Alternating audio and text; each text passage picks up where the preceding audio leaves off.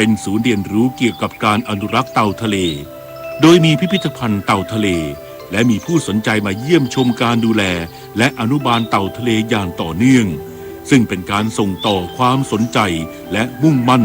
ในการอนุรักษ์เต่าทะเลจากรุ่นสู่รุ่นอีกทั้งยังปลูกฝังจิตสำนึกผ่านศูนย์เรียนรู้คุณค่าธรรมชาติเพื่อให้เยาวชนและประชาชนร่วมดูแลทรัพยากรทางทะเลอย่างยั่งยืนฝ่ายความมั่นคงติดตามสถานการณ์ชายแดนไทยกัมพูชาอย่างใกล้ชิดแม้จะครบกำหนดข้อตกลงหยุดยิง72ชั่วโมงไปแล้วโดยไทยพร้อมหารือเพื่อหาทางออกร่วมกันพร้อมประเมินความจริงใจและความตั้งใจของกัมพูชาที่จะทำให้เกิดสันติภาพในภูมิภาค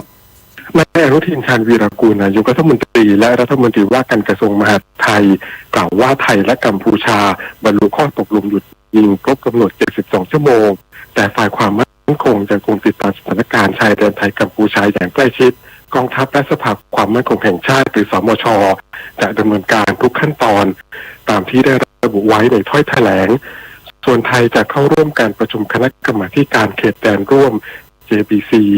ที่ประเทศกัมพูชาในช่วงต้นปีหน้าหรือไม่ยืนยันว่าไทยพร้อมหารือและพร้อมหาทางออกร่วมกันอยู่แล้วแต่ต้องประเมินสถานการณ์ความจริงใจและความตั้งใจของกัมพูชาที่จะทำให้เกิดสันติภาพขึ้นในภูมิภาคนี้เราก็ประเมิน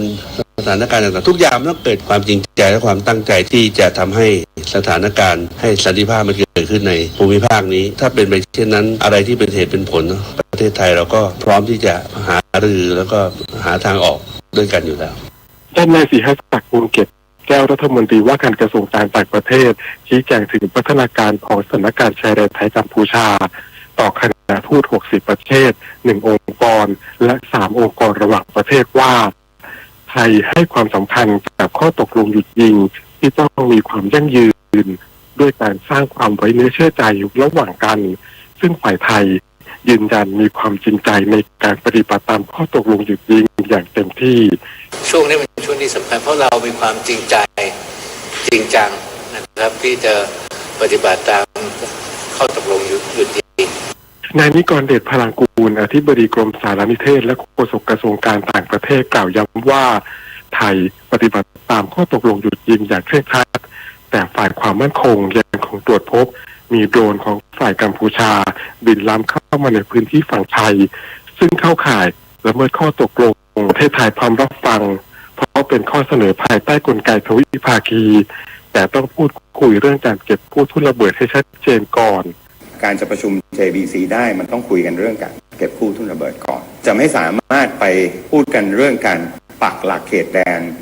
ในที่ที่มีทุ่นระเบิดอยู่เต็มไปหมดถูกไหมครับอันนั้นคือความสำคัญของการเก็บกู้ทุ่นระเบิด JBC จะเกิดได้ก็น่าจะต่อเมื่อมันมีกลไกอะไรเกี่ยวกับการเก็บกู้ทุ่นระเบิดที่ชัดเจนส่วนเรื่องการปักปานเขตแดนโฆษกกระทรวงการต่างประเทศระบุว่าเนื่องจากเป็นรัฐบาลรักษาการทำให้รัฐบาลไม่อาจจะอยู่ในสถานะที่ส่งผู้แทนไปเจรจาเรื่องเขตแดนได้ศักดิ์สิทธิ์ประดับสินรายงาน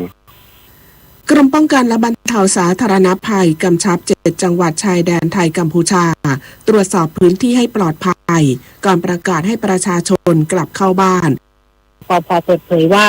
แม้สถานการณ์บริเวณชายแดนไทยกัมพูชาจะเริ่มคลี่คลายลงแล้วแต่ยังเป็นช่วงเวลาที่ต้องเฝ้าระวังสถานการณ์และภัยอันตรายอื่นๆที่อาจเกิดขึ้นโดยเฉพาะปัญหาวัตถุระเบิดตกค้างซึ่งนายอนุทิน ชาญวีรกูลนายกรัฐมนตรีและรัฐมนตรีว่าการกระทรวงมหาดไทยได้สั่งการไปยังผู้ว่าราชการจังหวัดชายแดนไทยกัมพูชา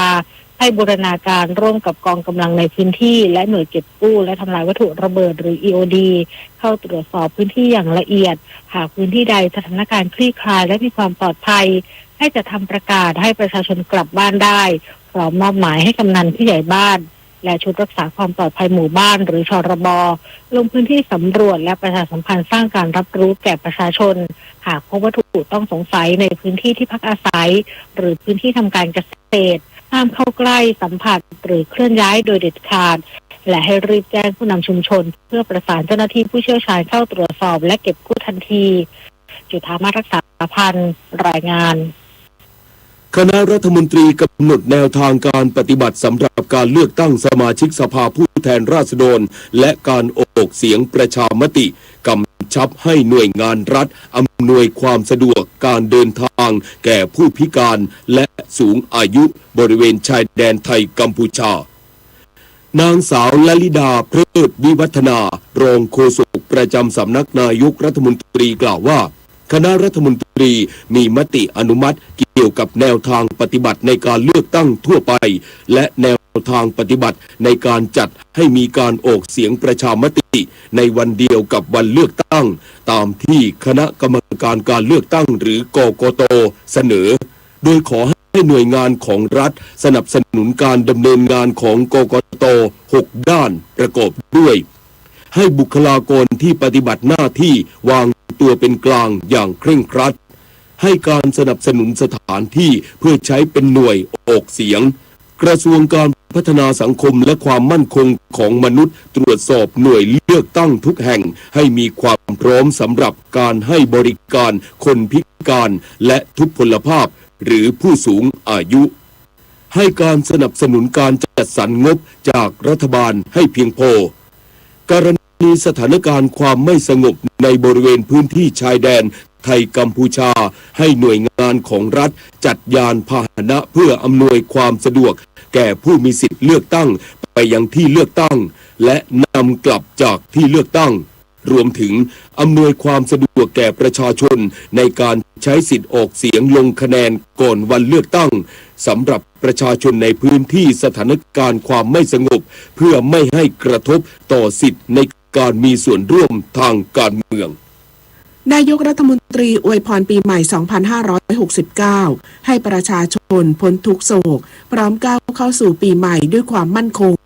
ขณะที่ตำรวจปฏิบัติการเข้มข้นดูแลความปลอดภัยช่วงเทศกาลปีใหม่โดยเฉพาะสถานที่จัดงานเค้าดาวน์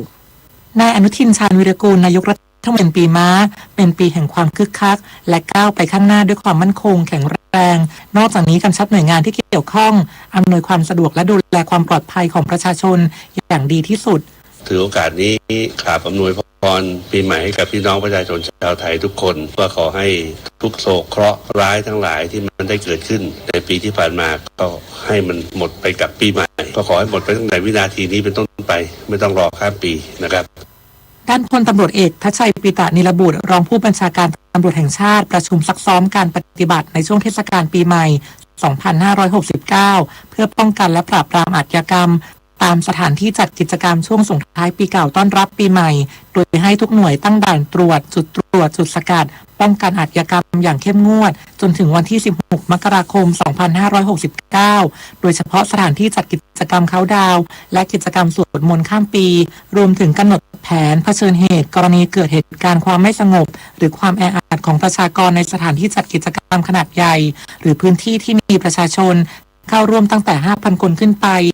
นายนฤชาโคสาศรีวิไลอธิบดีกรมการปกครองเน้นย้ำเจ้าหน้าที่กำกับดูแลการจุดและปล่อยพลุตะไลโคมลอยโคมไฟและโคมควันช่วงเทศกาลส่งท้ายปีเก่าต้อนรับปีใหม่ 2569 เพื่อไม่ให้เกิดเหตุอันตรายจากการระเบิดเพลิงไหม้รวมถึงการลักลอบใช้อาวุธปืนยิงขึ้นฟ้าซึ่งอาจส่งผลให้เกิดการสูญเสียชีวิตและทรัพย์สินของประชาชนธนพร ปรุณฤทธิ์รายงานกรมการขนส่งทางบกตรวจเข้มการเดินทางช่วงเทศกาลปีใหม่รถทุกคันและพนักงานขับรถทุกคนต้องมีความพร้อมในการเดินทางส่วนผู้ประกอบการรถโดยสารสาธารณะห้ามเก็บค่าโดยสารเกินกว่ากฎหมายกำหนดนายสรพงษ์ไพฑูรย์พงษ์อธิบดีกรมการขนส่งทางบกเปิดเผยว่ากรมการขนส่งทางบกได้ดำเนินการมาตรการอำนวยความสะดวกและปลอดภัยช่วงเทศกาลปีใหม่ 2569 โดยตรวจความพร้อมรถโดยสารสาธารณะและพนักงานขับรถณสถานีขนส่งผู้โดยสารและจุดจอดรถจำนวน176แห่งจุดเช็คอินพอยต์28แห่งและจุดเรสแอเรีย15แห่งรวมทั้งสิ้น219แห่งทั่วประเทศไปจนถึงวันที่5มกราคม2569มิลลิกรัมเปอร์เซ็นต์นอกจากนี้ก กรมการขนส่งทางบกได้ประสานผู้ประกอบการขนส่งเจ้าหน้าที่ตำรวจและหน่วยงานที่เกี่ยวข้องกำกับการใช้ความเร็วควบคู่กับมาตรการบังคับใช้กฎหมายอย่างเคร่งครัดสำหรับการร้องเรียนเกี่ยวกับรถโดยสารสาธารณะได้รับเรื่องร้องเรียนแล้วจำนวน35เรื่องโดยเรื่องที่มีการร้องเรียนมากที่สุด3อันดับได้แก่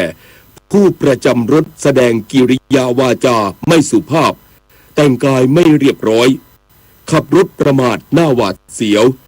และเก็บค่าโดยสารเกินราคาขายตั๋วเกินราคากรมการขนส่งทางบกจะเร่งติดตามผู้กระทำผิดมาสอบสวนและดำเนินการลงโทษตามกฎหมายต่อไปเมื่อปีเก่ากำลังจะผ่านไปและปีใหม่กำลังจะเข้ามา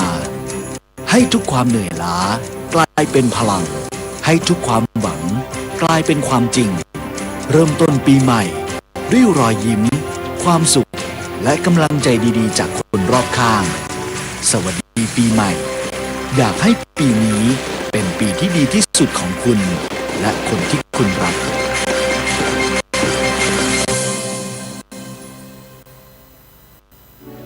แสนอาลัยสมเด็จพระพันปีหลวงไทยทั้งปวงหมองหม่นก่นร่ำให้พระผู้เสด็จสู่ฟ้าสวรรคาลัยแนบดวงใจตามพระบาททุกชาติภพปวงประชาน้อมสำนึกในพระมหากรุณาธิคุณเป็นล้นพ้นอันหาที่สุดมิได้ข้าพระพุทธเจ้าคณะผู้บริหารข้าราชการและเจ้าหน้าที่สถานีวิทยุกระจายเสียงแห่งประเทศไทยกรมประชาสัมพันธ์7:16 นาทีต่อไปรับฟังข่าวต่างประเทศรัฐมนตรีต่างประเทศจาก10ชาติได้แก่สหราชอาณาจักรแคนาดาเดนมาร์กฟินแลนด์ฝรั่งเศสไอซ์แลนด์ญี่ปุ่นนอร์เวย์สวีเดนและสวิตเซอร์แลนด์ออกแถลงการร่วมแสดงความกังวลอย่างมากเกี่ยวกับสถานการณ์ด้านมนุษยธรรมในฉนวนกาซาที่เสี่ยงจะเลวร้ายลงจนถึงขั้นหายนะเนื่องจากฝนที่ตกหนักและอุณหภูมิที่ลดลงในช่วงเข้าฤดูหนาวพร้อมย้ำว่าพลเรือนในฉนวนกลางทั้งขาดแคลนอุปกรณ์ทางการแพทย์และเวชภัณฑ์ที่จำเป็นและการที่โครงสร้างพื้นฐานด้านสุขอนามัยถูกทำลายจนหมดสิ้นยังทำให้ประชาชนกว่า 740,000 คนเผชิญความเสี่ยงจากน้ำท่วมที่ปนเปื้อนสารพิษแถลงการร่วมดังกล่าวยังแสดงความกังวลว่าในวันที่31ธันวาคมนี้หน่วยงานด้านมนุษยธรรมระหว่างประเทศจำนวนมากเสี่ยงที่จะถูกยกเลิกการอนุญาตเนื่องจากข้อกำหนดใหม่ที่เข้มงวดของรัฐบาลอิสราเอลประธานาธิบดีโวโลดิเมียร์เซเลนสกี้ผู้นำยูเครนเปิดเผยเมื่อวันอังคารที่ผ่านมาที่ระบุว่า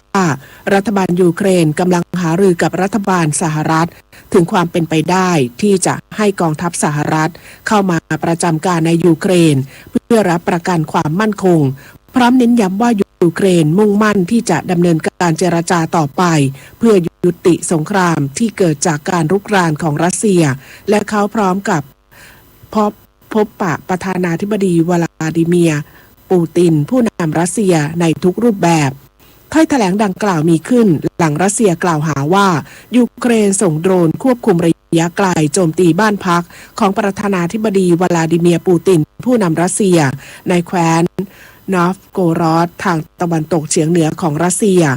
ขณะที่ประธานาธิบดีเซเลนสกี้ระบุว่ารัสเซียกุเรื่องดังกล่าวขึ้นเพื่อใช้เป็นข้ออ้างในการระดมโจมตียูเครนรวมถึงเป็นข้ออ้างเพื่อปฏิเสธการดำเนินการที่จำเป็นเพื่อยุติสงครามรัสเซียยูเครนต่อไปรับฟังข่าวกีฬาค่ะจากที่ทีมฟุตซอลชายทีมชาติไทยชุดใหญ่พ่ายให้กับอินโดนีเซีย 1-6 ราชป้องกันแชมป์ซีเกมครั้งที่33และทีมยู16ของไทยก็มาพ่ายให้กับอินโดนีเซีย 3-4 ราชคว้าแชมป์อาเซียนรุ่นยู16ไปอีกทีม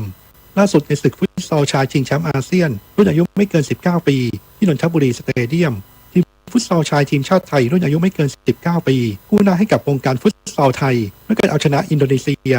3-1 คว้าแชมป์อาเซียนในรุ่น19ปีมาครองได้สำเร็จพลเอกเดชาเหมกระศรีนายกสมาคมกีฬาจักรยานแห่งประเทศไทยเปิดเผยว่านักปั่น ปั่นทีมชาติไทยชุดคว้า10 เหรียญทองซีเกมครั้งที่ 33ตามพาการขยับอันดับโลกขึ้นทั่วหน้าส่งผลดีต่อโอกาสในการควอลิฟายไปโอลิมปิกเกมฤดูร้อน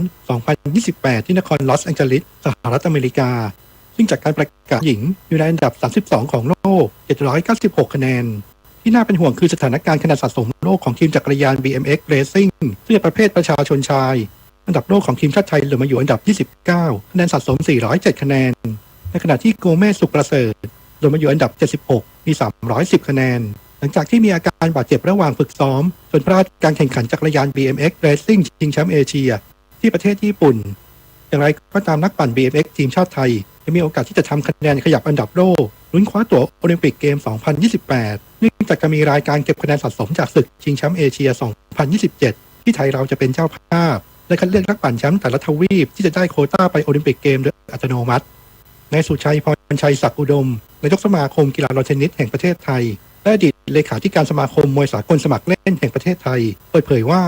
สมรักคำสิงห์ฮีโร่เหรียญทองคนแรกของไทยในโอลิมปิกเกมเข้ามาพบเมื่อสัปดาห์ที่ผ่านมาเพื่อหารือขอความช่วยเหลือมนัส บุญจำนงอดีตนักมวยเหรียญทองโอลิมปิกที่โดนจับข้อหาฉ้อโกงโควต้าลอตเตอรี่เมื่อวันที่ 19 ธันวาคม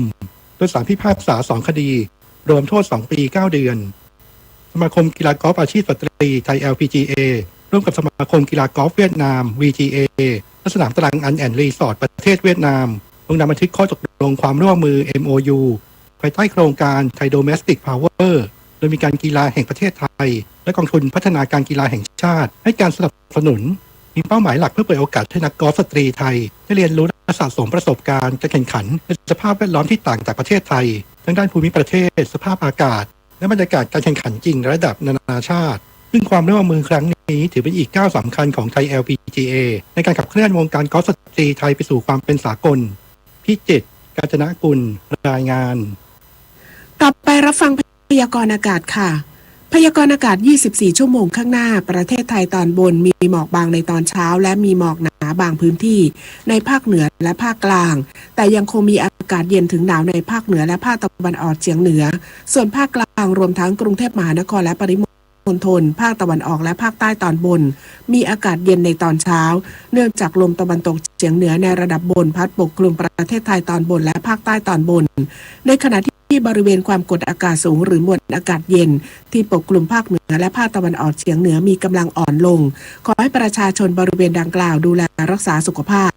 เนื่องจากสภาพอากาศที่ยังคงหนาวเย็นและระวังอันตรายจากตอนล่างมีฝนน้อยในระยะนี้ขอให้ประชาชนบริเวณภาคใต้ระวังอันตรายจากฝนฟ้าคะนองที่อาจจะเกิดขึ้นได้บางพื้นที่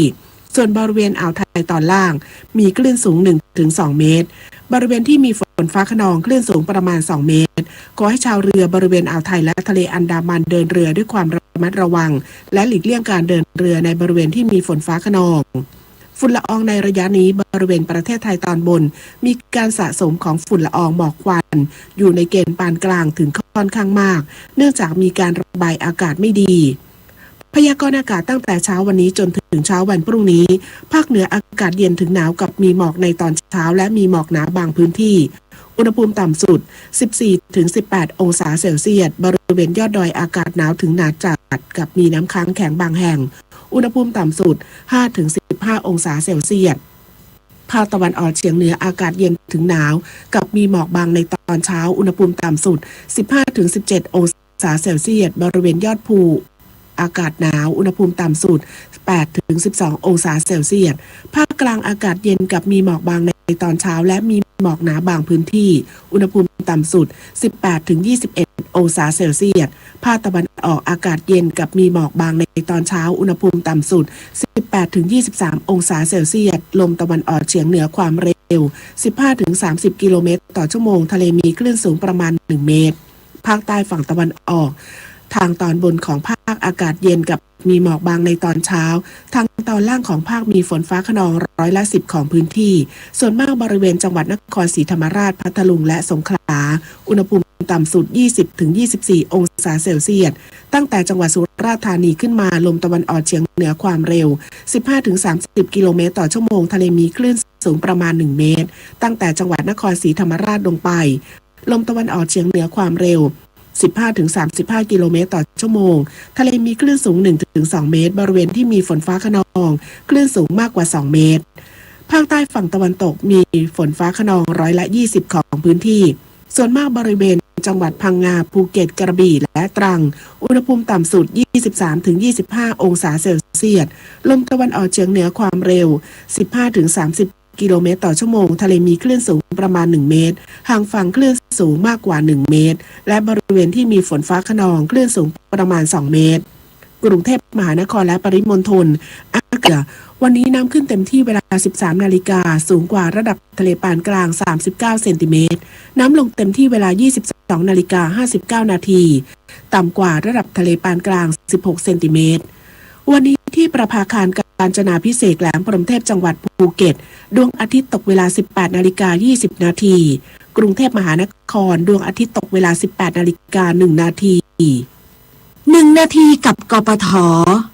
อุบัติเหตุจากรถในยามค่ำคืนนั้นมักจะส่งผลรุนแรงกว่าปกติเนื่องจากผู้ขับขี่อาจขับรถเร็วและก็มีการใช้ไฟหน้ารถอย่างไม่ถูกต้องโดยเฉพาะในช่วงหน้าหนาวซึ่งต้องระมัดระวังทัศนะข้างหน้าด้วยดังนั้นข้อควรระวังในการขับขี่รถในเวลากลางคืนผู้ขับขี่ควรจะเปิดไฟหน้าเมื่อรู้สึกว่าทัศนวิสัยเริ่มไม่ชัดเจนและต้องเพิ่มความระมัดระวังในการขับขี่ให้มากขึ้นใช้ความเร็วให้ต่ำลงกว่าปกติควรจะใช้ไฟสูงเมื่อไม่มีรถสวนมาในระยะสายตาและลดไฟต่ำลงทันทีเมื่อเห็นมีรถสวนมาพยายามขับรถให้ชิดมาทางเส้นแบ่งกึ่งกลางเพื่อจะหลีกเลี่ยงการชนคนรถจักรยานยนต์สัตว์หรือรถซึ่งจอดอยู่ข้างถนนเพราะแสงไฟหน้ารถนั้นอาจมองเห็นได้ไม่ชัดเจนดังนั้นการขับรถในเวลากลางคืนผู้ขับควรเพิ่มความระมัดระวังให้มากขึ้นเพื่อความปลอดภัยในการขับขี่และการไม่คาดเข็มขัดนิรภัยจะได้รับอันตรายมากขึ้นเมื่อเกิดอุบัติเหตุค่ะด้วยความปรารถนาดีจากกรมประชาสัมพันธ์และกองทุนเพื่อความปลอดภัยในการใช้รถใช้ถนนกรมการขนส่งทางบกกระทรวงคมนาคมรู้รักภาษาไทยโดยความร่วมมือของสำนักงานราชบัณฑิตยสภาและกรมประชาสัมพันธ์วันนี้เสนอคำว่าระวัยระวัยระวังระวังระวัยคำว่าระวัยเขียนรอเรือสระอะไม้มาลายวอแหวนมีความหมายว่าคอยดูแลอย่างดีไม่ให้เกิดเหตุร้ายคำว่าระวัยเมื่อใช้คู่กับคำว่าระวังซึ่งมีความหมายว่าคอยป้องกันไม่ให้เกิดเหตุร้ายเป็นระวัยระวังคำว่าระวัยระวังมีความหมายเหมือนระวัยคือหมายความว่าคอยดูแลอย่างดีไม่ให้เกิดเหตุร้ายที่ใช้ว่าระวังระวัยก็มีคำว่าระวัยระวัยระวังระวังระวัยมีความหมายเหมือนกันปัจจุบันใช้แต่ระวังระวัยหรือระวังผู้มีคำถามการใช้ภาษาไทยส่วนที่ 1 โรคภูมิแพ้เป็นปัญหาสุขภาพที่สามารถเกิดขึ้นได้กับคนทุกเพศทุกวัยตั้งแต่ทารกอายุเพียง 2-3 เดือนที่อาจมีผื่นแดงเกิดขึ้นที่แก้มคล้ายกลากน้ำนมซึ่งบางรายอาจจะหายไปได้เองเมื่อโตขึ้นแต่บางรายอาจมีอาการเป็นหายสาเหตุของโรคภูมิแพ้เกิดจากสารก่อภูมิแพ้ที่อยู่รอบตัวเราเช่นฝุ่นละอองในบ้านขนสัตว์เลี้ยงอาหารบางชนิดเช่นอาหารทะเลและสีผสมอาหารบางประเภทเมื่อร่างกายสัมผัสหรือรับสารเหล่านี้เข้าไปอาจเกิดปฏิกิริยาผิดปกติและทำให้เกิดอาการแพ้ได้ติดตามเพิ่มเติมและฟังย้อนหลังได้ที่ Facebook YouTube Line และ Instagram @สารานุกรมไทยและ www.saranukromthai.or.th สำหรับช่วงที่ 2 ติดตามรับฟังการสัมภาษณ์นายธีรพัฒน์คัชมาศอธิบดีกรมป้องกันและบรรเทาสาธารณภัยเกี่ยวกับการยกระดับมาตรฐานความปลอดภัยทางถนนเข้มข้นพร้อมอำนวยความสะดวกประชาชนเดินทางกลับภูมิลำเนาอย่างปลอดภัยตลอดช่วง7 วันอันตรายค่ะถ้าเราทุกคนร่วมแรงร่วมใจกันร่วมทุกข์ร่วมสุขกันตั้งใจปฏิบัติภาระหน้าที่ของตนอย่างดีที่สุดเท่าที่แต่ละคนจะสามารถจะกระทำได้แล้วก็จะช่วยให้ผ่านพ้นอุปสรรคปัญหาต่างๆและดำเนินชีวิตได้ด้วยความผาสุกสวัสดีพระราชดำรัสพระบาทสมเด็จพระเจ้าอยู่หัว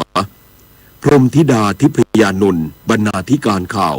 อรัญญาชมชื่น และบุญมาศรีมาศอ่าน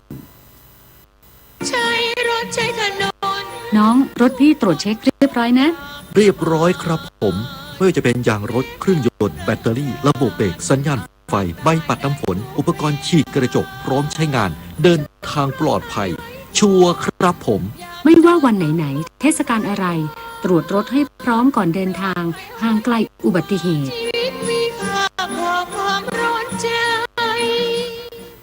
ระวังเพจปลอมขายสินค้าหรือบริการที่ไม่มีอยู่จริงระวังวิดีโอคอลลวงเงินเหยื่อระวังหลอกลงทุนอ้างผลตอบแทนสูงเพราะวัยไหนอาชีพอะไรก็ตกเป็นเหยื่อของโจรออนไลน์ได้ระวังตัวก่อนรีบโอนโจรยิ้มกลับมารับฟังข่าวช่วงที่2ท่านผู้ฟังครับกรมป้องกันและบรรเทาสาธารณภัยร่วมกับภาคีเครือข่ายเปิดศูนย์อำนวยการป้องกันและลดอุบัติเหตุทางถนนช่วง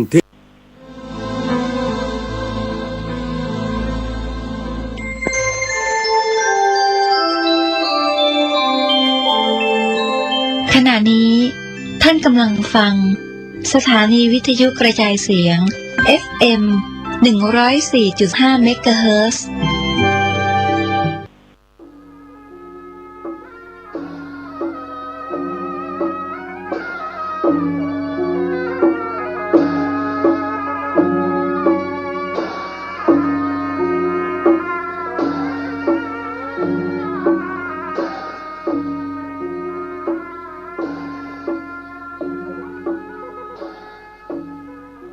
ขอความเจริญในธรรมและความผาสุกทางใจจงได้มาบังเกิดมีแก่ท่านสาธุชนคนดีผู้เจริญในศีลในธรรมทุกท่านพร้อมกันนี้ขอยกมือ10 นิ้วกราบอาราธนาเอาคุณพระพุทธเจ้าคุณพระธรรมพระสงฆ์คุณพ่อคุณแม่คุณครูบาอาจารย์ผู้ประสิทธิ์ประสาทวิชาความรู้บุญศีลบุญทานสิ่งศักดิ์สิทธิ์ทั้งหลายอันมีพระสยามเทวาธิราชพระบรมธาตุดอยสุเทพและครูบาเจ้าศรีวิจัยเป็นต้นขอได้โปรดมาอภิบาลปกปักรักษาพระสงฆ์พระเจ้าพระเนนเถนน้อยและท่านผู้รับฟังรายการทุกคนทุกท่านเพื่อปากันมีความสุขกายสุขใจเหมือนกันทุกตนทุกองค์ทุกผู้ทุกคนตลอดกาลนานมาแถมแล้วเนอเสียงก้องเสียงกองเสียงมองต่ำเข้าเสียงตุเจ้าเทศนาธรรมมาเยี่ยมมาใจท่านสาธุชนคนดีทั้งหลายถึงบ้านถึงจองเพื่อเอาธรรมะแบบรากหญ้าแบบธรรมดามาฮือพ่อแม่พี่น้องทั้งหลายฟังก่อนที่จะได้ฟังนี้ขอเชิญชวนมวลพุทธบริษัททั้งหลายไหว้พระเหมือนกับนักมวยไหว้ครูระลึกถึงครูบาอาจารย์ก่อนผู้ที่ไปแสวงหาสัจธรรม4 อสงไขยปลายแสนมหากัปและ10 ญาติปางสุดท้ายได้เกิดมาเป็นพญาเวสสันตละตาลเข้าของทรัพย์สมบัติสละบัลลังก์ไปบวชเป็นพระฤาษีตาลเมียตาลลูกบำเพ็ญขนาดนักจนได้ตรัสรู้เฮาไหว้ครูบาอาจารย์เนี่ยก่อนเนออาลังหังสัมมาสัมพุทโธภควาพุทธังภวันตังอภิวาเทมิกราบสวากขาโตภควตาธัมโมธัมมังนัมสสามิกราบสุปฏิปันโนภควโตสาวกสังโฆสังฆังนะมามิกราบหันทัพไมยังพุทธัสสะภควโตบุพาภะคณะมะกะลังกะโลมาเสนะโมตัสสะภควโตอะระหะโตสัมมาสัมพุทธัสสะ นะโมตัสสะภะคะวะโตอะระหะโตสัมมาสัมพุทธัสสะนะโมตัสสะภะคะวะโตอะระหะโตสัมมาสัมพุทธัสสะพุทธังสรณังกัจฉามิธัมมังสรณังกัจฉามิสังฆังสรณังกัจฉามิตุติยัมปิพุทธังสรณังกัจฉามิตุติยัมปิธัมมังสรณังกัจฉามิตุติยัมปิสังฆังสรณังกัจฉามิตติยัมปิพุทธังสรณังกัจฉามิตติยัมปิธัมมังสรณังกัจฉามิตติยัมปิสังฆังสรณังกัจฉามิอิติปิโสภะคะวาอะระหังสัมมาสัมพุทโธวิชชาจรณะสัมปันโนสุขโตโลกาวิทูอนุตตโลปุริสาธัมมสาละถิสัทธาเทวมนุสสานังพุทโธภควาติสวากขาโตภควตาธัมโมสันติติโกอากาลิโกเอหิปัสสิโกโอปนะยิโกปัจจัตตังเวทิตโพวินยูหิติสุปฏิปันโนภควโตสาวกสังโฆอุจุปฏิปันโนภควโตสาวกสังโฆญาญะปฏิปันโนภควโตสาวกสังโฆสามิจิปฏิปันโนภควโตสาวกสังโฆญาติตังจัตตาลิปุริสายุคานิอัฏฐปุริสาปุคลาเอสาภะคะวะโตสาวกสังโฆอาหุไนโยปาหุไนโยทักขิไนโยอัญจลิกาละนิโยอนุตตะลังปุญญเขตังโลกัสสาติกราบหนึ่งกราบสองกราบสามเวลาและวาลีไม่เคยมีจะคอยใครน้ำตกใส่หินทุกวันหินมันยังกร่อนสุภาษิตนี้เป็นคำสอนของบัณฑิตนักปราชญ์เปิ้นกล่าวไว้หลายร้อยปีแล้วว่าเวลาว่าถ้าไปสักคนจากวินาทีมาเป็นนาทีจากนาทีมาเป็นชั่วโมงจากชั่วโมงมาเป็นวันจากวันเป็นสัปดาห์สัปดาห์เป็นเดือนเดือนเป็นปีล่วงเลยไปคนใดรู้สึกว่าเวลาล่วงไปอย่างไร้ค่าบ่ทำประโยชน์นะหยังก็น่าเสียดายเวลาวารีคือน้ำไหลไปตามกระแสน้ำบาดท่าไผบ่คอยไผบางครั้งเฮาก็น่าเสียดายว่าเฮาปล่อยเวลามันล่วงเลยเป่าประโยชน์บ่ได้ทำประโยชน์นึงอย่างแก่บ้านแก่เมืองเพื่อบ่เวลาล่วงเลยไปอย่างเปล่าประโยชน์อย่างไร้ค่าอย่างน้อยที่สุดเอามีดมาจับไม้ตัดมาแปลงไม้กระลัดขายก็ได้สตางค์อยู่ก๊อก2 บาท3 บาทก็ได้สตางค์อยู่10 ก๊อกก็ได้30 บาทละลองทดลองกันเถอะเพื่อให้พี่น้องทั้งหลายได้ทำเวลาให้มีก้ามีศีลทุลุงได้นำเอาทำที่ว่าสังฆะวัตถุทั้งสี่คือทำเป็นเครื่องสั่งสงเคราะห์ยึดเหนี่ยวน้ำจิตน้ำใจกันไว้เพราะคนเฮานี่อยู่คนเดียวบ่ได้โลกนี้ถ้ามีก็เฮาคนเดียวอยู่บ่มีความสุขไปพึ่งพระอาศัยไผผ้าจะนุ่งเฮาก็แปลงคนเดียวบ่ได้อาหารการกินเฮาก็ทำคนเดียวบ่ได้ ไฟมันหมดไปเห็นแล้วเราจะไปเอาที่ไหนใส่สร้อยใส่คอเพชรนินจินดาเต็มร้านเต็มร้านเปิ้นตายไปเหี่ยหมดเอาก็อยู่คนเดียวบ่ม่วนบ่ฮู้จะเอาไปใส่อวดไผรถเหี้ยกะลกกะลากเต็มถนนหนทางบ่มีเจ้าของเฮาอยู่คนเดียวเฮาก็บ่ฮู้จะขับไปที่ไหน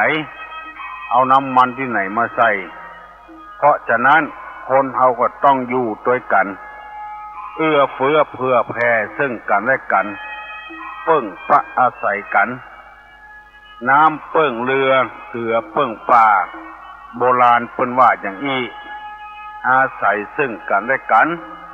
น้ำถ้ามีกะเหือบ่มีน้ำก็เปิ้งกันบ่ได้มีกะเสือบ่มีป่าก็บ่มีที่เปิ้ง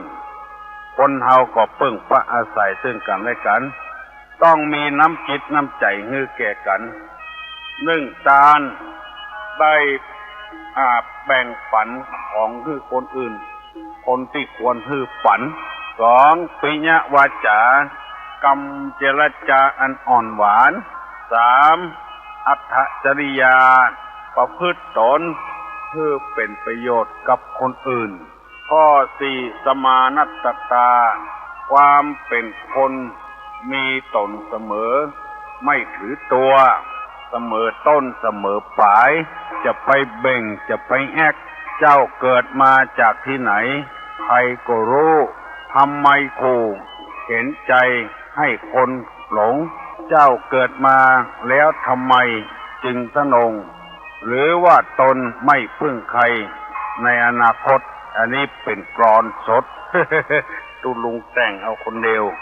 วันนี้จะนำเอากรรมว่าสุขของคฤหัสถ์คือหมายความว่าพ่อออกแม่ออกที่อยู่ทั้งบ้านต้องการสี่อย่างนี้เหมือนกันกูคนที่เป็นคฤหัสถ์บางทีลามปามไปเผี่ยวทุเจ้าพนายบุญก็มีสมณะจีพรามไผทุกคนจะต้องมีความปรารถนาอย่างนี้สุขของคฤหัสถ์นี่มีสี่อย่างหนึ่งสุขเกิดแต่ความมีทรัพย์คือมีเงินมีทองสองสุขเกิดแต่การจ่ายทรัพย์สามสุขเกิดแต่ความบ่เป็นหนี้สี่สุขแต่ความประกอบการงานที่ปราศจากโทษอันนี้เป็นสุขของคฤหัสถ์สี่อย่างตุลงขอเมตตาเวลากับพี่น้องข้องฝ่ายที่เปิดวิทยุรับฟังรายการคือท่านทั้งหลายได้ฟังเพื่อเอาเป็นข้อคิดข้อหนึ่งสุขเกิดแต่ความมีทรัพย์คือหมายความว่าเจ้าบ้านหรือคฤหัสถ์นี้ถ้าบ่มีสตางค์ก็มีความทุกข์เมื่อมีความทุกข์ใจแล้วจะเนี่ยจะใดคือมีความสุขในการที่หาค้าขายในการเสาะหาเงินหาทองเปิ้นก็บอกให้เฮาแล้วว่าหนึ่งมันประกอบอาชีพโดยชอบอย่าไปเกียจค้านทางสวนทางนาทางค้าทางงานสุดแต่เป็นการหน้าที่ของเราอย่าว่างกิจการมัวแต่เลือกงานง่ายเบาสุดแต่ได้ทรัพย์โดยชอบเป็นเอาจะหนักหรือเบาอย่าเฝ้าหลีกหนีเป็นกรรมที่แน่นอนอยู่แล้วอุทานะสัมปทาถึงพร้อมด้วยความมั่นอย่าไปขี้ค้านบัณฑิตนักปราชญ์เพิ่นกล่าวว่าร่างกายของคนเท่านี้บอกว่าส่วนไหนทุกส่วนเกิดมาเพื่อฮื้อทำการทำงานเกิดมาเพื่อฮื้อเนี่ยการเนี่ยงานบ่ใจเหมือนกับสิ่งสารสัตว์สิ่งสารสัตว์นี้เอามาจนกันเอามาควิดกันเอามาดีดกันเพราะคนเฮานี้บ่มีอาวุธที่จะไปห้ำหั่นกันอาวุธของคนนั้นอยู่ที่มันสมองพุ่นแปลงปืนกาแปลงหอกกาแปลงดาบกาเอาไล่ฆ่าฟันบั่นแทงกัน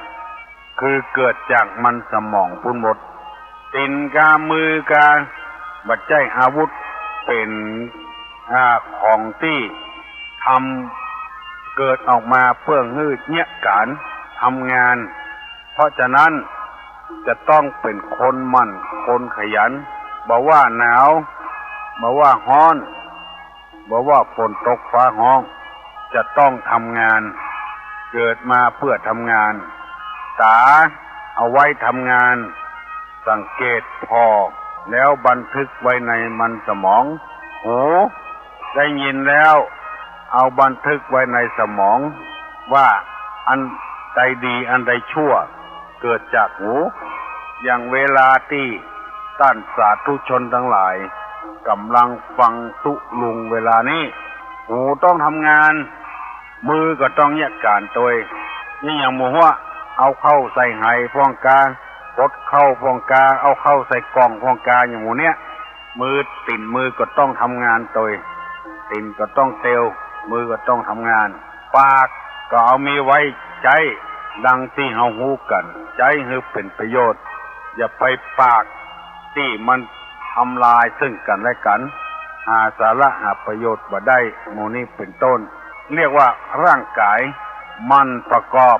อาชีพโดยชอบอย่าไปเกียจประการทางการทางงานทางค้าทางงานหน้าที่ของเฮามีเฮาต้องทำการนั้นถ้ามันฝนตกอย่างตะวาวันซืนนี่ก็บ่ฮู้ว่าจะเนี่ยจะได้มันเนี่ยบ่ได้แล้วไปออกเล็กออกขวากำเดียวก็ไฟจะช็อตเข้าใส่ถ้าว่าธรรมชาติมันบ่เอื้ออำนวยฝนตกฟ้าห้องน้ำนองน้ำท่วมมันก็ต้องทำงานอยู่ดีไปนอนคดนอนคู่อยู่เวลาวาลีมันบ่คอยไผต้องทำงานไปแต่น้อยอย่าไปขี้ค้านคนขี้ค้านนี่เปิ้นเปรียบเหมือนกับขี้สนิมหรือที่เฮาฮ้องกันว่าสนิมเล็กหรือขี้เมี่ยงมันไปเกาะกินหัวใจเนี่ยคือคนเฮาได้ย่ามวันนี้เฮาบ่อาบน้ำอันเนี้ยเป็นสนิมเกาะกินหัวใจมันจะมอกใดล้ำเหลือมันจะตายคำห้องน้ำกับจังมันเอาใจเฮาว่าอาบน้ำนอนสบายเอาขี้ค้านก็มกมุมอยู่หั่นละวันนี้ขี้ค้านวันพุธก็ขี้ค้านมันย่ามใจไปเพราะฉะนั้นร่างกายเฮานี้เกิดขึ้นมาเพื่อทำงานทำการทำงานจะใดสุดแล้วแต่มันสมองจะสั่งงานละเอียดกาหยาบกาอยู่ที่มันสมองจะสั่งงานบางคนนี่ไปรับจ้างสมองประสั่งงานเตื้อเดียวเปิ้นก็บ่จ้างแล้วเตื้อต่อไปเปิ้นบ่จ้างแล้วมอกบกงบไปให้เลิกเอาเขาบกไปบกงบบ่ฮู้จะเป็นหินเป็นแห่เป็นหากไม้หากอย่างตึงบ่เก็บเอาเหี้ยหั่นบ่เบ้อละอันเนี้ยคือสมองประสั่งงานขี้คานไสหากไม้หากตอกออกปล่อยละไว้หั่นบางคนเพิ่นก็เก็บเอาหากไม้ออกห้องเอาไปจงไว้เป็นตี้ปีหน้ามาเปิ้นจะเนี่ยสวนเปิ้นก็ห้องเฮามาบกแต่เหมาะถ้าบกงบไว้หั่นบ่าใครอย่างให้เปิ้นสักน้อยหมอกหักหญ้าคานี่เฮาก็บ่ว่าหมอกหักไม้ใหญ่ๆนี่เอาละไว้หั่นแต่เตื้อนึงเปิ้นก็บ่จ้างละเพราะเฮาบ่มีน้ำจิตน้ำใจบ่มันบ่ขยันเนี่ยไหนเหี้ยหั่นไปก็บ่ให้จ้างแล้วหมู่นี้เป็นต้นที่นำมาเสนอเพื่อพี่น้องทั้งหลายฟังนั้นก็อยากจะให้มีทรัพย์สุขแต่เกิดมีทรัพย์เนี่ยเกิดจากมีทรัพย์เนี่ยเป็นข้อหนึ่งต้องเป็นคนมั่นขยันประกอบอาชีพไม่ใช่ว่าอยู่บ่เดียวอยู่บ่ได้ทรัพย์มันจะเกิดขึ้นมามันเป็นไปบ่ได้มุ่งไปตั้งหวยตั้งแจก็อย่างเฮาฮู้กันมัน100คนจะถูกแค่คนหนึ่งอย่างหวยเนี่ย2ตัว100คน100ใบจะถูกแค่ใบหนึ่ง เมื่อใดมันจะรอดมาหาเฮาถ้าเฮามันขยันก็จะได้เงินได้ทองยิ่งปัจจุบันนี้เนี่ยจะได้ก็เป็นเงินเป็นทองประตกประเจียงไผ่บ่ฮื้อไผ่บ่ได้เหมือนแต่ก่อนแล้วจะกินจักไข่กาจะกินข้ากาแต่ก่อนนี้เพิ่นขอกันได้ในให้ในสวนบัดเดียวนี้มันบ่ได้ปลูกแล้วเทคอนกรีตทับเสียหมดแล้วที่งานเดียวบ่มีที่ปลูกที่ฝังกันเฮาก็ต้องซื้อต้องหาถ้าเฮาบ่มันบ่ขยันเฮาจะเอาทรัพย์สมบัติที่ไหนไปซื้อของเพิ่นเนี่ยถ้ามันประกอบอาชีพก็คือถูกตามต้องตามกฎหมายถูกต้องตามศีลตามธรรมจะไปล้ำกฎหมายล้ำศีลล้ำธรรม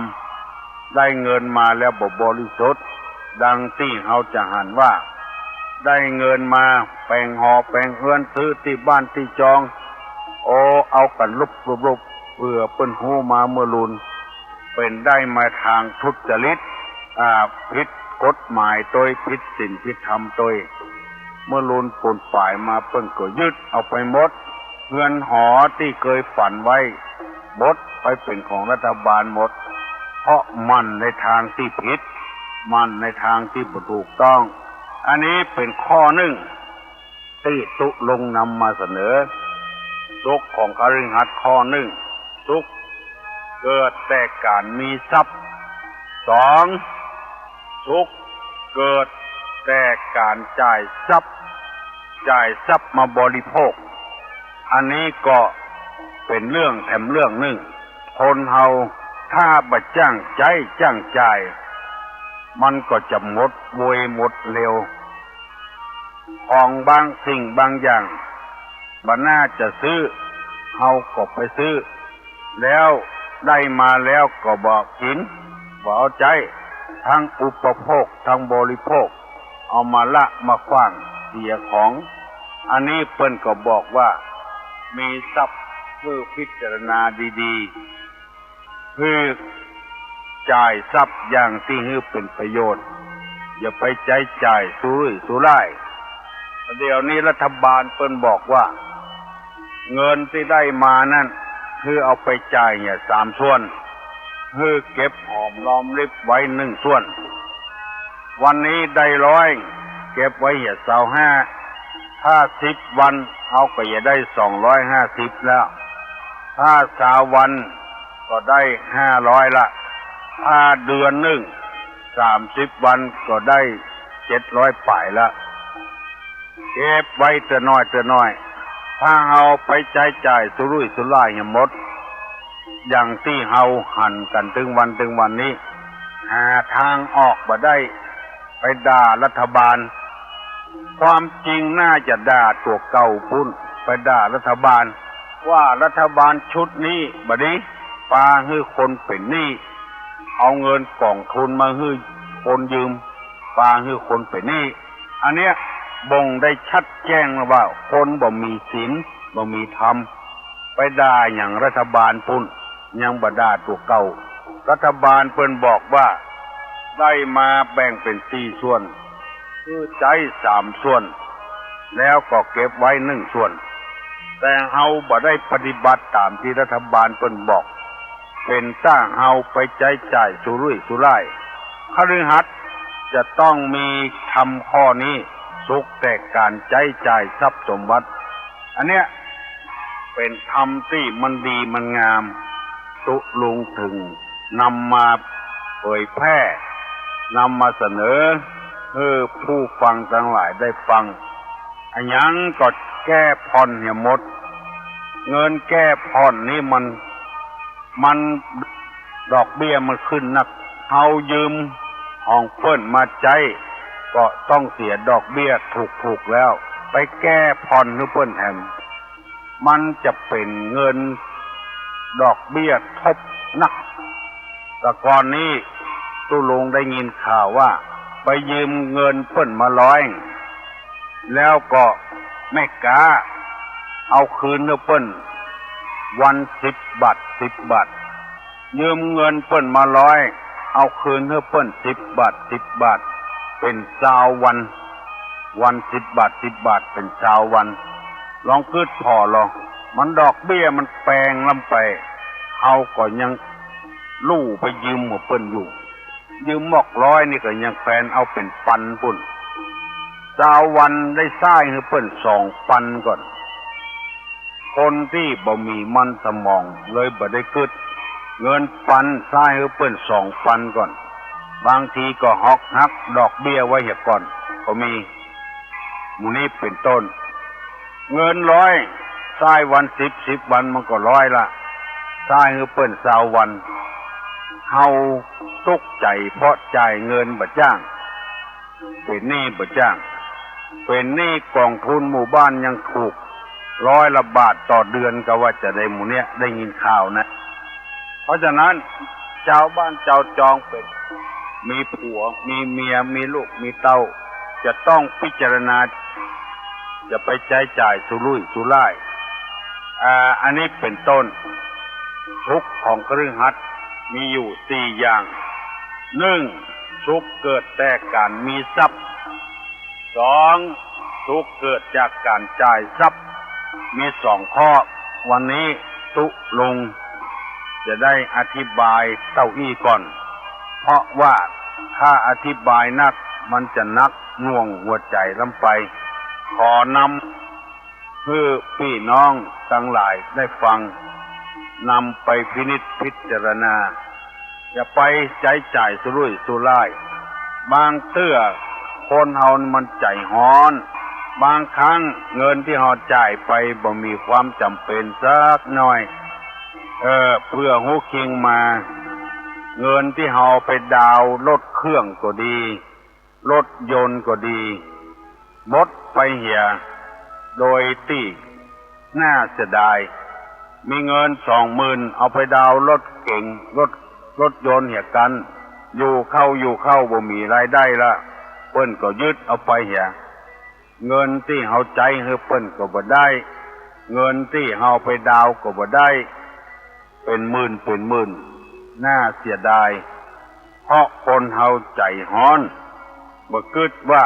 ได้มาแล้วเอามีประโยชน์อย่างพ้องกับตัวเฮาฐานะความเป็นอยู่ของเฮาก็ยังบ่ดีเตื้อยังไปเจ้าบ้านเปิ้นอยู่อาศัยบ้านที่เปิ้นอยู่อันนั้นเป็นเรือนหอที่เฮาจะต้องอยู่ตลอดชีวิตรถนั่นมีการลุการฟังนั่นเสียครึ่งนี่เสียต้องได้ซ่อมจ่ายเงินโดยที่ผิดประเภทบ่เก็บหอมรอมริบไว้รถเครื่องถ้าบ่มีความจำเป็นเอาก็บ่ต้องใช้ไปหัวไปเวียงเพิ่งก็ถึงมีรถรับจ้างประจำไปรถรับจ้างเหี่ย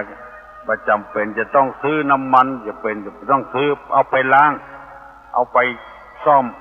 เปิ้นถึงซ่อมคนเดียวเปิ้นอดทุกข์อดยากเอาถ้ามีเหลือกินเหลือใจก็คนเฮาบ่เดียวนี้มันห่างศีลห่างธรรมที่เขาว่าห่างวัดห่างวาก็เพราะว่าบ่ได้เอาศีลเอาธรรมนี้เข้ามาประกบจิตใจเมื่อมันบ่จำเป็นเฮาก็บ่ต้องจ่ายเก็บหอมรอมริบไว้หั่นน่ะมันถึงบ่บูดมันถึงบ่เป็นหาหยังเอาฝากที่ไหนก็ได้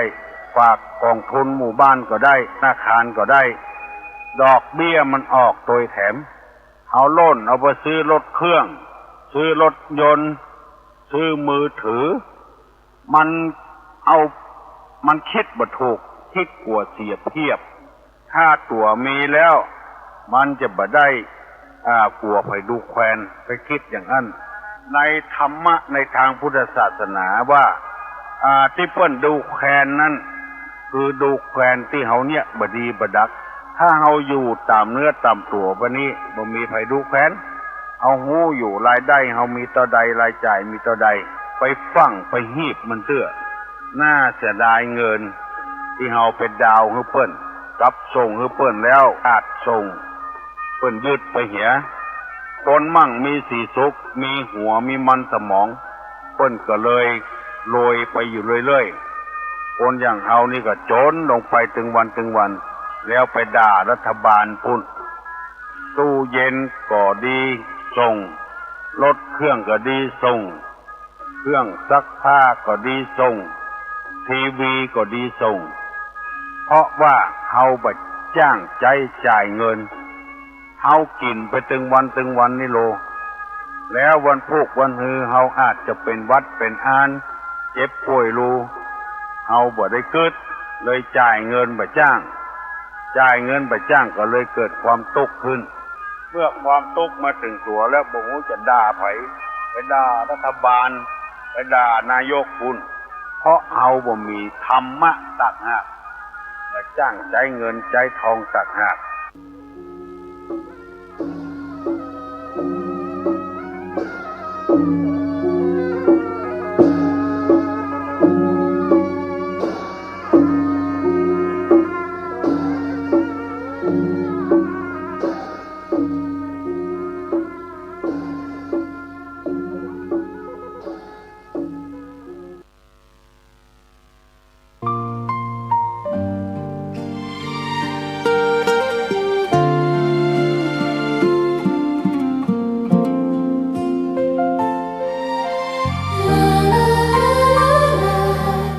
ธงชาติและเพลงชาติไทยเป็นสัญลักษณ์ของความเป็นไทยเราจงร่วมใจยืนตรงเคารพธงชาติด้วยความภาคภูมิใจในเอกราชและความเสียสละของบรรพบุรุษไทยประเทศไทยรวมและเชื้อชาติไทยเป็นประชารัฐผ้าไทยของไทยทุกส่วนอยู่ดำรงคงไว้ได้ทั้งมวลด้วยแค่ล้วนหมายรักษาพันยินไทยนิรักสงบ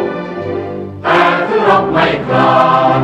เอกราชจะไม่ให้ใครคุมขี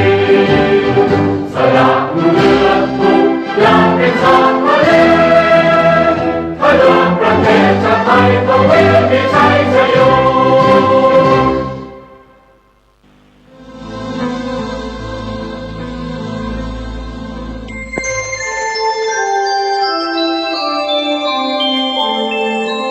ขณะนี้ท่านกำลังฟังสถานีวิทยุกระจายเสียง FM 104.5 เมกะเฮิรตซ์การสวดมนต์ข้ามปีมีอานุภาพ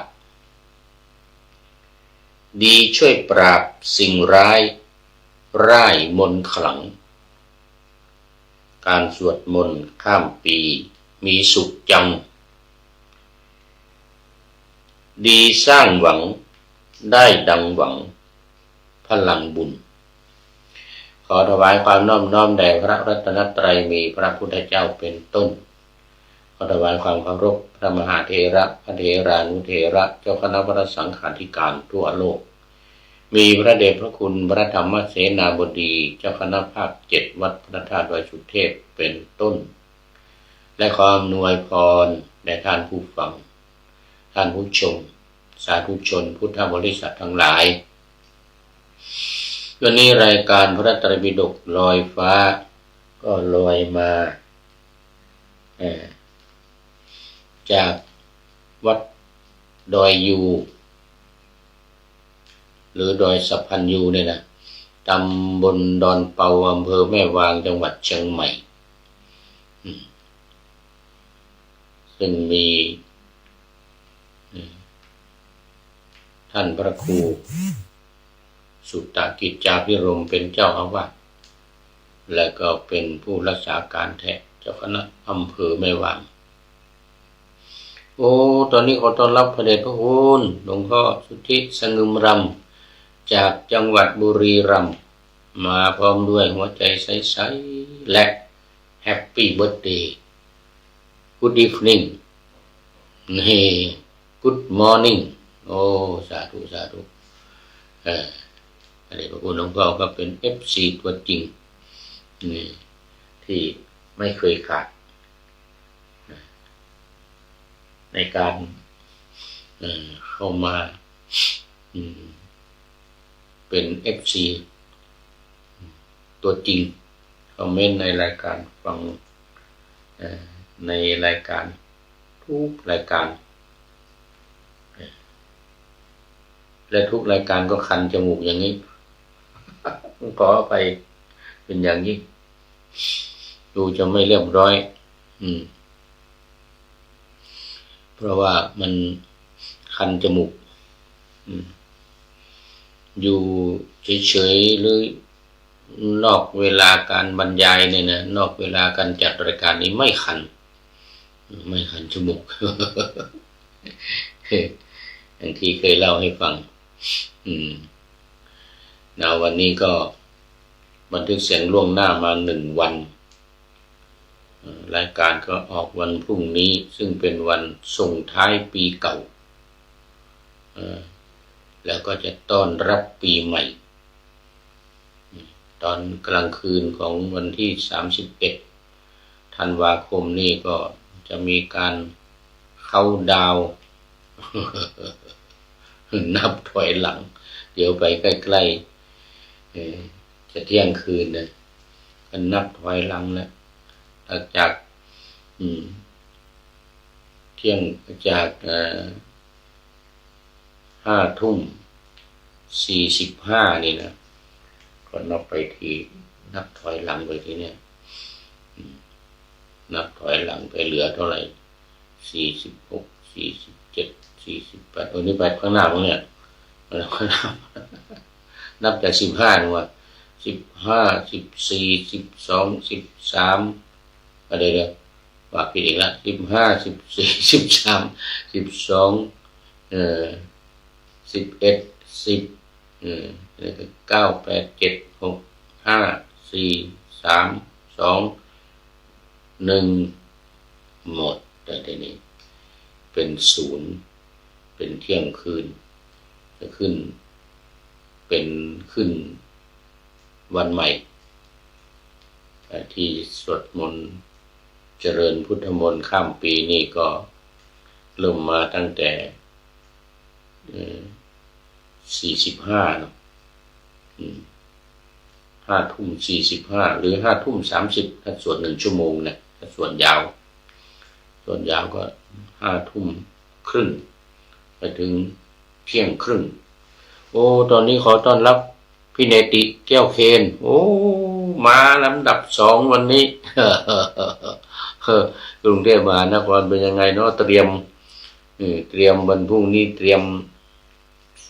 ส่งท้ายปีเก่าจะไปที่ไหนจะไปที่ไหนเนาะพี่เนติเนี่ยส่งท้ายปีเก่าวันนี้ตอนกลางวันมานึกถึงอาจารย์สำราญพี่เนติอาจารย์สำราญนี่ไปอยู่ไหนยังไงตอนนี้แล้วคนอื่นๆสมัยอยู่อินเดียเนาะท่านอาจารย์มหาบางนี่รู้ละอยู่เจ้าคณะอำเภอหนองหานวัดสันติวนารามหรือไงเนี่ยนะที่อำเภอหนองหานเนี่ยบ้านเสียง แล้วก็คนอื่นๆใครที่อยู่พะเยารู้สึกว่าจะอยู่พะเยาหรือลำปางเนี่ยนะลืมชื่อไป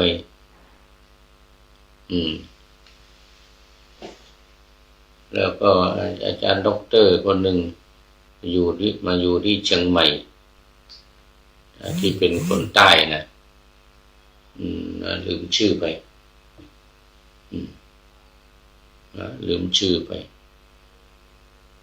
แต่อาจารย์สำราญเนี่ยกำลังมานึกชื่อได้นะอยู่ที่ไหนยังไงพี่เนติเคยเจออาจารย์สำราญบ้างหรือเปล่าเป็นคนแถวนนทบุรีนะคนเดินนนทบุรีแต่พิกาดนี่จำได้ด็อกเตอร์อะไรพลลำเดี๋ยวอุดมด็อกเตอร์อุดม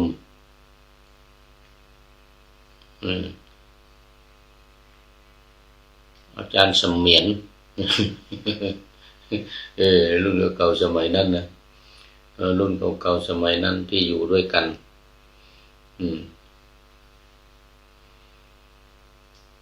หลวงพ่อสมแต่หลวงพ่อสมนี่มรณภาพแล้วหลวงพ่อสมนะหลวงพ่อสมคน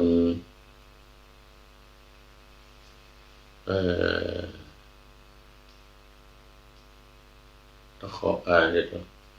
ใกล้ๆนครปฐมเนี่ยเดี๋ยวสมุทรสงครามสมุทรสงครามแล้วก็อีกหลายท่านพี่นิติก็นึกได้อาจารย์สำราญเนี่ยนะอยู่ที่ไหนยังไง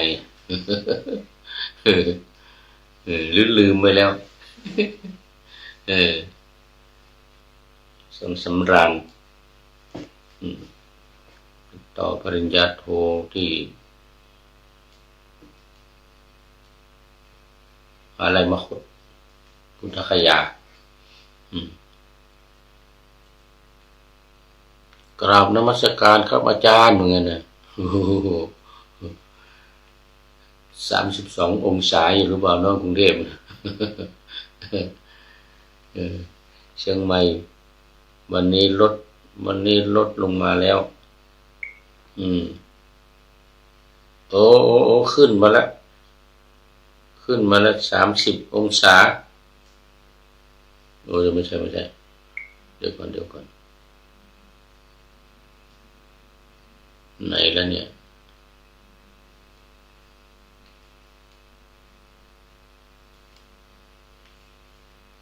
18ท้องฟ้าแจ่มใสขึ้นมา19นี่ตำบลดอนเปา19 องศาเซลเซียสท้องฟ้าแจ่มใสเป็นส่วนใหญ่เลยนะ อาจารย์สำราญเดี๋ยวก่อน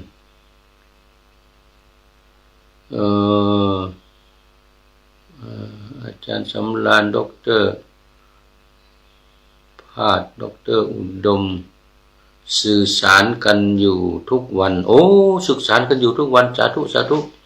อาจารย์สำราญเนี่ยนะสื่อสารกันทุกวันครับยังอยู่นนทบุรีใช่ไหมอยู่นนทบุรีดร.อุดมอะไรอีกคนหนึ่งดร.กาดอาจารย์กาดดร.พิกาดดร.กาดดร.อุดม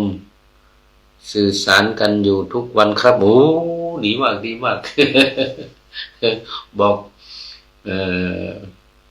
กทุลุงสวัยคิดถึงด้วยคิดถึงอาจารย์สำราญอยู่คิดถึงอาจารย์สำราญอาจารย์ดร.อุดมดร.กาด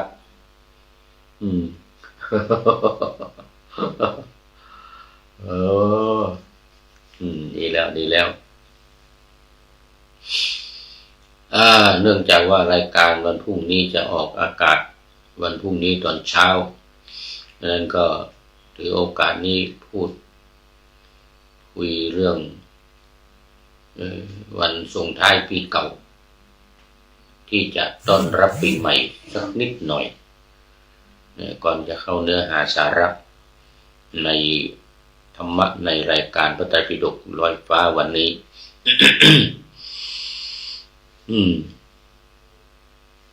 ก็ได้พูดไปหน่อยเมื่อรายการก่อนว่าในวัน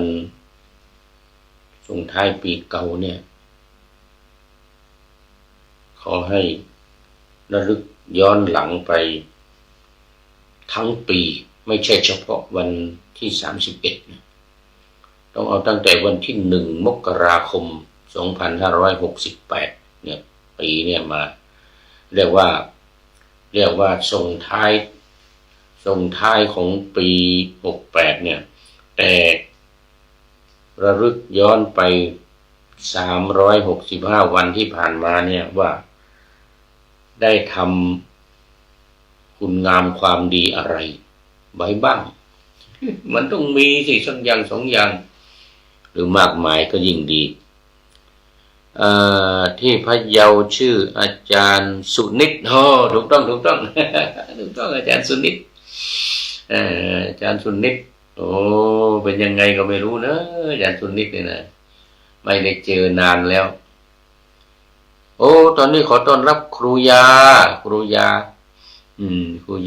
ครูกศน.สาธุนะโอ้วันนั้นมาถวายเพลงที่ดอยสัมพันยูนี่ครูยานี่นะกับคณะลูกศิษย์ของวัดเจ็ดลิน ลูกศิษย์คณะศิษย์วัดเจ็ดลินของท่านอาจารย์พระมหาวิษณุอดีตเจ้าอาวาสวัดเจ็ดลินครูยาบอกกราบไว้สาเจ้านะยกมือมาแล้ว3 กระพุ่มมืออัญชุลียออัญชุลีมายออัญชุลีมากราบสาไว้สาเจ้าโมทนาโอ้ดีใจอาจารย์สุนิตนึกขึ้นมาได้แล้วอาจารย์สุนิตอาจารย์สุนิตอาจารย์มหาบาง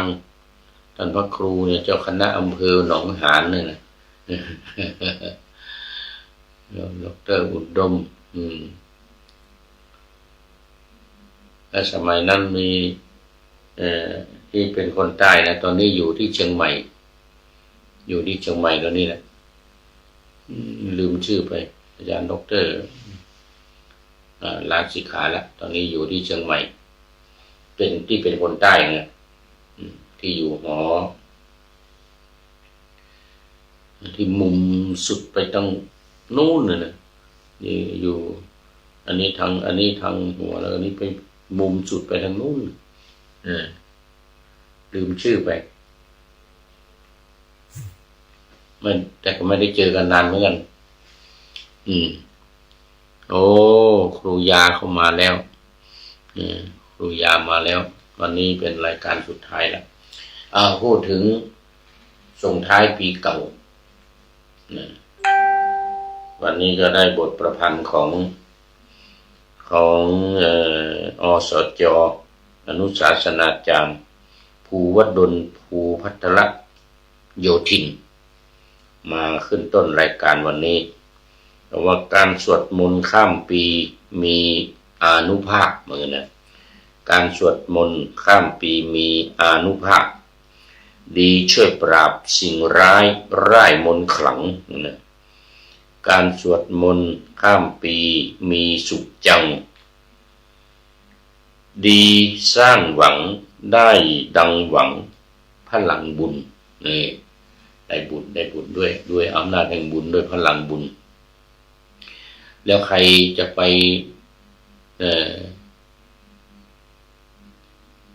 สวดมนต์ข้ามปีที่ไหนหรือสวดที่บ้านของตัวเองในวันพรุ่งนี้เตรียมจะไปที่ไหนสำหรับผู้พูดนี่จะสวดอยู่ในห้องนี่คนเดียวนี่สวดข้ามปีพรุ่งนี้สวดคนเดียวอยู่ในห้องนี่อุทิศส่วนบุญส่วนกุศลแผ่ผายยายบุญไปแบบอัปปมัญญาเมตตาเลยแผ่บุญกุศลไปโดยไม่มีขอบเขตทั้งญาติพี่น้องทั้งปู่ย่าตายายทั้งญาติสนิทมิตรสหายทุกคนทั้งเป็นมิตรทั้งเป็นศัตรูโอ้ตอนนี้ขอต้อนรับคุณโยมจันเพ็ญคำโพธากราบหลวงพ่อสาธุเจ้านี่มาแล้วพร้อมกับยออัญชุลีมา3 กระพุ่มมือโอ้โยมจันเพ็ญคำโพธาลูกศิษย์ก้นกุฏิของอาจารย์พระมหาวิษณุจารุธรรมโมวันนั้นมาถวายพระทหารเพลนี่พร้อมกับครูยานี่แหละนี่แล้วก็ครูยาโอ้ดีใจวันนี้เรียกว่าจะพูดให้ผีฟังโอ้มีคนฟังมาเยอะแล้วเรียกว่าจะพูดให้ผีฟังเสร็จแล้วก็วันพรุ่งนี้ก็จึงค่อย ให้คนฟังทางวิทยุนี่ โอ้โมทนาโมทนาคุณยำจันเพ็ญบอกว่าคุยาบอกว่าแม่ครูจะไปสวดที่วัดพระสิงห์เจ้าค่ะโอ้จะไปวัดพระสิงห์สาธุสาธุไปที่หลวงพ่อเจ้าคุณเสี่ยวเจ้าคุณเสี่ยวหลวงพ่อนะถ้าเจอเจ้าคุณเสี่ยวบอกว่าเนี่ยบอกว่าอาจารย์สวัยคิดถึงนี่นะบอกเจ้าคุณเสี่ยวพระเทพสิงหะวราจารย์รองเจ้าคณะจังหวัดเชียงใหม่วัดพระสิงห์นะถ้าเจอนะปุยาถ้าเจอช่วยบอกด้วยว่าอาจารย์สวัยคิดถึงฝากความคิดถึงมา บอกอาจารย์สวัยฝากความคิดถึงนี่มัน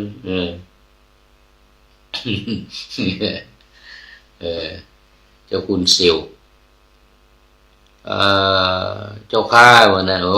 สาธุสาธุบอกและตอนนี้ก็เข้ามาสู่เนื้อหาสาระของธรรมะในรายการเลยเดี๋ยวพูดถึงเรื่องส่งท้ายปีเก่าก่อนส่งท้ายปีเก่าขอให้ส่งทั้งปีไม่ใช่เฉพาะวันที่31นึกย้อนไปทั้งปีว่าได้ทำเมตตาอะไรบ้างเมตตากายกรรมเมตตาวจีกรรมเมตตามโนกรรมที่ผ่านมา1 ปีเนี่ยได้ทำอะไรบ้าง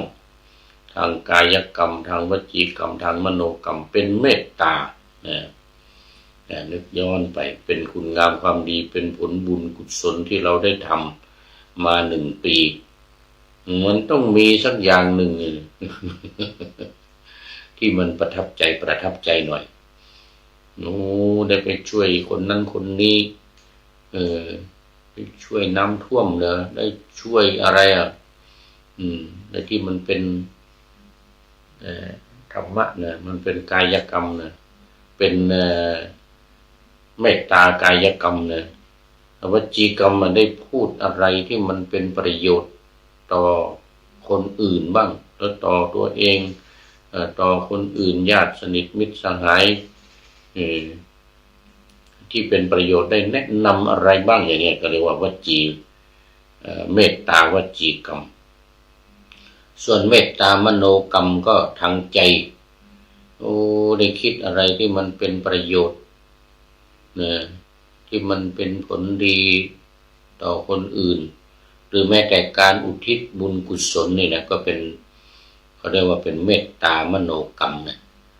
การทำบุญให้เราอุทิศส่วนกุศลไปให้คนนั้นคนนี้หรือแผ่เมตตาไปให้คนนั้นคนนี้อย่างนี้นะอันนี้เป็นเมตตามโนกรรมนะ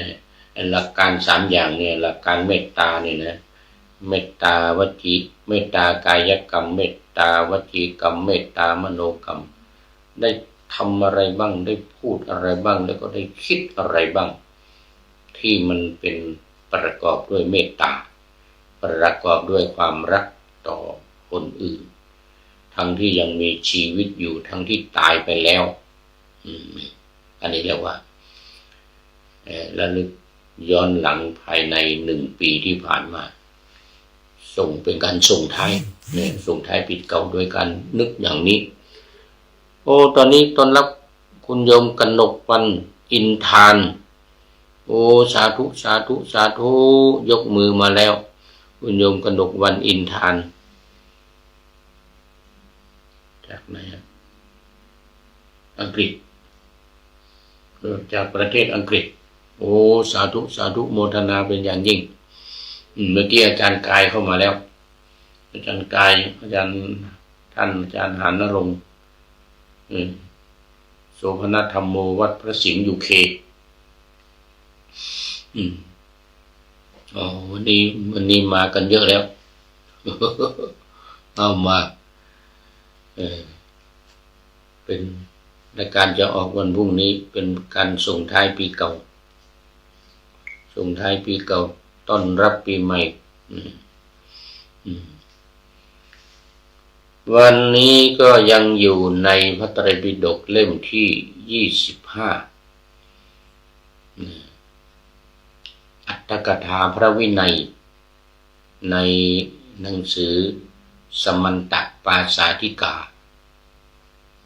สมันตปาสาธิกาอัตถกถาพระวินัย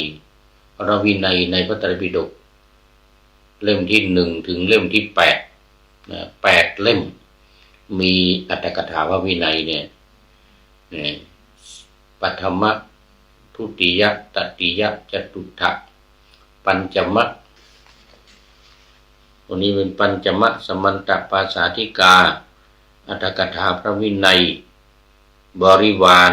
ปริวาเลวันนาเนี่ยนะอันนี้บางคำตอนนี้มันมาถึง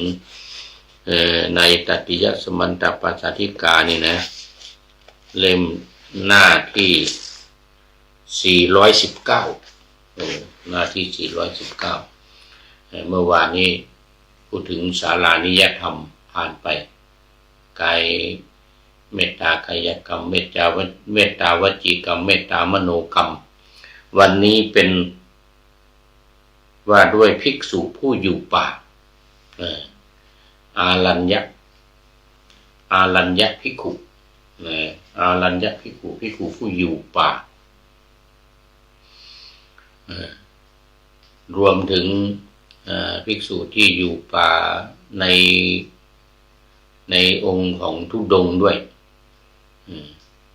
คือไม่ได้อยู่ประจำแต่ถ้าอยู่ประจำเนี่ยพระอารัญญิกังคะอารัญญิกังคะหรืออารัญญภิกขุเนี่ยอันนี้อยู่ประจำเช่นอย่างพระมหากัสสปะและลูกศิษย์500นี่นะอันนี้อยู่ป่าเป็นประจำไม่อยู่บ้านไม่อยู่วัดในหมู่บ้านนะจะมาบ้างอย่างมาเชตวันนี่มาบ้างมาแต่ก็ไม่นอนมีกุฏิอยู่เหมือนกันมีกุฏิอยู่ที่วัดเชตวันนี่นะแต่ว่าไม่เคยนอนมาแต่ตอนกลางวันมาตอนมีงานมาแต่ตอนมีงานตอนกลางวันเสร็จแล้วก็กลับเข้าป่านอนในป่าเป็นประจำถ้าหน้าร้อนที่ไหนมันร้อนมากก็หนีไปที่มันอุ่น ไปที่มันเย็น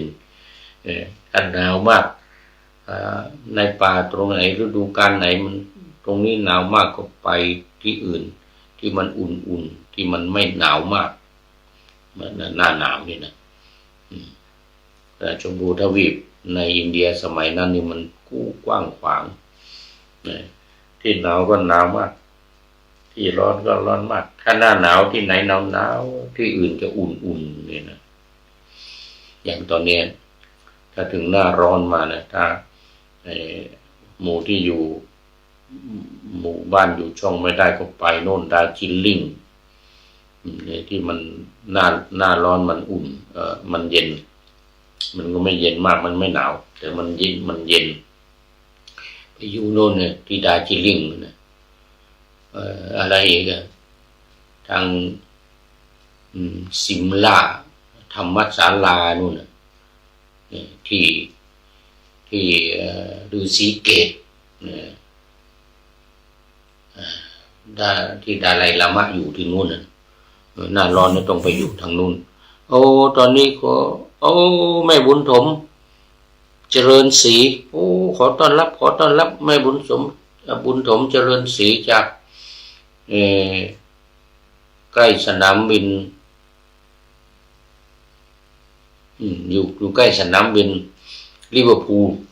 เมืองลิเวอร์พูลนะใกล้สนามบินเมืองลิเวอร์พูลโยมแม่บุญถมโยมพ่อล้านคิดถึง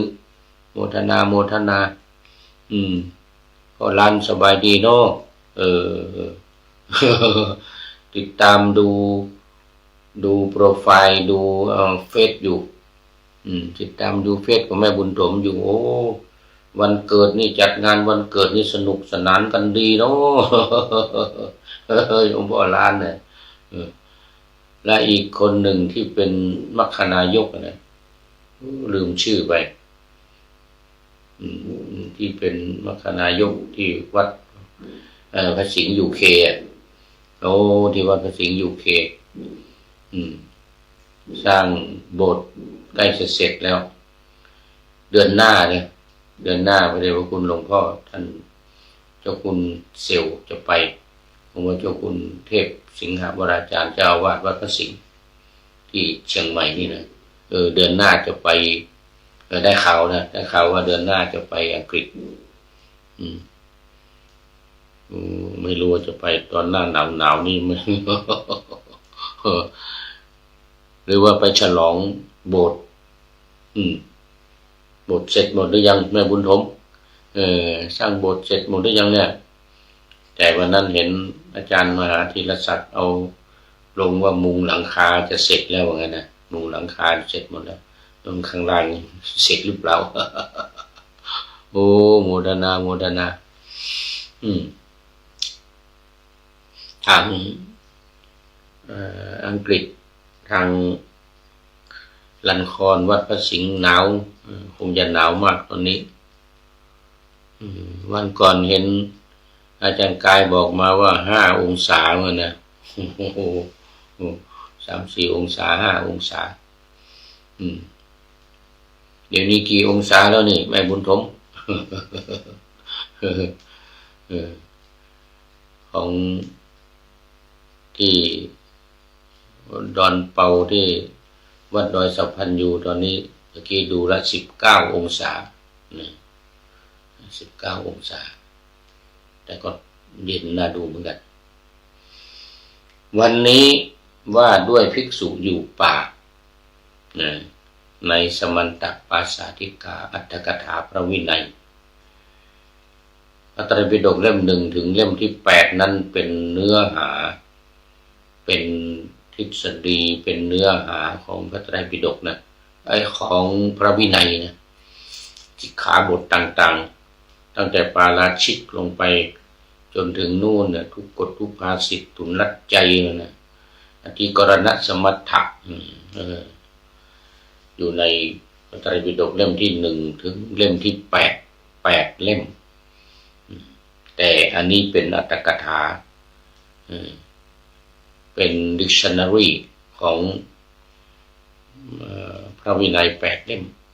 อธิบายความอธิบายใจความอธิบายศัพท์อะไรต่างๆเขาเรียกว่าเป็นพจนานุกรมของพระไตรปิฎก แล้วก็นำมาไว้ในพระไตรปิฎกเล่มที่25ด้วยนะเล่ม25มีทั้งอัตถกถาพระธรรมอัตถกถาพระวินัยอัตถกถาพระธรรมเรียกว่าธรรมปัฏฐกถาหรือธรรมบทนั้นมี8 เล่มแต่นี่สมันตปาสาธิกาสำหรับพระวินัยนี่มี3 เล่มเล่ม 1เล่ม 2เล่ม 3มาดูเนื้อหาว่าด้วยภิกษุผู้อยู่ป่า2 บทว่ามันทัตตาโมมูหัตตาได้แก่ไม่รู้จักอานิสงส์ในทุดงค์เพราะเป็นคนงมงายด้วยไม่รู้ทั่วทุกอย่างไม่รู้ทั่วทุกอย่างว่าทุดงค์เนี่ยการปฏิบัติทุดงค์การขัดเกลากิเลสนะคำว่าทุดงค์เนี่ยว่าการขัดเกลากิเลสมีอานิสงส์ยังไงบ้างดียังไงว่างั้นมันดียังไงมันได้ผลยังไงบ้างนี่นะคำว่าปาปิโฉได้แก่ปรารถนาปัจจัยลาภด้วยการอยู่ป่านั้นอันนี้ไม่ใช่อานิสงส์นะอันนี้เป็นความปรารถนาลามกปรารถนาไม่ค่อยดีการที่จะไปอยู่ป่าเนี่ยเขาต้องปฏิบัติธรรมให้ห่างจากอามิสสินจ้างทั้งหลายสิ่งของทั้งหลายแต่ก็รับพอมีพอกินพอรักษาร่างกายนี้ให้เป็นไปนะไม่รับก็ไม่ได้เรื่องปัจจัยเรื่องลาภสักการะทั้งหลายนี่นะ ถ้ามันจะพึงมีจะพึงเกิดขึ้นก็รับตามมีตามได้เนี่ยเขาเรียกว่าสันโดษต้องมีความสันโดษภิกษุที่อยู่ป่าก็มีความสันโดษ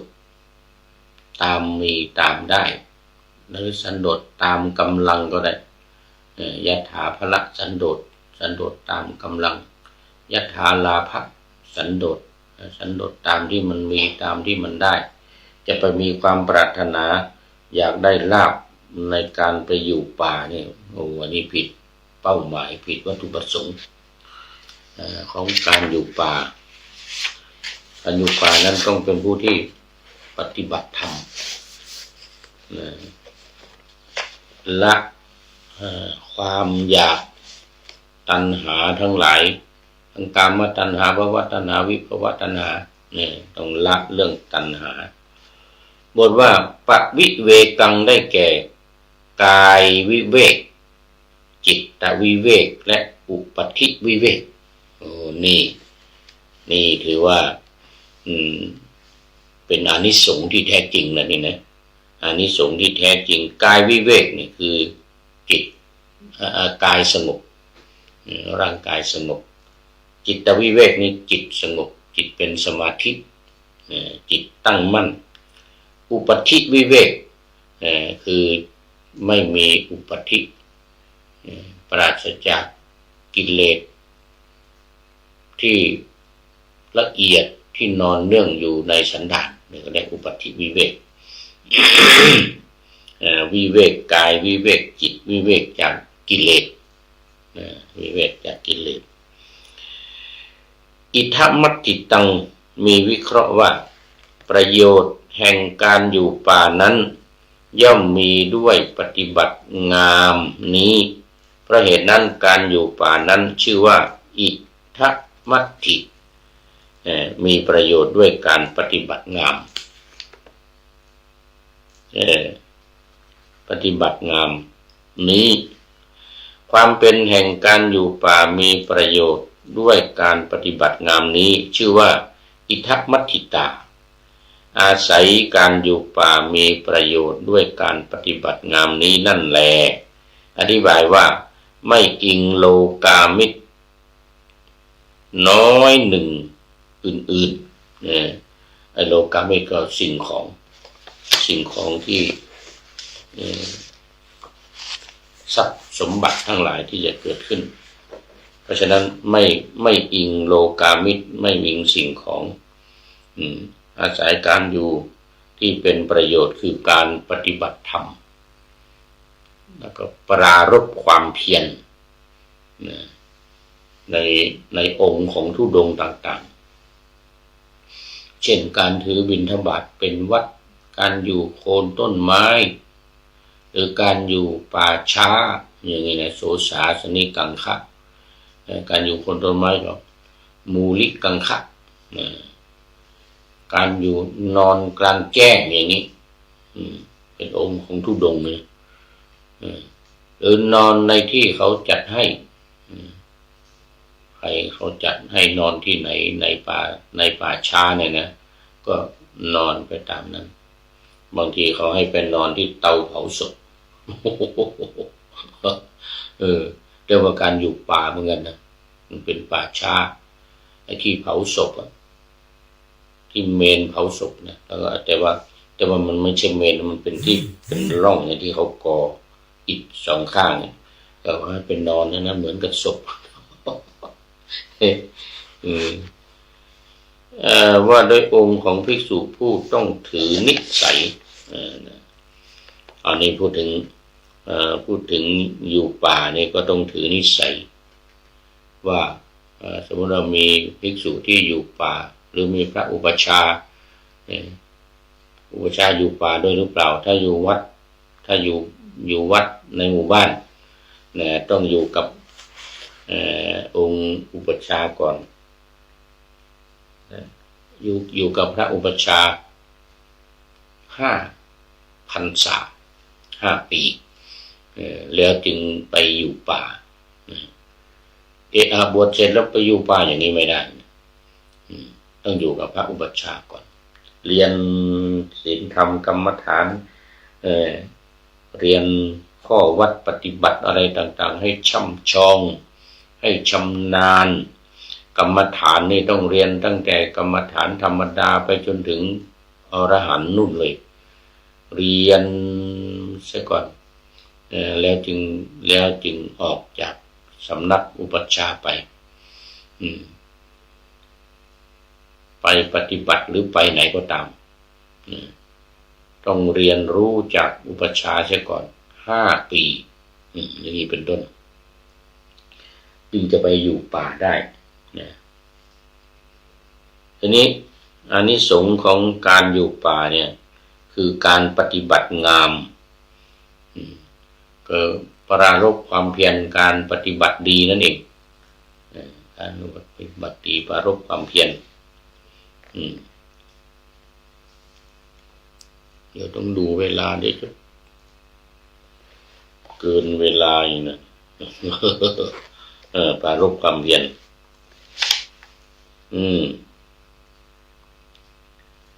บนว่าอุโบสถกรรมมังได้แก่ไม่รู้จักอุโบสถกรรม4 อย่างต่างโดยชนิดมีเป็นวรรคโดยธรรมเป็นต้นนั่นไม่รู้อุโบสถบนว่าอุโบสถังนะชานามิได้แก่ไม่รู้จักอุโบสถ9 อย่างไม่รู้จักอุโบสถ9 อย่างในบุพกิจอุปกรณ์อะไรต่างๆนี่นะบนว่าปาติโมกขังได้แก่ไม่รู้จักมาติกา2 อย่างไม่รู้จักปาติโมกขุเทศ9 อย่างแม้ทั้งหมดปวารณังได้แก่ไม่รู้จักปวารณา9 อย่างปวารณากรรมคล้ายกับอุโบสถกรรมนั่นเองก็ปวารณากันวันออกพรรษาก็ไปปวารณากันว่าขอท่านได้บอกแก่ข้าพเจ้าว่าข้าพเจ้านี้มีความผิดอะไรท่านเคยเห็นหรือเคยได้ยินหรือเคยนึกสงสัยรังเกียจการปวารณาเป็นต้น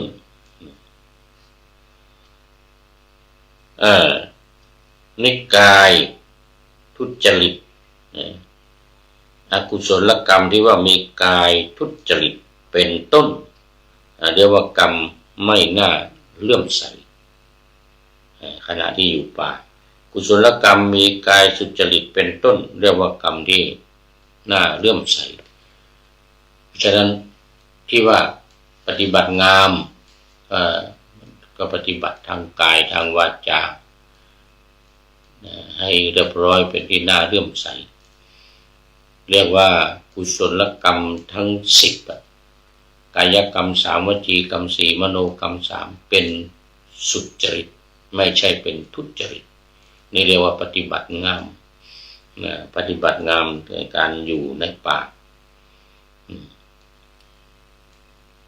ก็ประกอบพร้อมไปด้วยองค์คุณของธุดงค์ผู้ที่มีความ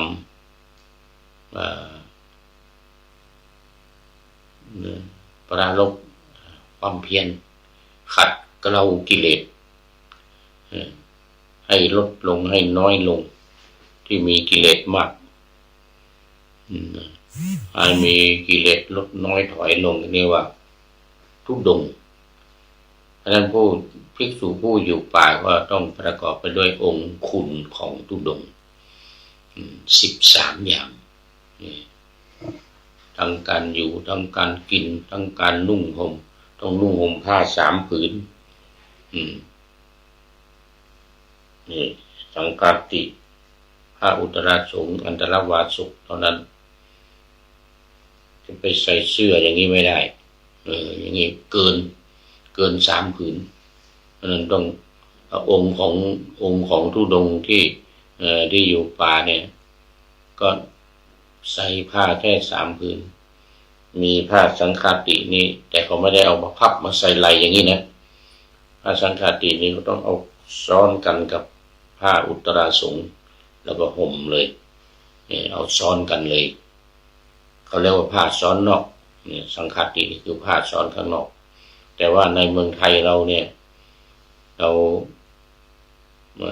นิยมเพราะว่ามันไม่หนาว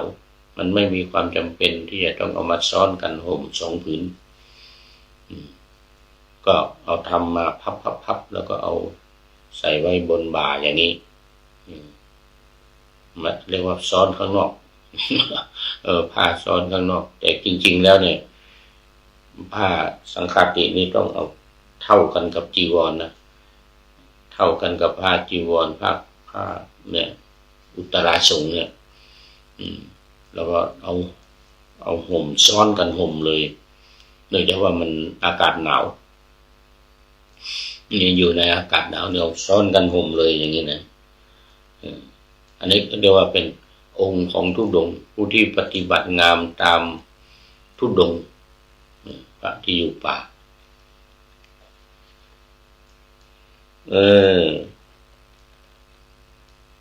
อติเวลัง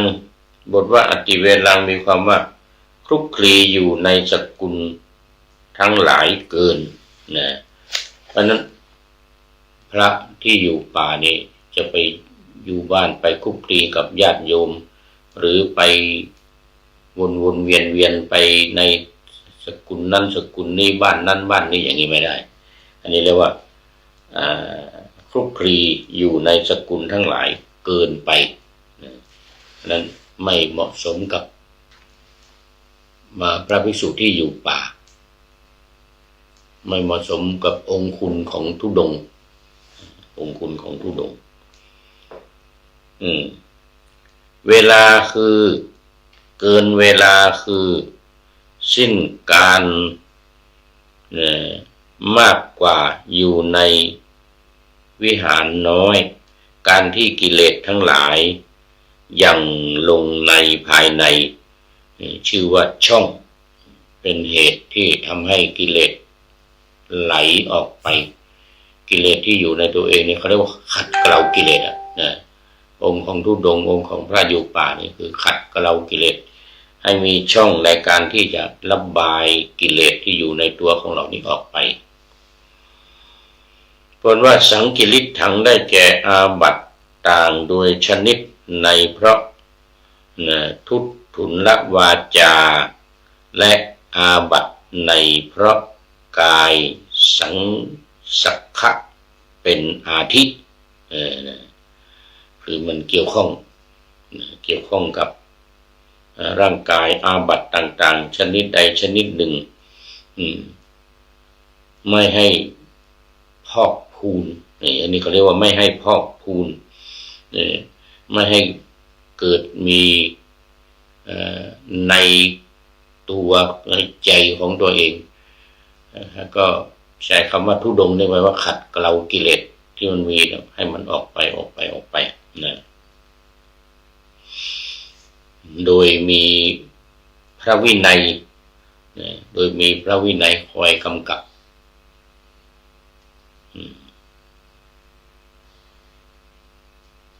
เอาละอันนี้คือ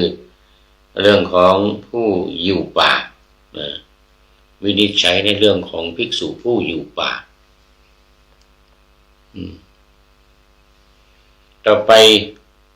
พรรณนาหมวดที่6สองบทว่าชะสามีจิโยได้แก่สามีจิกรรม6เฉพาะในภิกษุปาติโมกข์เหล่านั้นคือภิกษุนั้นก็เป็นอันมีได้มิได้อัปพานและภิกษุทั้งหลายเหล่านั้นก็เป็นอันพระพุทธเจ้าทรงจะพึงติเตียนนี้เป็นสามีจิกรรมในเรื่องนั้นคือการทำสามีจิกรรมการแสดงความเคารพกราบไหว้เหล่านี้เรียกว่าสามีจิกรรม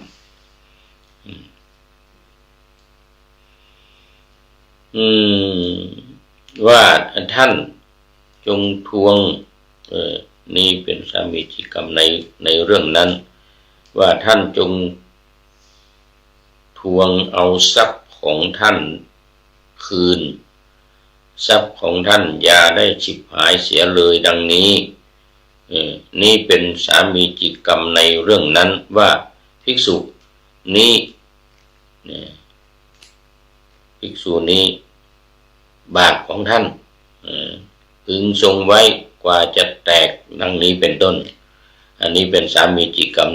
ในเรื่องของการใช้อุปโภคบริโภคสิ่งของต่างๆนำออกจากที่นั้นแล้วพึงแบ่งเป็นแบ่งปันกับภิกษุทั้งหลาย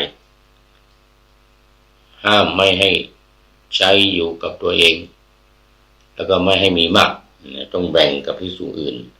นี่เป็นสามีจิกกรรมอีกเรื่องหนึ่งในการที่แจกจ่ายสิ่งของตัวเองให้แก่คนอื่นอันภิกษุผู้ศึกษาอยู่ควรรู้ถึงควรสอบถามควรตริตรองนี่เป็นสามีจิกกรรมในเรื่องนั้นในการที่มีอาคันตุกะมาหรือมีพระเถระพระมหาเถระมาก็จะต้องทบทวนสอบถามเรื่องวินัยเรื่องธรรมะอะไรต่างๆภิกษุผู้ศึกษาเนี่ยควรจะรู้ยิ่งขึ้นไปรู้มากขึ้นไปจากพระเถรานุเถระจากพระอาคันตุกะคอยสอบถามคอยตริตรองก็เป็นเรื่องของนี่เขาเรียกว่าเป็นเรื่องของสามีจิกกรรมเหมือนกันโดยการตั้งความหมายไว้ว่าของผู้ใดผู้นั้นจะได้เอาไป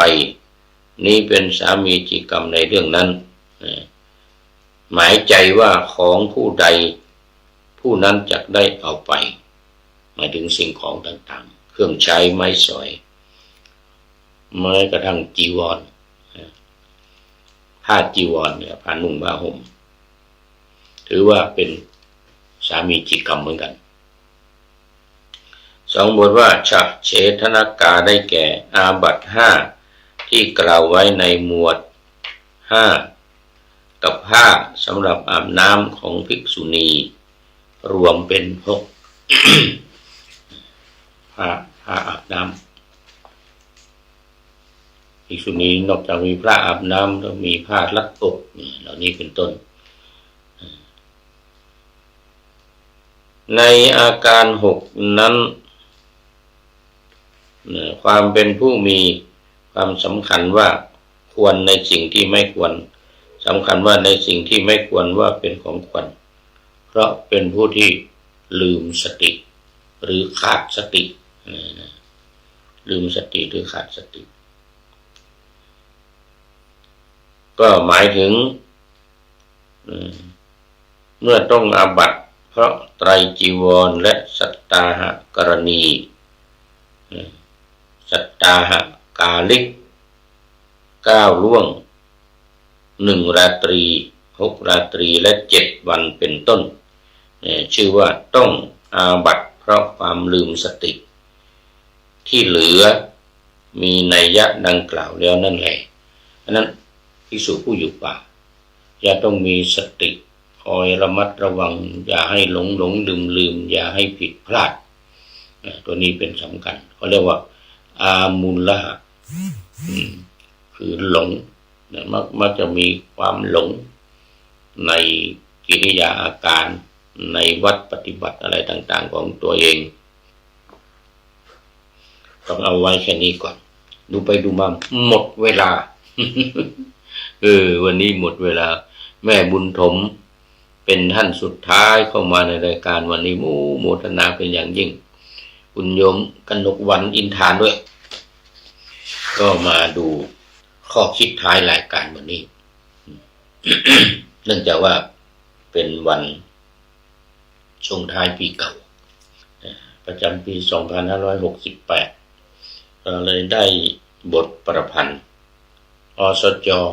อนุศาสนาจารย์ภูวดลภูภัทรโยธินดังที่ปานาธรรมาสไว้เบื้องต้นนั้นว่า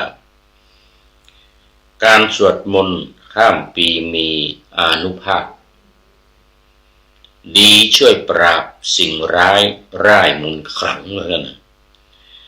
การสวดมนต์ข้ามปีมีสุขจังดีสร้างหวังได้ดังหวังพลังบุญนอกจากว่าได้บุญแล้วยังไม่เป็นได้พลังจากบุญนี้ได้ความสมหวังตามความมุ่งมา่ปรารถนาวันนี้ก็ขอโมทนากับทุกท่านที่เข้ามาแล้วในรายการมีแม่บุญถมเจริญศรีจากลันครวัดพระสิงห์ยูเคเป็นต้นเป็นอย่างยิ่งและก็ขอบคุณอสจ.ภูวดลภูพัทรโยธินไว้ณที่นี้เป็นอย่างยิ่งขอนำพระไตรปิฎกลอยฟ้าไปจากผู้ฟังทั้งหลายในโลกล่าวันต่อไปจะได้จรย้อนกลับมาสู่สถานีใหม่ให้ท่านฟังอย่าลืมเปิดวิทยุหรือเครื่องรับโทรศัพท์โมบายคอมพิวเตอร์ผัง YouTube เฟซเพจไลน์ให้ดังๆเพื่อชมฟังรายการวันต่อไปขอทุกท่านมีความสุขทุกคืนวันนำธรรมะประกอบการงานทั้งหลายเช่นขยันทำงานทางวาจากายใจขวนขวายกิจการงานนานา บำเพ็ญสาธารณประโยชน์เว้นสิ่งที่มีโทษโหดเยี่ยงสาประกอบแต่กรรมดีมีราคาแสวงหาเงินทองครองใจคนเสียสละพละทรัพย์นับมากน้อยไม่ให้ล้านก็ให้ร้อยไม่ด้อยผลเอื้อคนรวยช่วยคนยากฝากคนจนให้ทุกคนเท่ากันมากตรฐานเดียวขอเจริญพร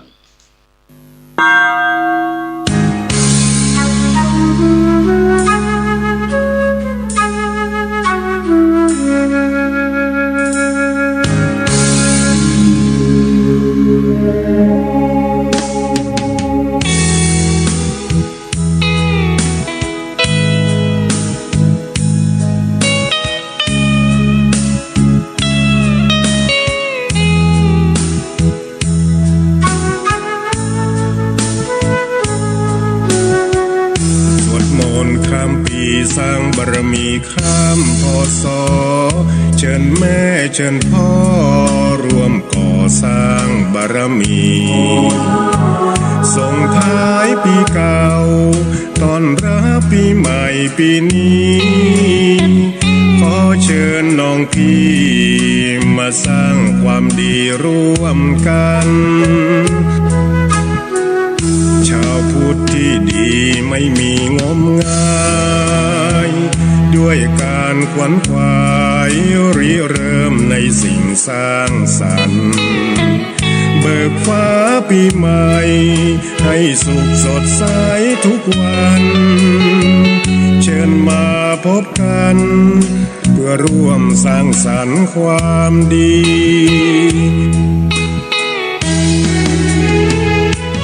ทุกใดที่มีในใจของเราความโศกความเศร้าที่คอยเผาใจนานปีจงมาลายหายสูญด้วยคุณพระชินสีอีกทั้งทุกโศกโรคภัยที่มีอย่าได้ราวีตลอดปีและตลอดไปสวดมนต์ข้ามปีสร้างบารมีข้ามพศอย่าได้รีรอมาเสริมต่อสร้างสุขทางใจสมเป็นชาวพุทธบริสุทธิ์สะอาดสดใสช เชิญพากันไปไหว้พระสวดมนต์ข้ามปี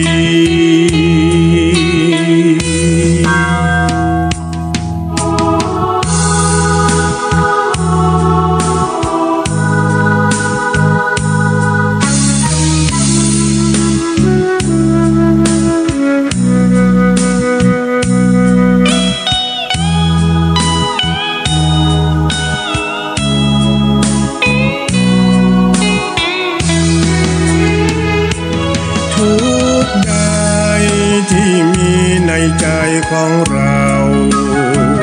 ความโศกความเศร้าที่คอยเผาใจนานปีจงมาลายหายสูญด้วยคุณพระชินสี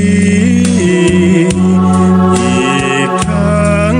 ทุกโศกโรคภัยที่มีอย่าได้ราวีตลอดปีและตลอดไปสวดมนต์ข้ามปีสร้างบารมีข้ามพศอย่าได้รีรอมาเสริมต่อสร้างสุขทางใจสมเป็นชาวพุทธบริสุทธิ์สะอาดสดใสเชิญพากันไปไหว้พระสวดมนต์ข้ามปี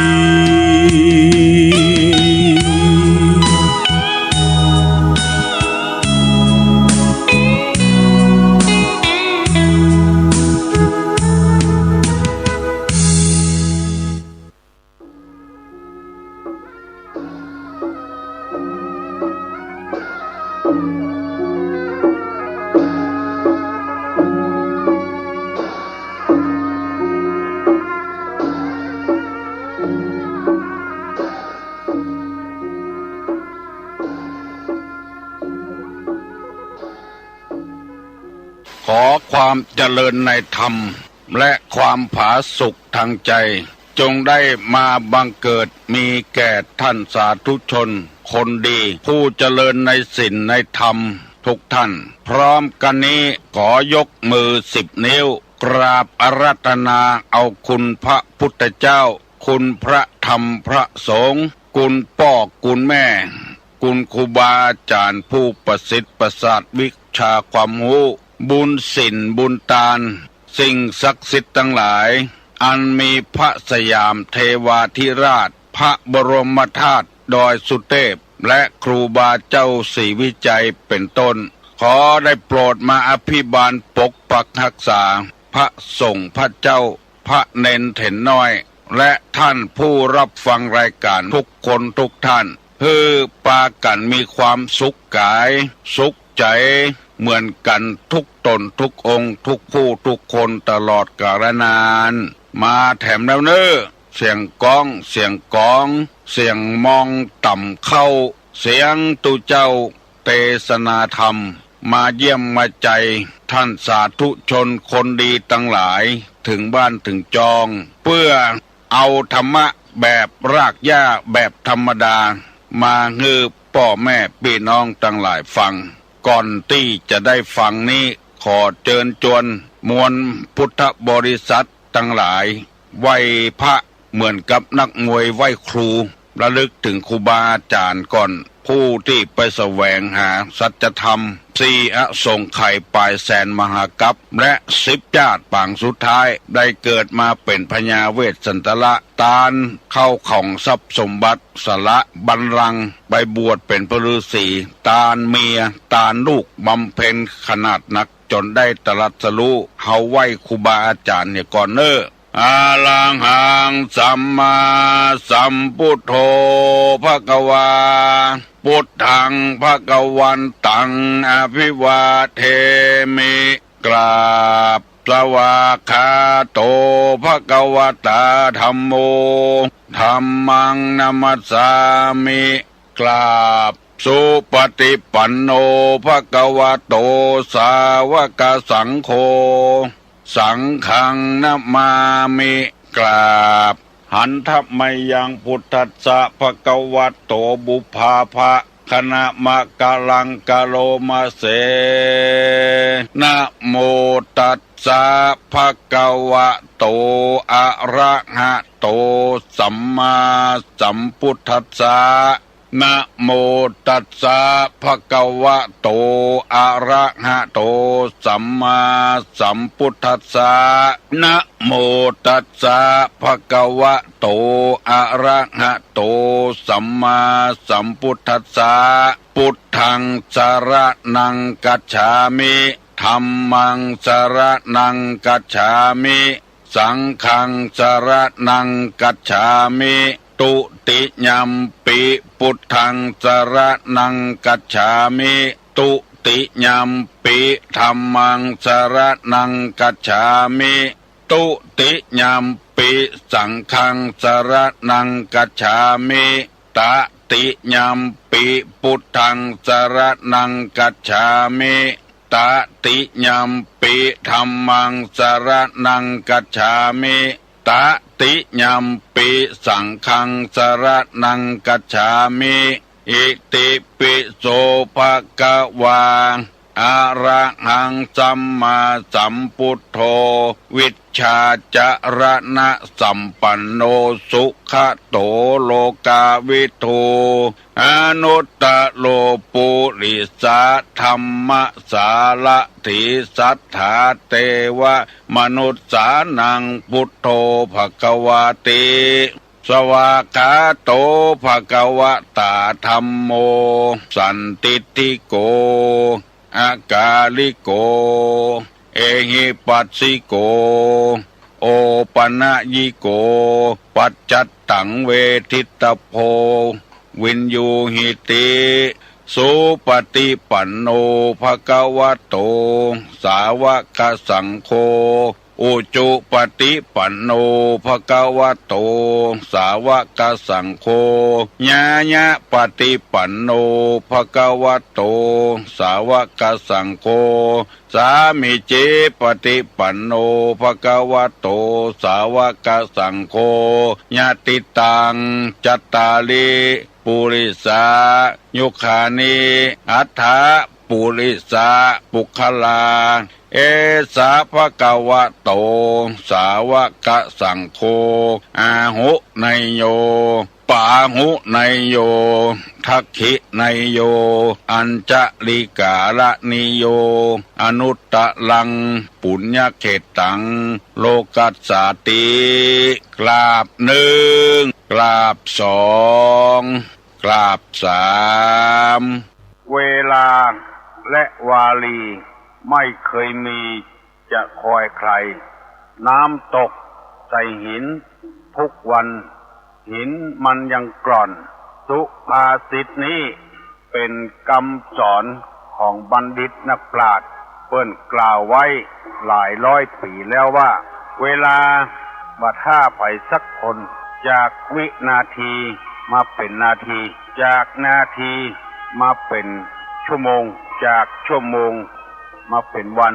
จากวันเป็นสัปดาห์สัปดาห์เป็นเดือนเดือนเป็นปีล่วงเลยไปคนใด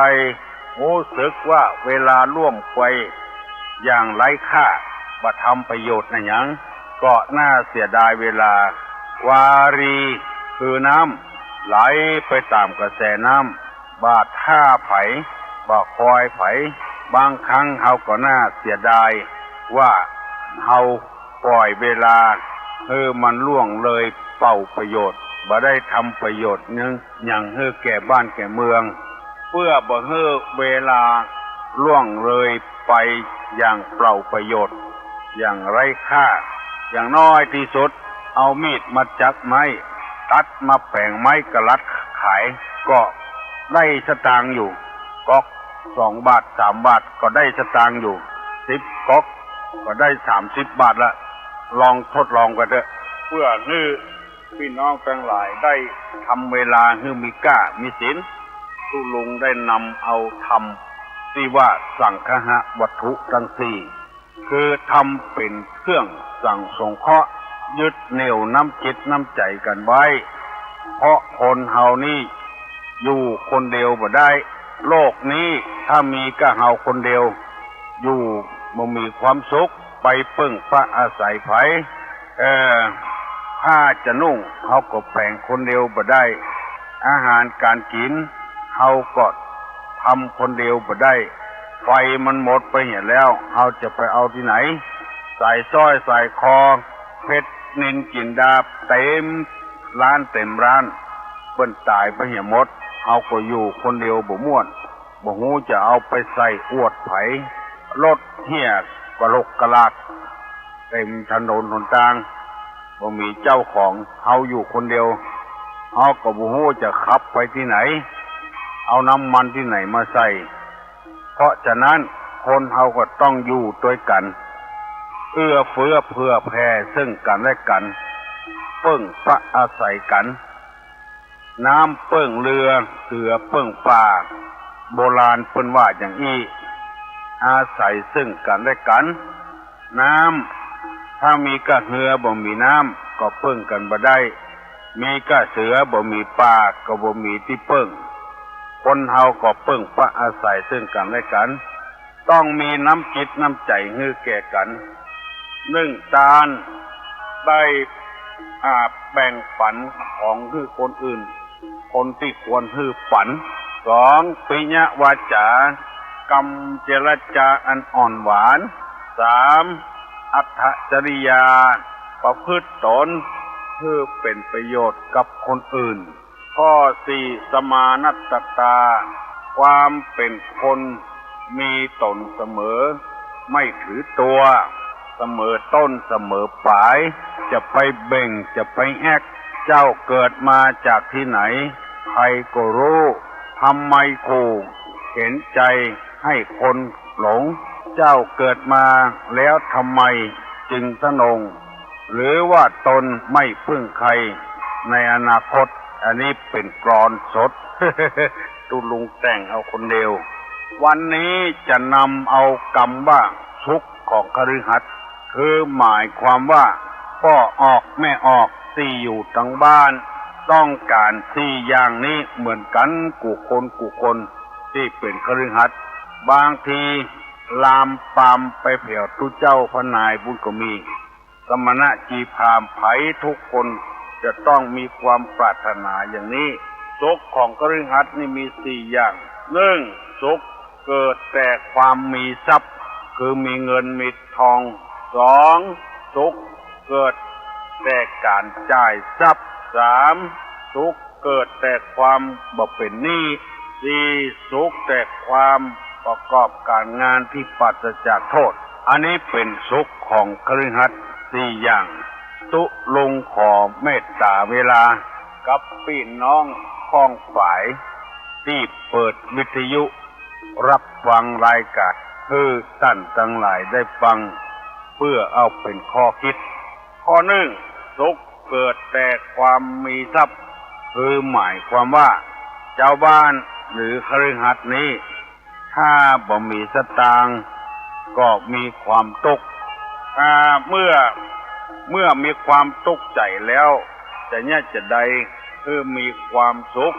ในการที่หาค้าขายในการเสาะหาเงินหาทองเปิ้นก็บอกให้เฮาแล้วว่า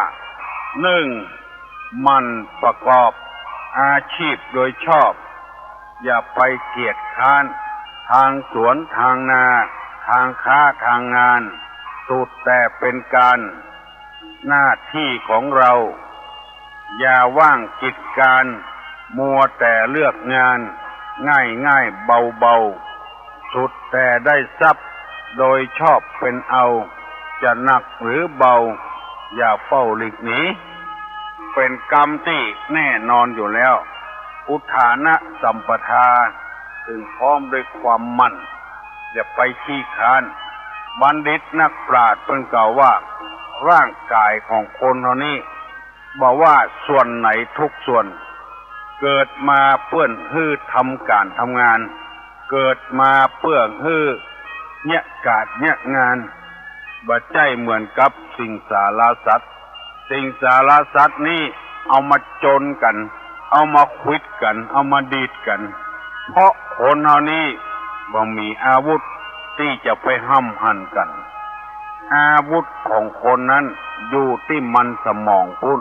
แปลงปืนกาแปลงหอกกาแปลงดาบกาเอาไล่ฆ่าฟันบั่นแตงกันคือเกิดจากมันสมองพุ่นหมด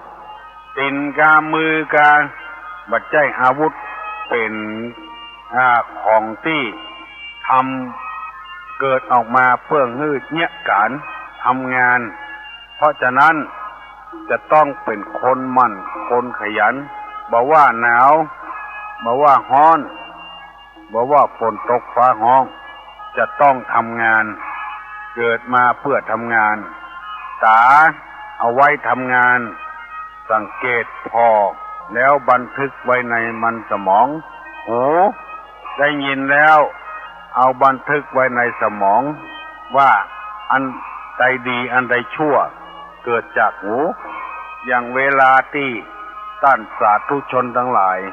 กำลังฟังตุลุงเวลานี้หูต้องทำงานมือก็ต้องแยกการตัวนี่อย่างหมูว่าเอาเข้าใส่ไหพ่องกาปดเข้าพ่องกาเอาเข้าใส่กล่องพ่องกาอย่างหมูเนี้ยมือติ่นมือก็ต้องทำงานตัวติ่นก็ต้องเตวมือก็ต้องทำงานปากก็เอามีไว้ใจดังที่เฮาฮู้กันใจให้เป็นประโยชน์อย่าไปปากที่มันทำลายซึ่งกันและกันหาสาระหาประโยชน์บ่ได้หมู่นี้เป็นต้นเรียกว่าร่างกายมันประกอบอาชีพโดยชอบอย่าไปเกียจประคานทางการทางงานทางค้าทางงานหน้าที่ของเฮามีเฮาต้องทำการนั้นถ้ามันฝนตกอย่างแต่ว่าวันซืนนี่ก็บอกว่าจะเนี่ยจะได้มันเนี่ยบ่ได้แล้วไปออกเล็กออกขวากำเดียวก็ไฟจะช็อตเข้าใส่ถ้าว่าธรรมชาติมันบ่เอื้ออำนวยฝนตกฟ้าห้องน้ำนองน้ำท่วมมันก็ต้องทำงานอยู่ดีไปนอนคดนอนคู่อยู่เวลาวาลีมันบ่คอยไผต้องทำงานไปแต่น้อยอย่าไปขี้ค้านคนขี้ค้านนี่เปิ้นเปรียบเหมือนกับขี้สนิมหรือที่เฮาฮ้องกันว่าสนิมเล็กหรือขี้เมี่ยงมันไปเกาะกินหัวใจ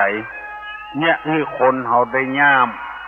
วันนี้เฮาบ่อาบน้ำอันเนี้ยเป็นสนิมเกาะกินหัวใจมันจะมอกได้ล้ำเหลือกะมันจะตายคำห้องน้ำกับจังมันเอาใจเฮาว่าอาบน้ำนอนสบายเอาขี้ค้านก็มกมุมอยู่หั่นละวันนี้ขี้ค้านวันพุธก็ขี้ค้านมันย่ามใจไปเพราะฉะนั้นร่างกายเฮานี้เกิดขึ้นมาเพื่อทำงานทำการทำงานจะใดสุดแล้วแต่มันสมองจะสั่งงานละเอียดกาหยาบกาอยู่ที่มันสมองจะสั่งงานบางคนนี่ไปรับจ้างสมองบ่สั่งงานเตื้อเดียวเพิ่นก็บ่จ้างแล้วเตื้อต่อไปเพิ่นบ่จ้างแล้วมอกบกงบไปหั่นเด้อเอาเข้าบกไปบกงบหมู่ว่าจะเป็นหินเป็นแห่เป็นหากไม้หากหยังตึงบ่เก็บเอาเหี้ยหั่นบ่เบ้อละอันเนี้ยคือสมองบ่สั่งงานขี้คานไสหากไม้หากตอกออกปล่อยละไว้หั่นบางคนเพิ่นก็เก็บเอาหากไม้ออกห้องเอาไปจงไว้เป็นที่ปีหน้ามาเปิ้นจะเนี่ยสวนเปิ้นก็ห้องเฮามาบกแต่เมาะถ้าบกงบไว้หั่นบ่า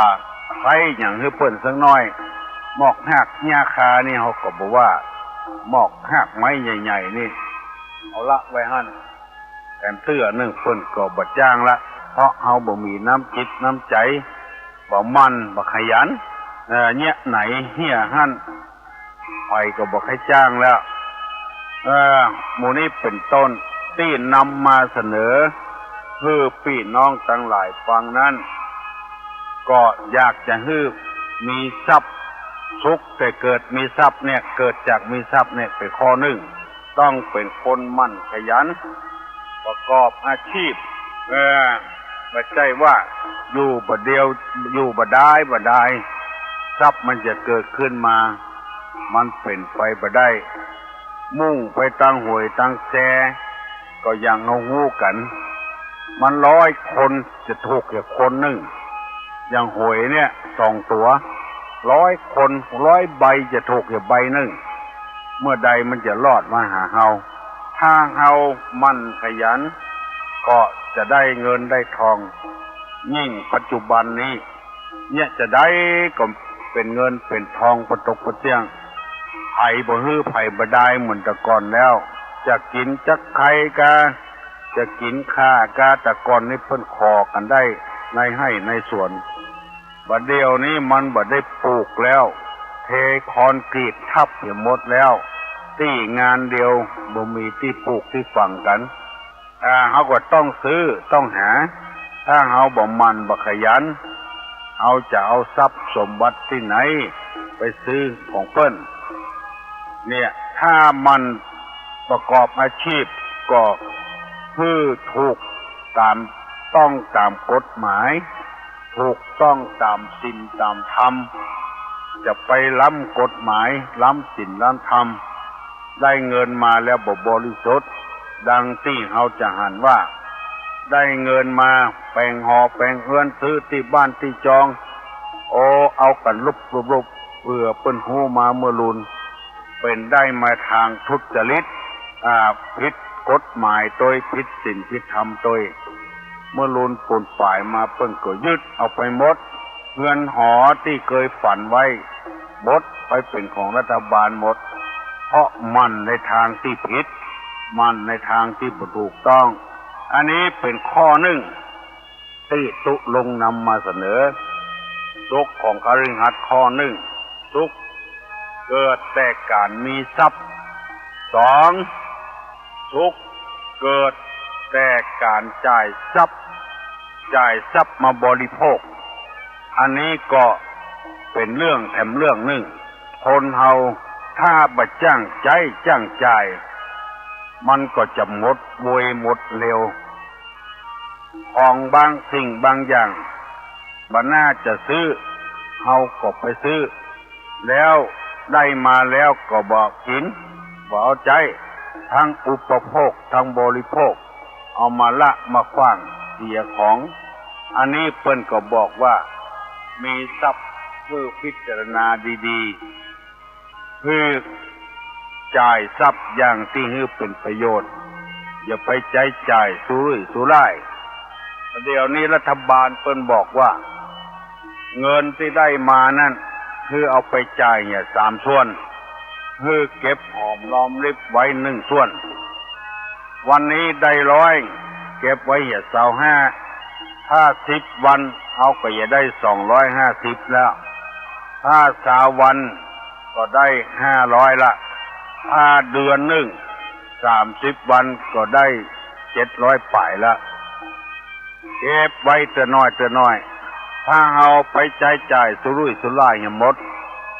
อย่างที่เฮาหันกันถึงวันนี้หาทางออกบ่ได้ไปด่ารัฐบาลความจริงน่าจะด่าตัวเก่าพุ่นไปด่ารัฐบาลว่ารัฐบาลชุดนี้บัดนี้ปาให้คนเป็นหนี้เอาเงินกองทุนมาให้คนยืมปาให้คนเป็นหนี้อันเนี้ยบ่งได้ชัดแจ้งว่าคนบ่มีศีลบ่มีธรรมไปด่าอย่างรัฐบาลพุ่นยังบ่ด่าตัวเก่ารัฐบาลเพิ่นบอกว่าได้มาแบ่งเป็น4 ส่วนคือใจ3 ส่วนแล้วก็เก็บไว้1 ส่วนแต่เฮาบ่ได้ปฏิบัติตามที่รัฐบาลเพิ่นบอกเป็นสร้างเฮาไปใช้จ่ายสุรุ่ยสุร่ายคฤหัสถ์จะต้องมีทำข้อนี้สุขแต่การใช้จ่ายทรัพย์สมบัติอันเนี้ยเป็นธรรมที่มันดีมันงามตุลงถึงนำมาเผยแพร่นำมาเสนอผู้ฟังทั้งหลายได้ฟังอันยังก็แก้ผ่อนเนี่ยหมดเงินแก้ผ่อนนี่มันดอกเบี้ยมันขึ้นนักเฮายืมของเพิ่นมาใจก็ต้องเสียดอกเบี้ยถูกแล้วไปแก้ผ่อนให้เพิ่นแถมมันจะเป็นเงินดอกเบี้ยทบนักแต่ก่อนนี้ ตู้ลงได้ยินข่าวว่าไปยืมเงินเปิ้นมา100แล้วก็ไม่กล้า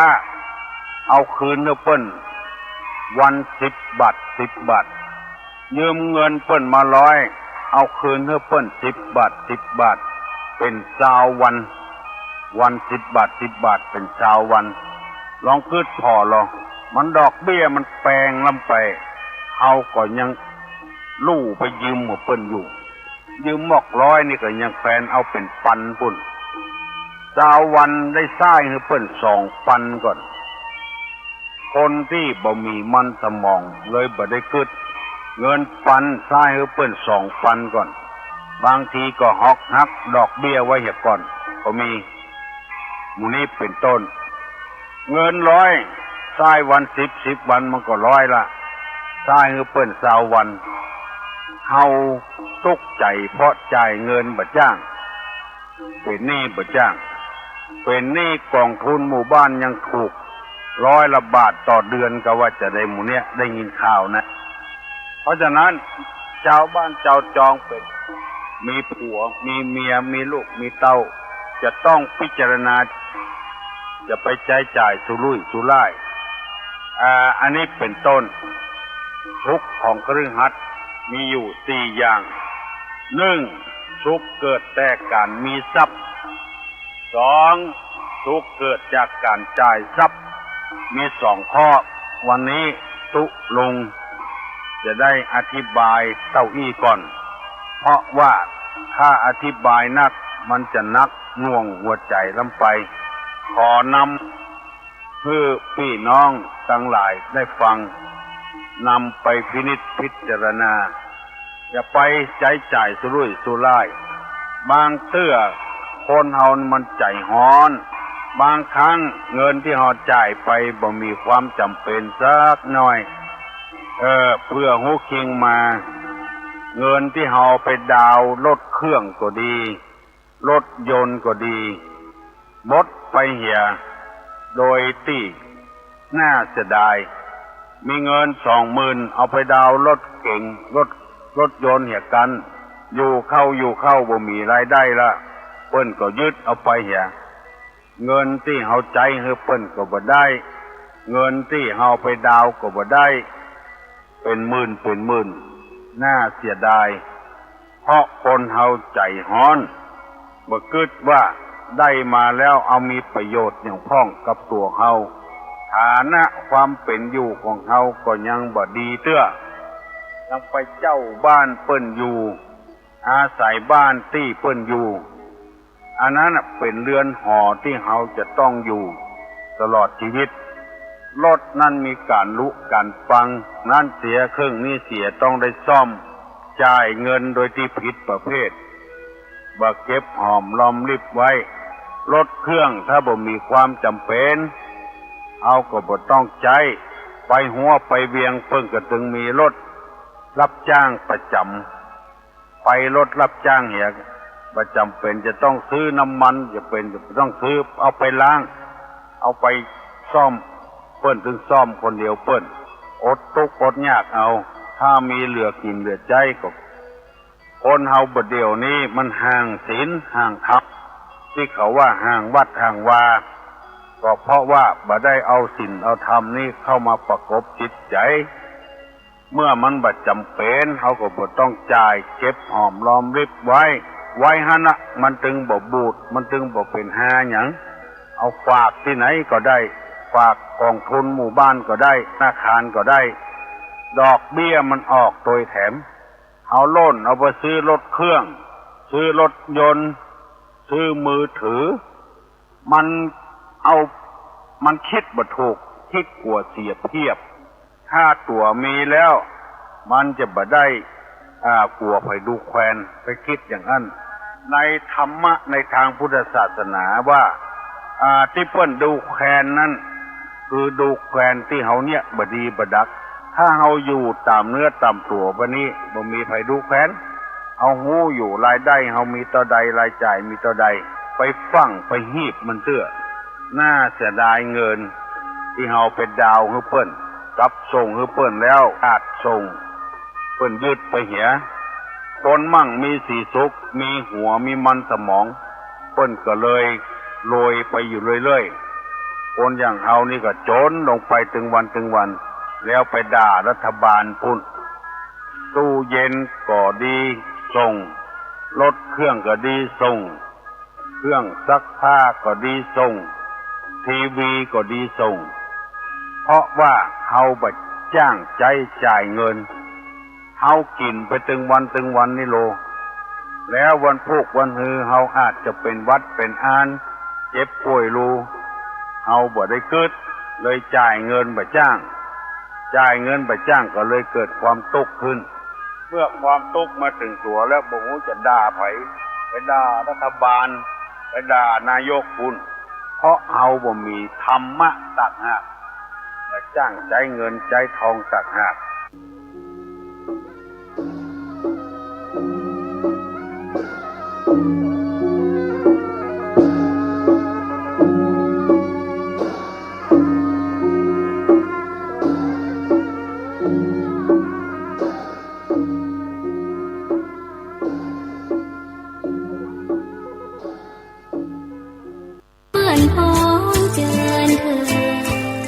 เป็นยกมือสากว่ามือไหว้เจ้าพี่นายน้องที่เคารพทุกท่านครับสาระธรรมการเมืองครับปิกมาปะกับเจ้าพี่นายน้องเฮาแล้วนะครับอยู่อู้จากันที่นี่ด้วยเรื่องราวสาระที่มีอยู่ในธรรมเมืองของเฮานะครับวันนี้เฮาก็ปิกมาอู้จากันกับเรื่องของเจ้าโปราบ่าวน้อยอยู่นะครับเนาะบัตันได้เป็นบ่าวสักคำประเดี๋ยวนี้ตายไปเห็นแล้วตึงพี่ตึงน้องครับสลีจันตาโดนเสือกินไปเห็นแล้วครับบ้าไอโปลาให้ไปให้มาตายไปเหี่ยประเดี๋ยวนี้นะครับเนาะถึง2คนพี่น้องครับตายกันไปในแพะในป่าหันไปเหี่ยครับอันว่าอันเพราะว่าบ้าไอตายไปแต่อันนะครับเนาะอันที่นั่งของพญาอินก็ฮ้อนกันนะครับเนาะปุ้นโหลนะครับจะเป็นเตจะผลบุญผลกุศลมาแต่ปางใดบ่ฮู้นะครับเนาะปุ้นพดขึ้นไปหาที่นั่งพญาอินปุล่ะนะครับ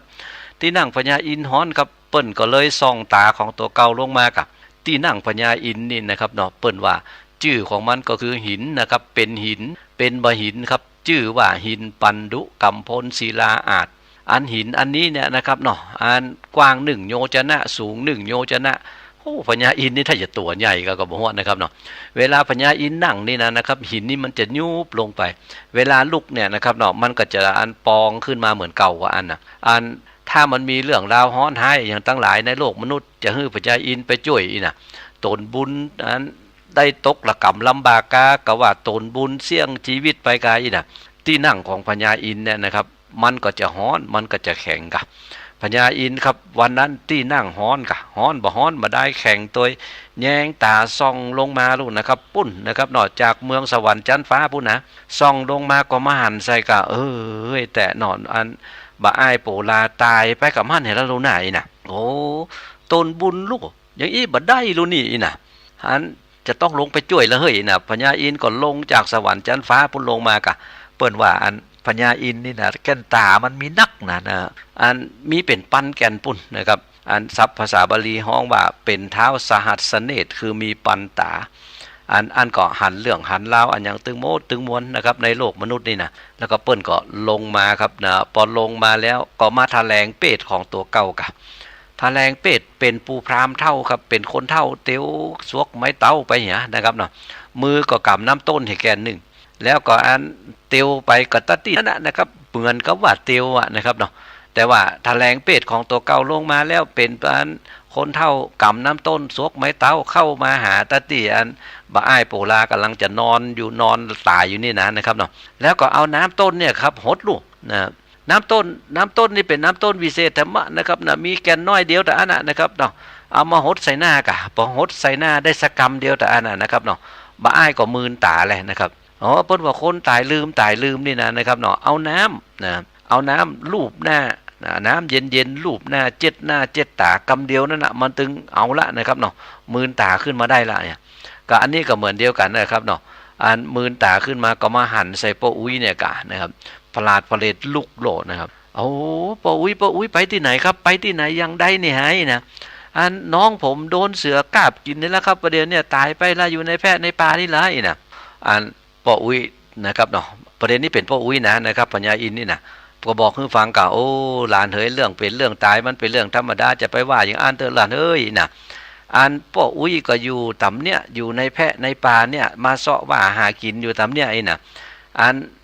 ได้อันยังก็จะเอาไปนะเอาละป้ออุ้ยประเดี๋ยวเนี่ยผมมาอยู่ในแพะในป่าเนี่ยไอ้น่ะป้อผมผมอยู่ในแพะในป่านี่นะไอ้น่ะกับน้องไหนน่ะอันช่วยป้าผมปิกบ้านกำเตอไอ้น่ะบ้านอยู่ไหนอ่ะอันนี้ก็ถามหรอกผมอยู่เมืองจำปาเนี่ยครับโอ้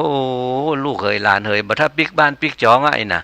อันที่อันนี่นะจำได้ก่อนนี่หายน่ะเตื้อถ้าแล้วก็เตื้อหนึ่งแล้วอันป้อหาว่าปัดกันนั่นไหนน่ะแต่แล้วเนี่ยอีป้อน่ะจะเอาเฮาถึง2คนเนี่ยมาปล่อยแพะปล่อยปลาเปิ้นบ่เอาเลี้ยงไว้ล่ะไอ้น่ะแม่นะเปิ้นก็ว่าอย่างอันน่ะไอ้น่ะโอ้บ่ถ้าปิกบ้านปิกจองล่ะถ้าปิกบ้านปิกจองไปเนี่ยนะโอ้บ่ไหวอ่ะไอ้น่ะตายเนอะไอ้น่ะมันถึงจะเอาตายนะไอ้น่ะบัดถ้าปิกก็ไปทางอื่นเด้อไปไอ้น่ะโอ้ป้าอุ้ยแล้วป้าอุ้ยจะให้ผมไปทางไหนอ่ะไอ้น่ะถามป้าอุ้ยกับผมบ่ฮู้ตี้ฮู้ตางลูกโอ้จะมาให้ผมอยู่ในแพะในป่านี่ผมบ่เอาเลยน่ะบ่ใจว่าอยู่ในแพะในป่าไปเตียวไปทางนี้กันแล้วกันไปเอาซื่อไปทางเหนือนี่เป็นหมายกันแล้วกันเนอะไอ้น่ะบัดถ้าปิกบ้านปิกจองละเนี่ยโหแล้วน้องผมโหก็น้องมันตายไปแล้วลูกจะเป็นเนี่ยจะได้ไงน่ะก็อันน้องมันตายไปแล้วลูกก็อันให้ก็ให้ห้องก็ห้องก็เสี่ยงกันไปแล้วก็อันตายไปแล้วจะเอามันฟื้นคืนมาได้จะได้อ่ะไปทางเหนือนี่เตอไปนะอันทางเหนือเนี่ยมันจะมีอยู่คนที่เปิ้นไข้ได้หาอ่อนเอาไปเลี้ยงตัวมันก็มีไก่นะไปเตอะพดใส่เมืองหนึ่งชื่อว่าเมืองปาลานสีอันทางเหนือเนี่ยนะถ้าไปปะใส่แล้วนี่นะอันพ่อเศรษฐีอยู่หั่นคนหนึ่งเปิ้นไข้ได้ลูกไข้ได้หลานอันเปิ้นเป็นคนบ่มีลูกไปทางหั่นกันแล้วกันเตอไปนะพอว่าไปทางหั่นกันแล้วกันเตอไปนะครับเนาะเนี่ยใดคนตายก็ตายไปแล้วนะครับเนาะอันป้ออุ้ยมาบอกคืออย่างอันป้ออุ้ยก็ปาเอาบะน้อยเนี่ยกะโปลาเนี่ยกะเตียวไปดูไปทางนี้ไปตัวป้ออุ้ยกันแล้วกันเตออีนะเพราะว่าอันจะละมันไปเด้อก็กลัวเนี่ยกลัวว่าอันมีกลัวเสือมากาบมันกินไปเหียอีนะก็เลยปาบะอ้ายไปกะบะอ้ายก็ไปกะครับเนาะตัวป้ออุ้ยไปกะพอว่าปุ้นไปจนแผ่วอันจะแผ่วเมืองปาราณสีอยู่ล่ะอยู่จิกปิกป่ายดอยพอลงไปหันบ้านหันเมืองอยู่หันเต็มไปหมดแล้วลูกนะครับเนาะอันพอเท่าก็บอกอะนะเข้าไปเตอะเนี่ยเมืองปาราณสีละไอ้นะเข้าไปแล้วจะไปปะใส่คนโอ้คนนักหนาป้าป้านไผมาขอให้ไปอยู่ตัวนะให้ไปอยู่ตัวเขาตัวเนอลูกเนอหลานเนอไอ้นะก็อันตกลงว่าจะไปละนะทีนี้อันบอกคือไปเรียบร้อยแล้วเนี่ยนะครับเนาะก็บอกก็ไปป้ออุ้ยก็จะปิกบ้านปิกจองของป้อนะอีน่ะจะเตียวปิกบ้านปิกจองไปละอย่างก็ปุ้นลูกปิกเมืองจำป่าปุ้นน่ะบ่ใช่ใกล้ๆสันเล็กสันน้อยลูกก็อันบ่อ้ายก็ยินดีสีขากับป้ออุ้ยกะนะครับเนาะป้ออุ้ยไว้หลังของตัวเก่าเตียวไปนะครับเนาะบ่อ้ายพอไปสุดเจนตาวับหายไปกับตาปุ้นละนะครับเนาะปัญญาอินครับลับตาของบ่อ้ายแล้วปุ้นกะนะครับสยองขึ้นฟ้าไปอยู่บนสวรรค์จันฟ้าปุ้นละบ่อ้ายก็จำเป็นนะครับเนาะประเด็นนี้เตียวขึ้นไปกับเตียวไปคนเดียวกันนะครับประเด็นนี้หันบ้านหันจองแล้วดูแม่นแล้วทั้งหน้าปุ้นนะบ้านแม่นแล้วเมืองปาราณสีตามที่ป้ออุ้ยเปิ้นบอกฮือเตียวเข้าไปครับโอ้เข้าไปมันก็ซ้ำไปอันปะใส่หมู่บ้านหนึ่งกันนะครับเนาะปะโถอันหมู่บ้านก่อนจะเข้าหมู่บ้านเนี่ยนะครับเนาะมันก็ซ้ำมามีอันหมู่หาอ่อนตั้งหลายครับนะมาเลี้ยงงัวเลี้ยงควายกันกะก็ไว้ก็อยู่ในอันหมอกอันเดียวกันลูกนะครับเนาะพอปะใส่กันเอิ้นใส่กันเอิ้นใส่กันไปเอิ้นใส่กันมาแหละนะครับอันไปที่ไหนอย่างใดตามภาษากับหาอ่อนอู้กับหาอ่อนเนี่ยมันก็อู้กันง่ายคนใหญ่อู้กับคนใหญ่มันก็ได้กันง่ายครับก็เลยเกยกันกะนะครับเนาะพอเกยกันแล้วเนี่ยนะครับหาอ่อนหมู่นี้เลี้ยงงัวเลี้ยงควายอยู่ดีๆนะครับทีนี้ก็อันปอว่าอันหมู่นี้มาหันใส่กันแต่อันนั้นนะครับอู้กันไปอู้กันมาจวนกันกินข้าวด้วยลูกกินเรียบร้อยแล้วตามภาษาของอ่อนเลี้ยงควายครับนะก็เลยมาเล่นกันกะเล่นอันยังอ่ะเปิ้นว่าอันที่เล่นกันม่วนที่สุดก็คือเล่นหมากสกาเคยอู้เรื่องหมากสกาไปแล้วนะครับเนาะอันจ้งบะแก้วนั่นนะครับเนาะเอาบะแก้วมาจ้งครับ1 2 3 4 5 6ออกอันใดคนใดเดินไปได้กี่ตาตามบะแก้วที่ตัวเก่าได้มาไผไปแผวที่หมายก่อนไผไปแผวที่ร้อยก่อนที่ปันก่อนคนนั้นแปะไผอันบ่าแผวคนนั้นการเนี่ยนะครับเนาะเล่นกันไปเล่นกันมาอยู่อย่างเอี้ยนะครับเนาะอันนั้นก็อัน ในเมืองปาราณสีครับมาอ้ายประเดี๋ยวนี้นะครับเนาะก็ซ้ำมาปะใส่หมู่หาอ่อนตั้งหลายครับโอ้โหรุ่นราวคาเดียวกันเห็นตัวครับเป็นอันดีอันม่วนกันทำละแล้วเปิ้นว่าอันที่หมู่บ้านที่บ้านของอันนี่นะบ่าอ้ายถาอ่อนตั้งหลายนี่นะครับเลี้ยงงัวเลี้ยงควายนี่นะอันมันก็มีบ้านป่อเศรษฐีอยู่หลังหนึ่ง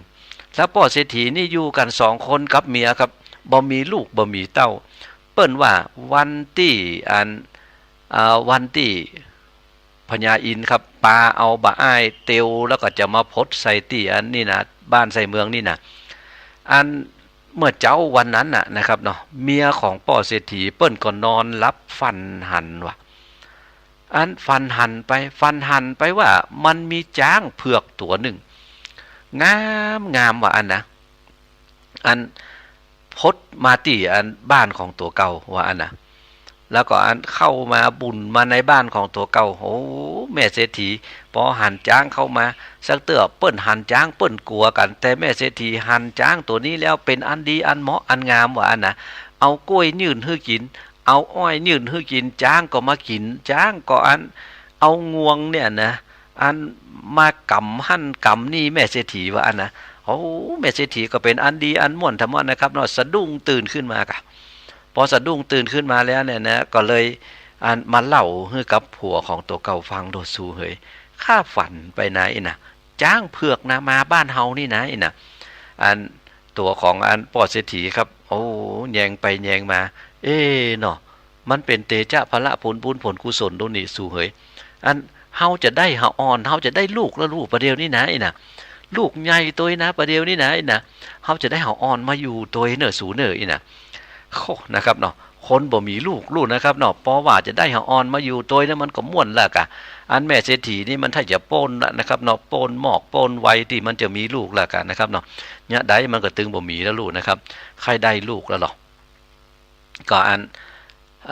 เก็บเรื่องของตัวเก่านะครับเนาะก็วันนั้นก็แม่เศรษฐีครับนะเพราะว่าอันขวายออกมาสักน้อยเนี่ยนะครับเนาะก็อันตัวเก่าก็ไปกาดกันนะครับไปซื้อของอันยังมากินเนี่ยกินอันยังคือเติงหากำฟันของตัวเก่าก็เป็นอันดีอันม่วนอยู่นะครับเนาะ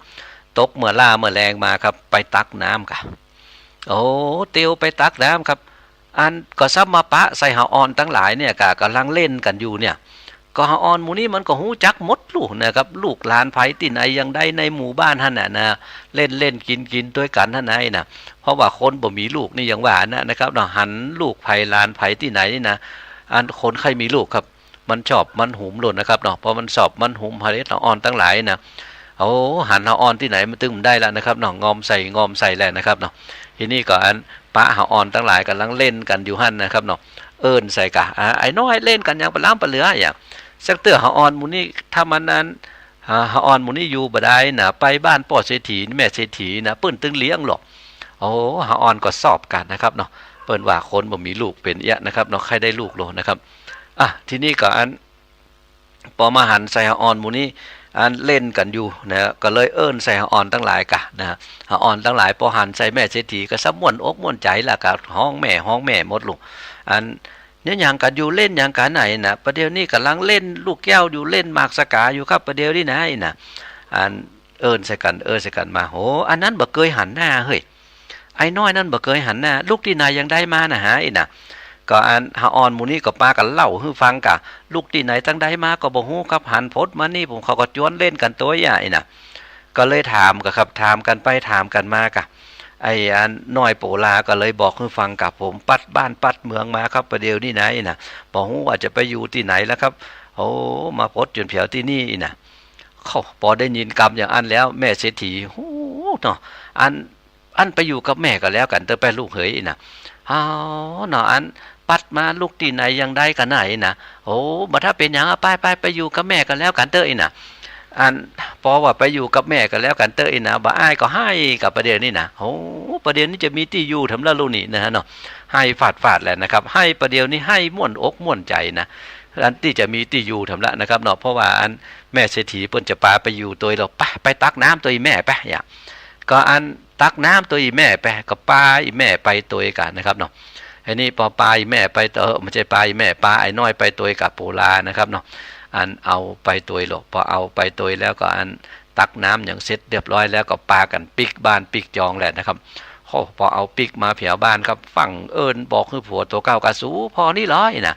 อันค่าได้หาออนมาเนี่ยนะลูกเขานะประเดี๋ยวนี้นะค่าฮับเปิ้นเป็นลูกนะประเดี๋ยวนี้นะอีนะพอค่าฮับเปิ้นเป็นลูกพอเศรษฐีพอหันใส่อันแล้วปดโตม่วนอกม่วนใจแล้วนะครับอ๋อดีการลูกเฮยหลานเฮยอยู่ด้วยกันเนื่อยๆนะอันบัดท่าว่าอย่างอันอย่างอีละนะป่อก็บ่มีลูกอยู่ด้วยป่อนี่เตอะก็บอกคือโปลาก็ครับโปลาก็โอ้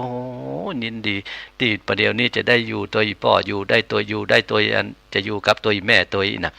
ยินดีสี่ขากับตึงอันป่อตึงแม่ของตัวเก่าอาบน้ำป่อเศรษฐีเอาผ้ามาฮือเปลี่ยนได้นะครับเนาะบอกคือเมียของตัวเก่าซื้อผ้าซื้อหัวมาไปเปลี่ยนฮือกับหาอ่อนกับลูกของเฮาลูกฮับขวัญลูกของตัวเก่าโอ้เป็นดีเป็นม่วนแล้วครับนี่คนบ่มีลูกครับได้ลูกมาก็เป็นอันดีอันม่วนแล้วครับเนาะ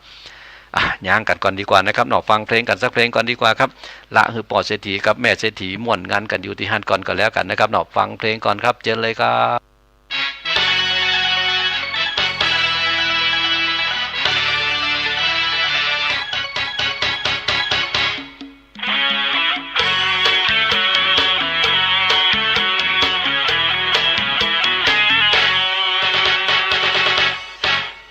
เจ้าพ่อไม่เคยถือปืนนั่งยืนไม่คนกราบไหว้เจ้าพ่ออยู่หอทรงไทยใครๆเขาก็นับถือเจ้าพ่อชื่อเสียงเลื่องลือท่านคือเจ้าพ่อดาบดำลูกศิษย์ลูกหาขอไหว้ศาสตร์เจ้าพ่อลาบลำเจ้าพ่อดาบดำลูกหลานตั้งหลายมาหาป่อด้วยธุระอันใดเลิก ก็มีคนเป็นล่ำลือกันว่าเจ้าป่อดาบดำเนี่ยศักดิ์สิทธิ์บารมีสูงขนาดห่อของเจ้าป่อยังมีหังเพิ่งมาแปลงอยู่หังบะเล่นโหน้ำหวานถ้าจะหวานเนาะเจ้าป่อโอ้ปากเดี๋ยวนี้โอ้ยังอี้ถือว่าดูหมิ่นลบหลู่เจ้าป่อเพิ่งหังนี่มันบ่ใจเพิ่งธรรมดามันเป็นทหารเจ้าป่อมันสวกไผเข้าใกล้บ่ได้นอกจากเจ้าป่อคนเดียวอันก็ขอสุมาแต่เจ้าป่อจำไว้มันเป็นทหารเจ้าป่อ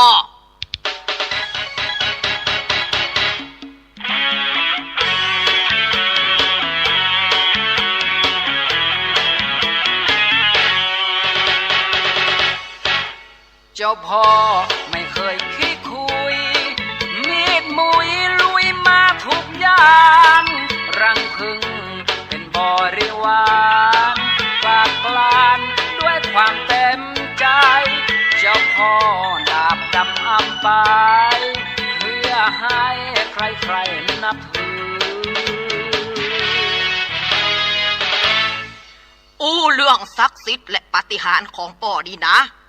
ถ้าป่อได้เปลี่ยนดาบดำขึ้นมาลำเมื่อใดฝนก็จะตกฟ้าก็จะห้องหมู่เฮาขอได้พอเจ้าป่อลำดาบสักเตื้อเพื่อเป็นบุญตาเจ้าป่อกันนั่นเลย เจ้าป่อจะเริ่มลำแล้วเนอะตั้งแต่ท่านั่งลำแล้วจะยืนลำเล่นน้อยมนุษย์เอาเงินใส่ขันสัก2-3 ปันจะลำฟ้อนโอ้เจ้าป่อระวังปลายดาบเจ้าป่อมันจะไปจี้ใส่หางเพิ่งเนอะโอ้นะเจ้าป่อปลายดาบจี้ใส่หางเพิ่งแล้วหมู่เฮาตัวไผ่ตัวมันลง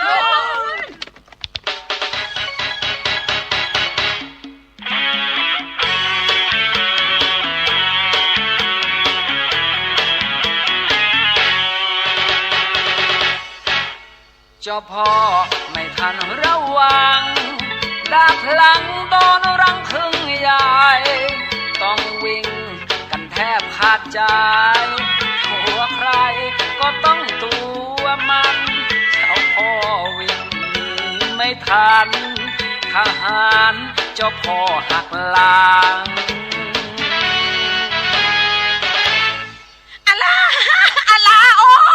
โอ้ยลูกหลานไปไหนกันหมดโอ้ยพ่ออย่าผ่านสักอย่างเจ้าป่อยังมาเสียงเปลี่ยนไปอ่ะมันเจ้าป่อยังเถื่อเขายังมาตาตุ๊บคุบยุ่มเจ้าป่อป่อออกไปตะกี้ละลูกหลานให้เอากาไฟมาพ้อง ผมมีเจ้าป้อจะเอาไปให้หยัง โอ้ยเอาไปเผาพ่องเผาต้องหางมันทั้งหมดจะเผาได้ยังไงเจ้าป้อก่อนไหนเจ้าป้อบอกว่ามันเป็นทหารเจ้าป้อบ่ใช่กะมันเป็นทหารกบฏเผาเลยเผาทหารกบฏเผา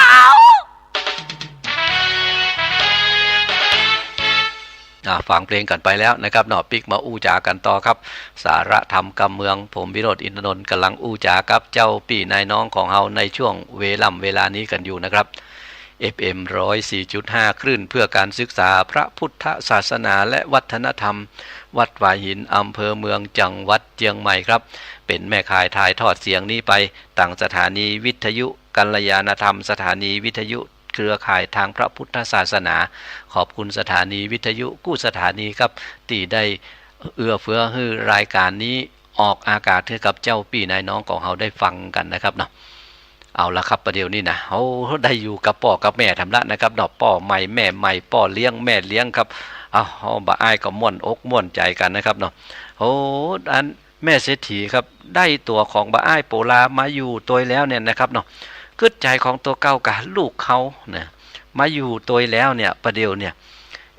หน่อมันบ่มีเปื้อนเฮ้ยแล้วจะเอาหาออนหมู่นั้นมาเล่นตัวมันก็บ่ได้หาออนหมู่นั้นก็ปากันไปเลี้ยงงัวเลี้ยงควายหมดอ่ะอันแม่เศรษฐีก็มากึศในใจกับลูกเฮ้ยถ้าว่าลูกใครไปเล่นโดยเขาแม่ก็ว่าอย่างนั้นน่ะไปเล่นก็ไปเล่นน่ะอ๋อบ่ไปแล้วครับน่ะเขาไปเลี้ยงงัวเลี้ยงควายผมบ่มีงัวบ่มีควายครับน่ะเฮาบ่มีงัวบ่มีควายก็ใครได้กะครับอย่างเพราะว่าใครได้ควายใครได้งัวมาเลี้ยงตัวแม่เศรษฐีก็เลยไปซื้อควายตัวหนึ่งกะนะเอามาให้เลี้ยงหรอกเพราะว่าได้ควายให้ตัวหนึ่งนะเพื่อว่าจะให้บ่อ้ายโปลาเนี่ยนะเอาไปเลี้ยงอันไปตัวหมู่ตัวเปื้อนตัวฝูงขนาดนี้นะโหมันก็เจ็ดดีกำกึดเจ็ดดีกับเพื่อว่าจะได้เปื้อนนะครับเนาะก็เฮาอ่อนบ้านเดียวกันนะครับเนาะอันแต่ก่อนนี่มันก็เฮาได้เลี้ยงงัวเลี้ยงควายนี่ก็โอ้โหอันเป็นลูกคนดีมีห้างแล้วครับเนาะไผจะไปนับได้อันนับมีจะได้งัวควายเนี่ยนะครับเพราะฉะนั้นลูกของคนเลี้ยงควายแต่ก่อนนั่นก็เป็นคนดีมีห้างแล้วเป็นเศรษฐีน้อยล่ะครับเนาะโอ้มันใช่เศรษฐีน้อยเศรษฐีใหญ่นั่นแล้วนะครับเนาะคนบ่หายบ่ดีนี่มันบ่มีนะงัวควายนี่นะก็อันซื้อควายเห็ดตวงครับฮื้อลูกของตัวเก่าหรอกอันฮื้อบ่อ้ายโปลาครับบ่อ้ายโปลาได้พอควายของตัวเก่าป้าเอาควายไปเลี้ยงตัวหาอ่อนตั้งหลายหมู่นี้ครับพอเลี้ยงควายไปตัวก็เล่นกันไปตัวตามภาษาของหาอ่อนครับโอ้ได้เปื้อนได้ฝูงกันไปตัวแหละครับประเดี๋ยวนี้นะฮะม่วนงานกันไปนะครับเนาะทีนี้ม่วนงานกันไปนะครับตามภาษานะครับของหาเอสหาอ่อนกันไปโอ้โหมันได้เปื้อนไว้นะครับหาอ่อนนี่นะเข้าเปื้อนด้วยกันก็ไว้ตัวนะครับเลี้ยงควายไปตัวห่อเข้าฮื้อเลี้ยงควายไปเสาะกินกันไปตัวนะครับทีนี้อันอยู่กันไปอยู่กันมานะครับเนาะหาอ่อนหมู่เนี่ยนะครับเล่นกันไปเล่นกันมาเปิ้นว่าเล่นหมากสกานี่นะอัน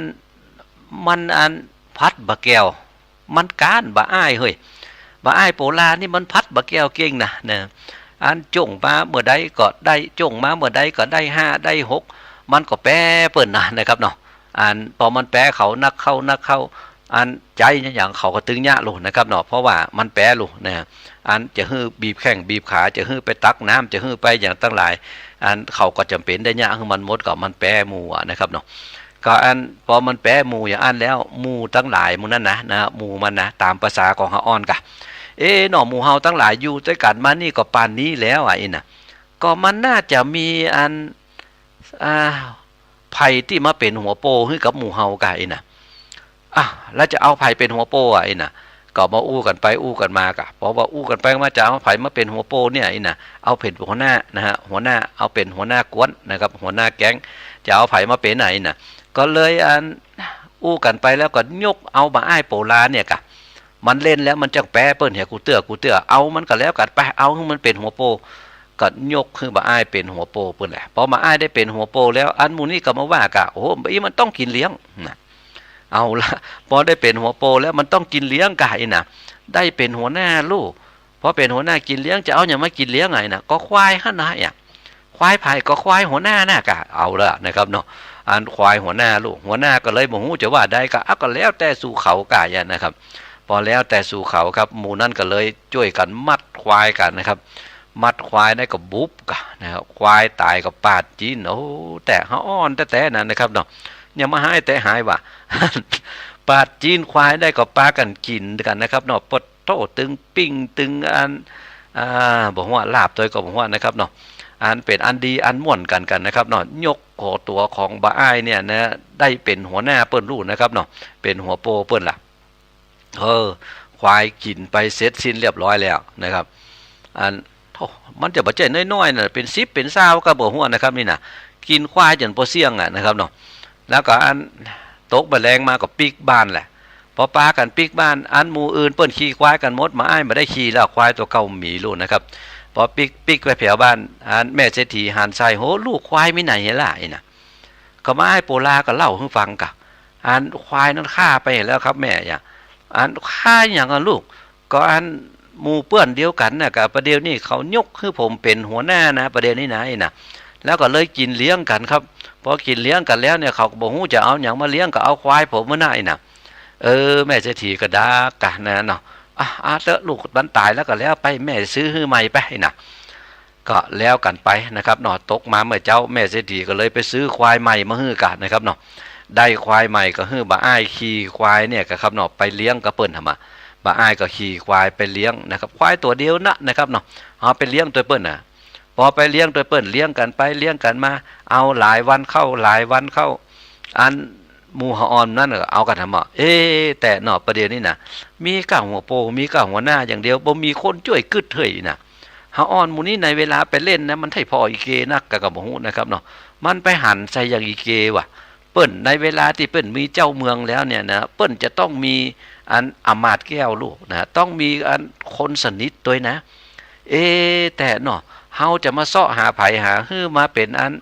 กู้หูของเจ้าป่อพญาเนี่ยนี่นะฮื้อเจ้าป่อพญาได้มีกู้กึดน้อยกะนี่นะอันนี้ก็อันหมู่ตึงมดตึงมวลกันเนี่ยนะครับเนาะอู้กันไปมาก็เลือกเอาบ่อ้ายคนหนึ่งกันนะครับเปิ้นเดียวเซลกันนั่นน่ะหาว่าอันคิงเนี่ยมันเปิงแล้วบ่เฮ้ยน่ะลวกหรือเปิ้นน้อยเอาอันเนี้ยไปน่ะก็อันบอกคือบาตัวนั้นก็อันนี้มาเป็นเสนาอำมาตย์แก้วของป่อพญาเด้อน่ะป่อพญาไหนก็ป่อพญาโปลาน่ะกันนะครับเนาะเป็นหัวหน้ากวนลูกเอาอันนี้ขึ้นเป็นก็แล้วกันนี่น่ะพอเอาขึ้นเป็นแล้วฮับกันเนาะฮับกันได้น่ะโหกันสาวๆแหละนะครับเนาะพอโหกันสาวๆแล้วต้องกินเลี้ยงแถม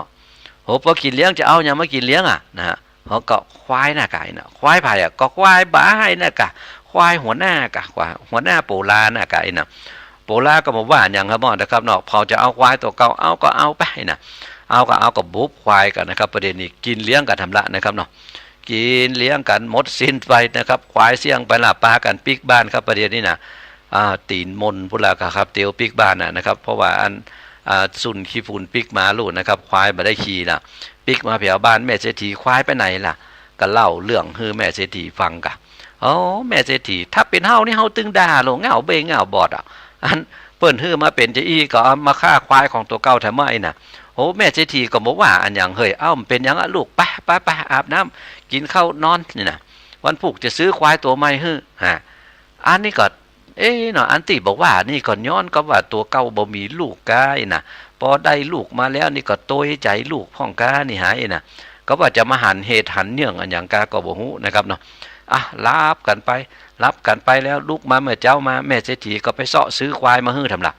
มันเหมือนกับเป็นของง่ายๆเหมือนกับตัวบาท2บาทแต่นั่นนะครับเนาะควายมันก็บ่ใช่ตัวถูกๆโลดนะครับแต่อย่างว่านะครับดอกเศรษฐีรุ่นนะครับบ่เศรษฐีแม่เศรษฐีอีหยังนะครับเนาะ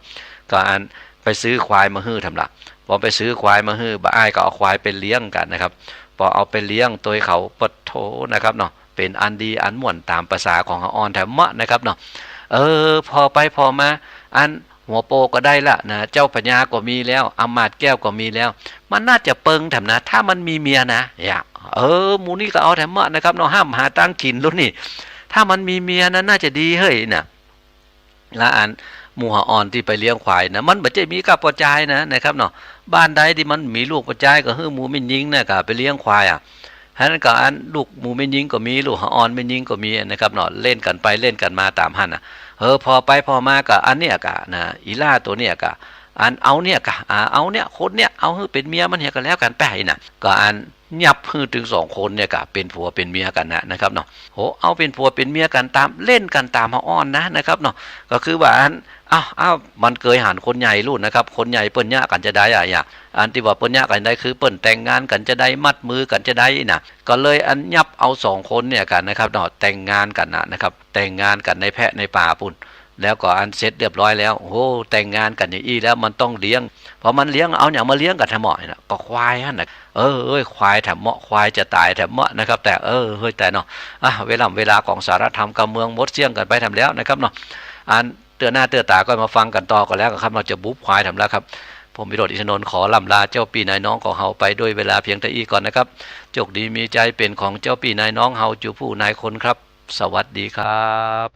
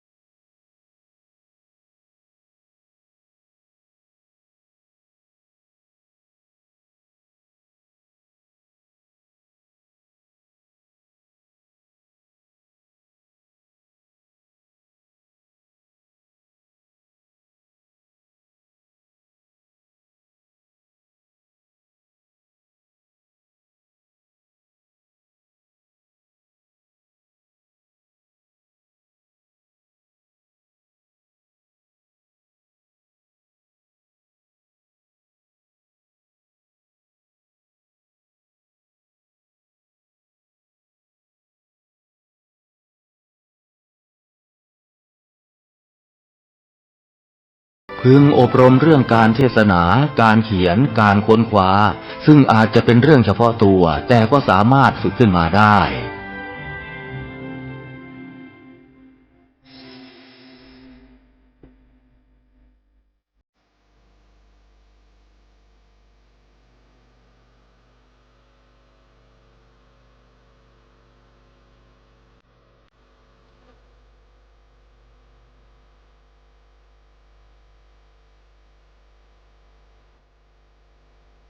ซีดีธรรมบรรยายจุด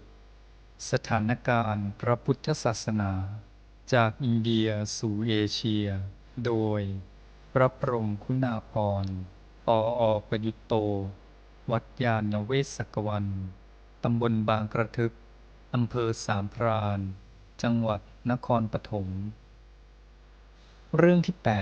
8 ศูนย์พุทธโลกที่เชื่อมสามัคคีและมีดีให้เขาโดยที่เราก็ไม่เสียตัวตอนที่ 2 บรรยายเมื่อวันที่ 4 กรกฎาคม พุทธศักราช 2548 โยมดูประวัติศาสตร์ของประเทศญี่ปุ่นจนกระทั่งมาตอนหลังๆเนี่ยก็มีสงครามโลกมีอะไรต่ออะไรก็มีการเปิดประชาธิปไตยกันมากขึ้นตอนนี้พุทธศาสนาก็ถูกปล่อยจะทำไงก็ว่ากันเอาเองก็เป็นอย่างที่ว่าเวลานี้พุทธศาสนาในญี่ปุ่นก็จึงได้สถิติของกระทรวงศึกษาธิการเมื่อหลายปีมาแล้วนะเลยพอเดี๋ยวนี้จะมากกว่านั้นกี่นิกายก็ไม่ทราบก็แปลว่าเมื่อปีที่อาตมาไปนั่นน่ะเขาแจ้งว่ามี234นิกายนั้น38ปีแล้วใน234ก็มีนิกายใหญ่ที่บอกว่า13ใน13มันบางนิกายมีศาสนิกแค่เป็นหมื่นคนเท่านั้นเองแล้วเราก็มาดูเฉพาะที่ใหญ่ๆจริงๆจะมีนิกายใหญ่ที่เหลือปัจจุบันนะก็คือนิกายที่อาตมาพูดไปแล้วว่าเกิดยุคต่างๆหนึ่งนิกายชินงอนเกิดยุคเฮอานที่ว่าแล้วในช่วงคศ800ก็พศก็ต้อง 1,300 เศษไปแล้วอันนี้เฮอานชินงอนหนึ่งละสองนิกายลินไซเซนก็เซนนั่นแหละ โซโตเซนก็เซนนั่นแหละโซโตเซนใหญ่กว่าตอนนี้มีศาสนิกมากกว่ายังใหญ่อยู่ต่อมาก็นิกายพวกพิวแลนด์บ้างพิวแลนด์ก็สุขาวดีก็มีนิกายโจโดนี่ยังอยู่โจโดของท่านโฮเนนน่ะแล้วก็นิกายชินหรือเรียกแต่มาโจโดชินของท่านชินแรนเป็นนิกายที่ใหญ่ที่สุดในปัจจุบันพวกนี้ทั้ง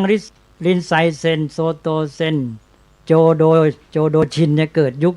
ที่บอกเมื่อกี้กามากุระชินงอนนี่เกิดยุคเฮอันแล้วก็นิกายนิจิเรนนี่ก็ใหญ่แล้วก็เกิดสมัยกามากุระเหมือนกันเมื่อกี้ลืมบอกไปกามากุระนี่เกิดหลายนิกายพวกนิกายใหญ่ๆปัจจุบันเนี่ยมาจากยุคกามากุระมากในยุคโชกุนนี่เราก็มาดูตรงนี้อาตมาจะจี้จุดในเฮนยานเนี่ยเหลือนิกายเดียวคือเถรวาทใช่ไหมเถรวาทมีศาสนิกทั้งหมดนี่ถ้านับตามเปอร์เซ็นต์ก็คงเหลือสัก120 ล้านคนไม่นับประชากรทั้งประเทศนะคือก็มีประเทศอะไรศรีลังกาพม่าไทยลาวเขมรเอาแค่นี้พอถ้าไทยก็64 ล้าน65 ล้านขึ้นไปแล้วดีนี้พม่าก็ในเรา48 ล้านแล้วก็ศรีลังกาอีกลาวพม่าอีกก็170 ล้านหรืออะไรก็ลองไปนับเอาเองนะแต่ว่าเป็นพุทธศาสนิกประมาณ120 ล้านแต่ว่าเป็นนิกายเดียวทีนี้มหายานเนี่ยบอกแล้วว่าเป็นชื่อรวมต้องไปแยกเอาว่าเป็นอาจาริยวาทไหนเราก็จะเห็นเลยอาจาริยวาทชินงอนคือนิกายวัชรยานคล้ายๆกับที่ทิเบตสืบสายไปจากสายเดียวกันไปจากที่เดียวแหล่งต้นเดิมเดียวกันวัชรยานชินงอน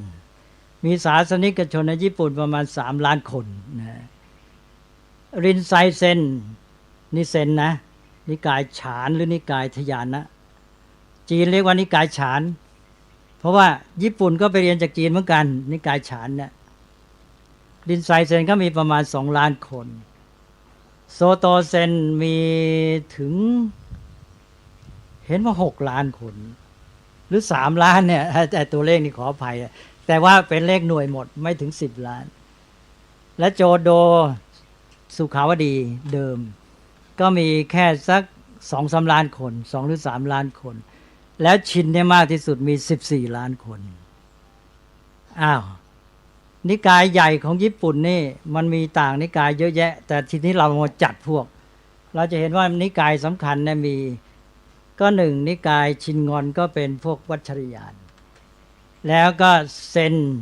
รินไซเซนโตโซเซนก็เซนเป็นนิกายฉานนิกายทยานนะซึ่งมีพวกอยู่ทางเวียดนามนี่ส่วนใหญ่เป็นนิกายฉานหรือนิกายที่เรียกเป็นญี่ปุ่นว่าเซนแต่ว่าภาษาจีนเรียกว่าฉานภาษาเวียดนามเรียกอะไรจำไม่ได้ ก็นิกายฉานแล้วก็ไปนิกายสุขาวดีโจโดกับชินนะรวมศาสนิกก็อาจจะ16-17 ล้านคนแล้วเอารวมต่างประเทศด้วยตอนนี้เอาหมดหมายความว่าในญี่ปุ่นมีนิกายใหญ่1วัชรยานของชินงอน2นิกายเซนหรือฉานหรือทยานะของรินไซโซโตเซนแล้วก็3มีนิกายสุขาวดีฟิวแลนด์ของพวกโจโดชินใช่ไหมเลยบอลแล้วก็นิกายอีกอันนิกายหนึ่งไม่เข้ากับใครเรียกว่านิกายนิจิเรนเนี่ยมีแต่ในญี่ปุ่นไม่มีที่อื่นเป็นของญี่ปุ่นแท้อันเดียวนิกายวัชรยานชินงอนเนี่ยก็คือทิเบตเนปาลมองโกเลียภูฏานหรือภูฏานเนี่ยมีพุทธศาสนาประจำชาติประเทศเหล่านี้ดินแดนใหญ่โดยเฉพาะมองโกเลียมีเนื้อที่ประมาณ1,500,000 ตารางกิโลเมตรทิเบตมีเนื้อที่ในราว1,200,000 ตารางกิโลเมตรแล้วก็มา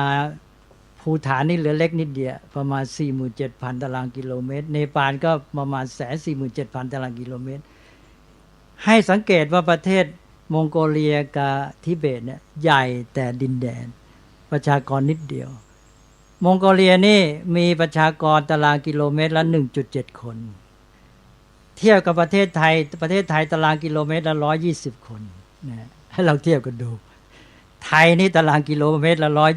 120ของมองโกเลียตารางกิโลเมตรละ 1.7 คนฉะนั้นจะเอาประเทศใหญ่ไม่ได้เลยบอกมหายานนี่ใหญ่เหลือเกินเปล่านิดเดียวมองโกเลียมีประชากรทั้งหมด 2.7 ล้านคน2 ล้านไม่ถึง3 ล้านคนทิเบตมีเนื้อที่ล้านกว่าตารางกิโลเมตรมีประชากร2 ล้าน 5 แสนมีเนปาลนะที่ลงมาเป็นที่ว่าเชิงเขาก็คงจะเป็นเชิงเขาแบบมีที่ราบเยอะก็มีประชากรถึง24 ล้านคนแต่เป็นประเทศที่มีศาสนาฮินดูเป็นศาสนาประจำชาติพุทธศาสนานี่มีแบบวัชรยานแต่มีแค่ 5% นั่นก็ได้ประชากรไปแค่ล้านเศษที่เป็นพุทธนะแล้วก็ภูฏานนี่ก็เป็นประเทศพุทธศาสนามีพุทธศาสนาประจำชาติก็ได้ประชากรไปสัก 2-3 ล้านคนที่เป็นพุทธเพราะประเทศเล็กตัวลองรวมแล้ววัชรยานทิเบตมองโกเลียเนปาลภูฏานได้ในเรา 6-7 ล้านคนเท่านั้นเองนี่คือวัชรยานทั่วโลกนิกายของท่านองค์ทไลลามะที่กำลังไปเฟื่องฟูในประเทศอเมริกาและถ้านับชินงอนเข้าไปอีกที่เอาญี่ปุ่นไปเสริมเข้าไปญี่ปุ่นกลับมากกว่าญี่ปุ่นตั้ง3 หรือ 6 ล้านคนนะเอาให้6เลยให้ตัวเลขสูง6 ล้านคนก็เข้าไปแต่ละ6-7ก็ได้แค่13 ล้านทีนี้รู้นิกายเซนหรือทยานะหรือฉานบ้างก็มีในรินไซเซนโซโตเซนในญี่ปุ่นได้เข้าไปก็เท่าไหร่ละเมื่อกี้ได้ก็ไม่ได้สักเอาให้สัก10 ล้านในญี่ปุ่นแล้วก็ไปบวกกับเวียดนามเราไม่รู้นิกายอื่นยกให้เลยคือเวียดนามเนี่ยเป็นประเทศที่ได้อยู่ใต้การปกครองของจีนอยู่ 1,000 ปีตั้งแต่111 ปีก่อนคศถึงคศ939ตลอดเวลานี้คืออยู่ใต้ปกครองจีนเพราะฉะนั้นก็เป็นแบบจีนแต่ว่าเท่าที่รู้ว่าส่วนใหญ่นับถือนิกายเซนนิกายฉานของจีนนั้นเราก็ให้เวียดนามเนี่ยตัวเลขชาวพุทธให้สัก44 ล้านคนเลยแล้วมาบวกกับญี่ปุ่นอีกเป็น50 กว่าล้านคน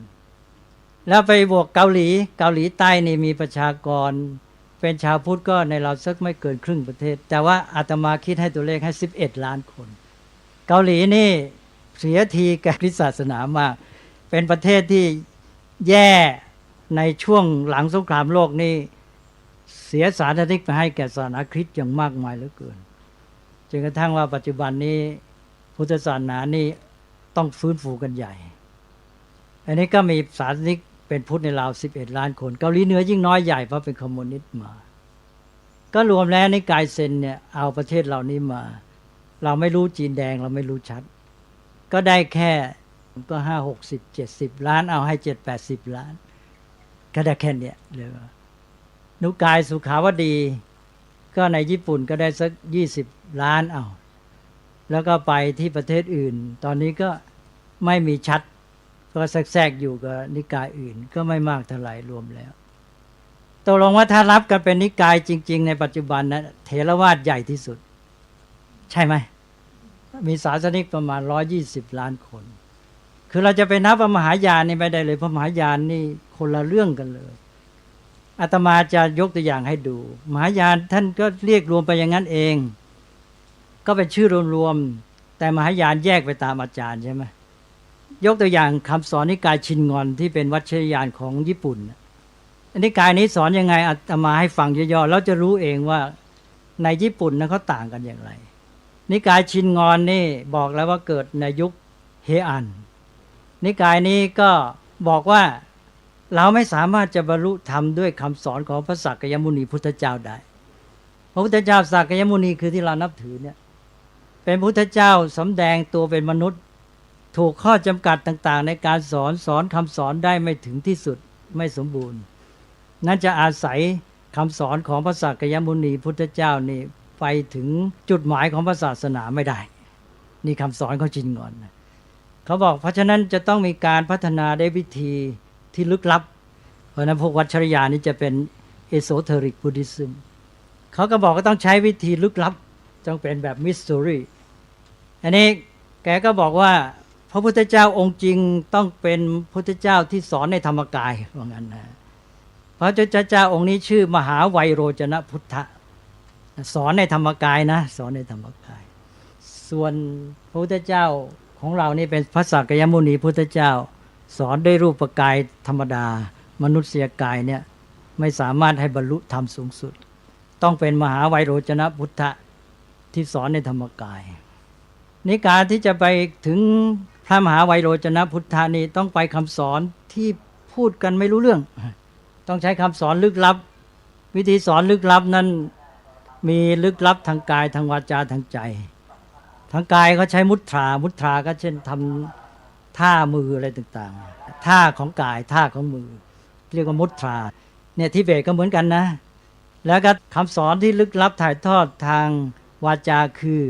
ธารณีหรือมนต์มันตระใช้มันตระมนต์แล้วก็คำสอนลึกลับถ่ายทอดทางใจโดยการเข้าสมาธิแบบโยคะเข้าไปกลมกลืนในมหาไวโรจนพุทธะเนื่องจากว่าเราไม่สามารถเข้าถึงพระพุทธเจ้านี้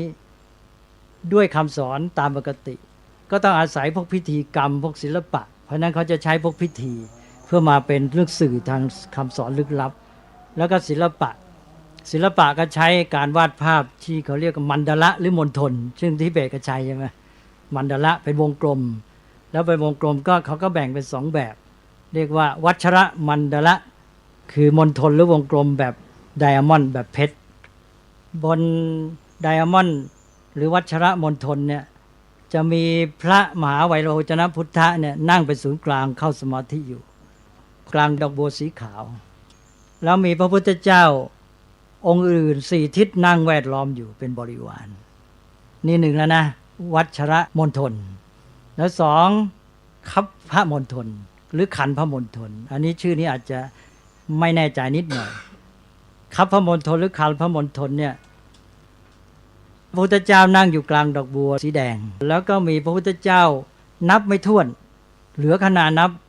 พร้อมทั้งพระโพธิสัตว์และเทพพยดาทั้งหลายที่มีชื่อในอินเดียมาแต่เดิมแล้วพร้อมทั้งพระชายาทั้งหลายนั่งแวดล้อมเต็มไปหมดนี่คือชินงอนวัชรยานแบบญี่ปุ่น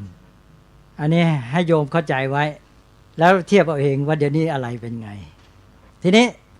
วัชรยานชินงอนเนี่ยเขาก็บอกว่าคนจะเข้าถึงจุดหมายของชินงอนบรรลุถึงมหาไวโรจนพุทธะเนี่ยต้องก้าวไป10ขั้นแล้วเขาก็เอาพุทธศาสนาอื่นเนี่ยไปจัดเข้าลำดับนี้หมดขั้นที่1ก็เป็นมนุษย์ธรรมดาอยู่ด้วยสัญชาตญาณขั้นที่2ก็เป็นพวกบรรลุธรรมในระดับของจื้อ stage 2 stage 3 ระดับที่3คือบรรลุธรรมตามคำสอนของพราหมณ์และเต๋าเอาพราหมณ์และเต๋าไปจัดระดับ3แล้วก็ระดับ4และ5คือบรรลุธรรมตามหลักคำสอนของหินยานเอาหินยานเข้าไปรวมเลยนะอยู่ระดับขั้นที่4ที่5แล้วขั้น6 7 8 9คือผู้บรรลุธรรมของมหายานนี่จะเห็นว่าเขาไม่ยอมรับนะเขาไม่เอาเป็นมหายานด้วยนะมหายานทั้งหลายแล้วเขาระบุชื่อเช่นอย่างเคงอนฮอตโซรวมทั้งเทนไดที่เกิดยุคเดียวกับเขาในยุคเฮอันนั่นแหละอะไรพวกนี้เป็นขั้นที่6 7 8 9มหายานทั้งหลายแล้วขั้นที่10สุดท้ายสูงสุดคือชินงอนว่างั้นนี่เอาละโยมจะเห็นว่ามหายานเขาก็ถือตัวซึ่งกันและกันนะชินงอนก็ถือว่าเขาสูงสุดเอาหินยานเข้าไปด้วยเอามหายานอื่นเข้าไปด้วยนี่อาตมาให้ดูชินงอนนะก็คือวัชรยานที่อย่างเดียวกับที่ต้นเดิมไปจากอินเดียสมัยยุคตันตระคือทิเบตมาเล่าถึงทิเบตนิดหนึ่งทิเบตเนี่ยเพิ่งได้รับพุทธศาสนาในยุคคริสตศตวรรษที่7ก็คศ600เศษก็โดยที่ว่าพระเจ้าแผ่นดินทิเบตเนี่ยทรงอภิเษกสมรสกับเจ้าหญิงเนปาลกับเจ้าหญิงจีนแล้วเจ้าหญิงจีนกับเจ้าหญิงเนปาลทั้ง2ท่านเนี่ยนับถือพุทธศาสนาก็เลยทำให้พระเจ้าแผ่นดินมานับถือพุทธศาสนาด้วยแล้วก็ส่งทูตชื่อทอนมิสัมโพตะมาเรียนพุทธศาสนาแถวๆมหาวิทยาลัยนาลันทาแล้วกันตอนนั้นที่นาลันทาพุทธศาสนายุคคศ600เศษ700เนี่ยมันพศเข้าไปต้อง1,000 กว่าแล้วพศ1,000 กว่านี่เป็นยุคตันตระแล้วพุทธศาสนายุคหลัง ก็เลยได้พุทธศาสนาแบบวัชรยานไปตันตระวัชรยานมนตรยานเป็นคำเรียกของนิกายเดียวกันก็ได้วัชรยานไปทิเบตจากทิเบตก็เผยแพร่ต่อไปมองโกเลียจักรพรรดิกุบไลข่านมาตีจีนใช่ไหมแล้วนับถือพระทิเบตลามะของทิเบตนะกุบไลข่านแกเป็นมองโกลนี่แล้วก็เนปาลก็ไปจากทิเบตภูฏานก็ไปจากทิเบตเหมือนกันก็เป็นวัชรยานหมดเนี่ยเราก็ดูญี่ปุ่นเป็นตัวอย่างนะทีนี้ลองดูนิกายอื่นฝ่ายนิกายเซนเกิดไงนิกายเซนในญี่ปุ่นแกก็มาเรียนจากจีนไปนิกายฉานนั่นเองที่เกิดนิกายเซนอย่างท่านโยไซตั้งนิกายรินไซเซนโดเกนก็คือผู้ตั้งนิกายโซโตเซนในญี่ปุ่นที่มีศาสนิกในราว6 ล้านคนอะไรเนี่ยที่มากหน่อยท่านพวกนี้ก็บอกว่าอะไรพุทธศาสนาในญี่ปุ่นเนี่ยมันเสื่อมโทรมย่อหย่อนเหลือเกินเละเทะเราจะต้องฟื้นฟูพุทธศาสนาที่แท้จริงขึ้นมาท่านก็ไปเรียนพุทธศาสนาจากจีนแล้วมาฟื้นฟูก็ตั้งนิกายเซนขึ้นมาแล้วก็มีท่านโยไซตั้งนิกายรินไซเซนแล้วก็ท่านโดเกนนี่ตั้งนิกายโซโตเซนนี่แหละก็ปรารภว่าพุทธศาสนาอื่นๆเนี่ยมันเสื่อมโทรมเต็มที่ต้องฟื้นฟูพุทธศาสนาแบบเดิมแล้วเราจะเห็นว่าพุทธศาสนานิกายเซนเนี่ยจะคล้ายกับพุทธศาสนาแบบของเรามากที่สุดอย่างที่ฝรั่งเขาใช้คือพุทธศาสนามหายานอย่างโดยเฉพาะเพียวแลนด์เนี่ยจะพึ่ง saving grace ของพระพุทธเจ้ามหากรุณาพึ่งการที่มาโปรดนะโมมิตาภะขอให้พระพุทธเจ้าเพราะอมิตาภะมาโปรดแล้วได้ไปสวรรค์ง่ายๆใช่ไหมแต่ของนิกายเซนไม่ได้ต้อง self effort ต้องเพียรพยายามด้วยตนเอง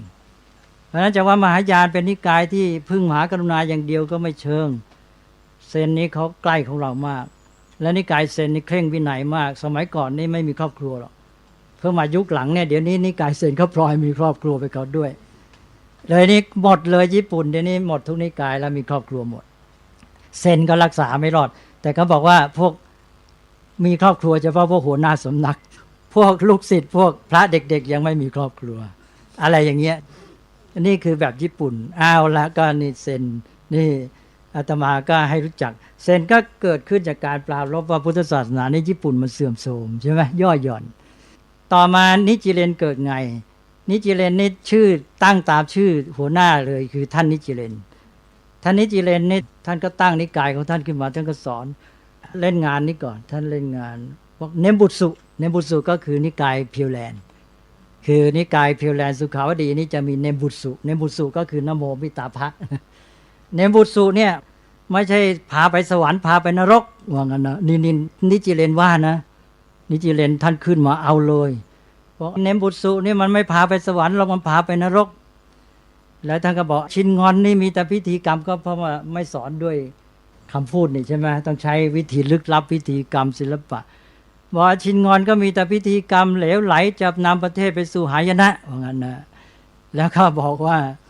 เจ้านิกายเซนก็เป็นคำสอนไม่ใช่ของพระพุทธเจ้าเป็นคำสอนของมารของอสูรอย่างดีก็เป็นของเทวดาไม่ใช่ของพระพุทธเจ้าแล้วก็มีอีกนิกายเรียกว่านิกายลิสุนิกายวินัยก็บอกโอ้ไอ้นี่ขัดขวางการพัฒนาประเทศชาตินี่นิจิเรนขึ้นมาโจมตีรุนแรงจนทั้งถูกขังคุกแล้วต่อมาก็ถูกปล่อยออกมาแล้วก็ต่อมาก็ได้รับความนับถือก็กว้างขวางขึ้นจะเห็นว่าแต่ละนิกายของญี่ปุ่นต่างก็ถือว่าตัวยิ่งใหญ่และก็ไม่เหมือนกันนิกายสุขาวดีเขาก็นับถือพระอมิตาภะอยู่ในสุขาวดีสวรรค์ทิศตะวันตกพระอมิตาภะส่วนของชินงอนวัชรยานเขานับถือมหาไวโรจนะพุทธเจ้าส่วนนิจิเรนนี่เขานับถือคัมภีร์สัทธรรมบุญดลิกสูตรซึ่งนิกายอื่นก็นับถือเหมือนกันแต่เขายึดถือสูงสุดเขาจะมีคำสวดซึ่งในเมืองไทยเราโยมจะได้ยินนะมุเมียวโฮเรงเงเกียวนะมุเมียวโฮเรงเงเกียวนี่คือนิกายนิจิเรนแล้วที่บอกแล้วว่านิจิเรนนี่แหละที่แยกออกไปตั้งเป็นนิกายของคฤหัสถ์ชื่อว่าโซกะงักไก่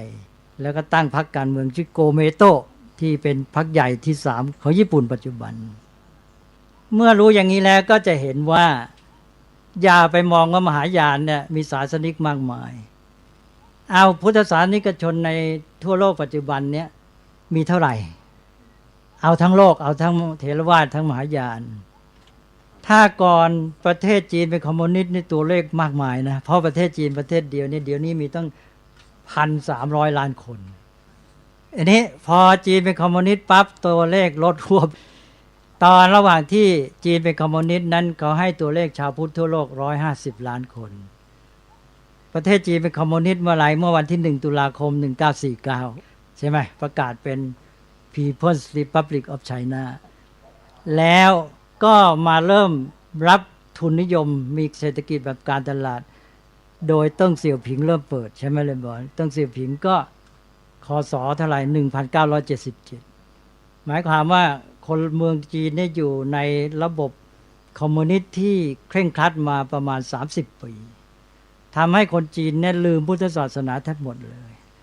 เมื่อตอนที่โปรเฟสเซอร์คนหนึ่งที่เซี่ยงไฮ้แปลพุทธศาสนาในฐานะเป็นรากฐานวิทยาศาสตร์แปลจบแล้วจึงแจ้งมาแกก็บอกแกไม่รู้เรื่องศัพท์พุทธศาสนาไม่รู้จักพุทธศาสนาเพราะฉะนั้นแกก็ใช้ศัพท์ไปตามที่แกจะนึกได้อันนี้ก็เป็นเรื่องที่ว่าเราจะต้องเข้าใจเขาก็ตัดตัวเลขจีนออกไปทีนี้พอเปิดจีนให้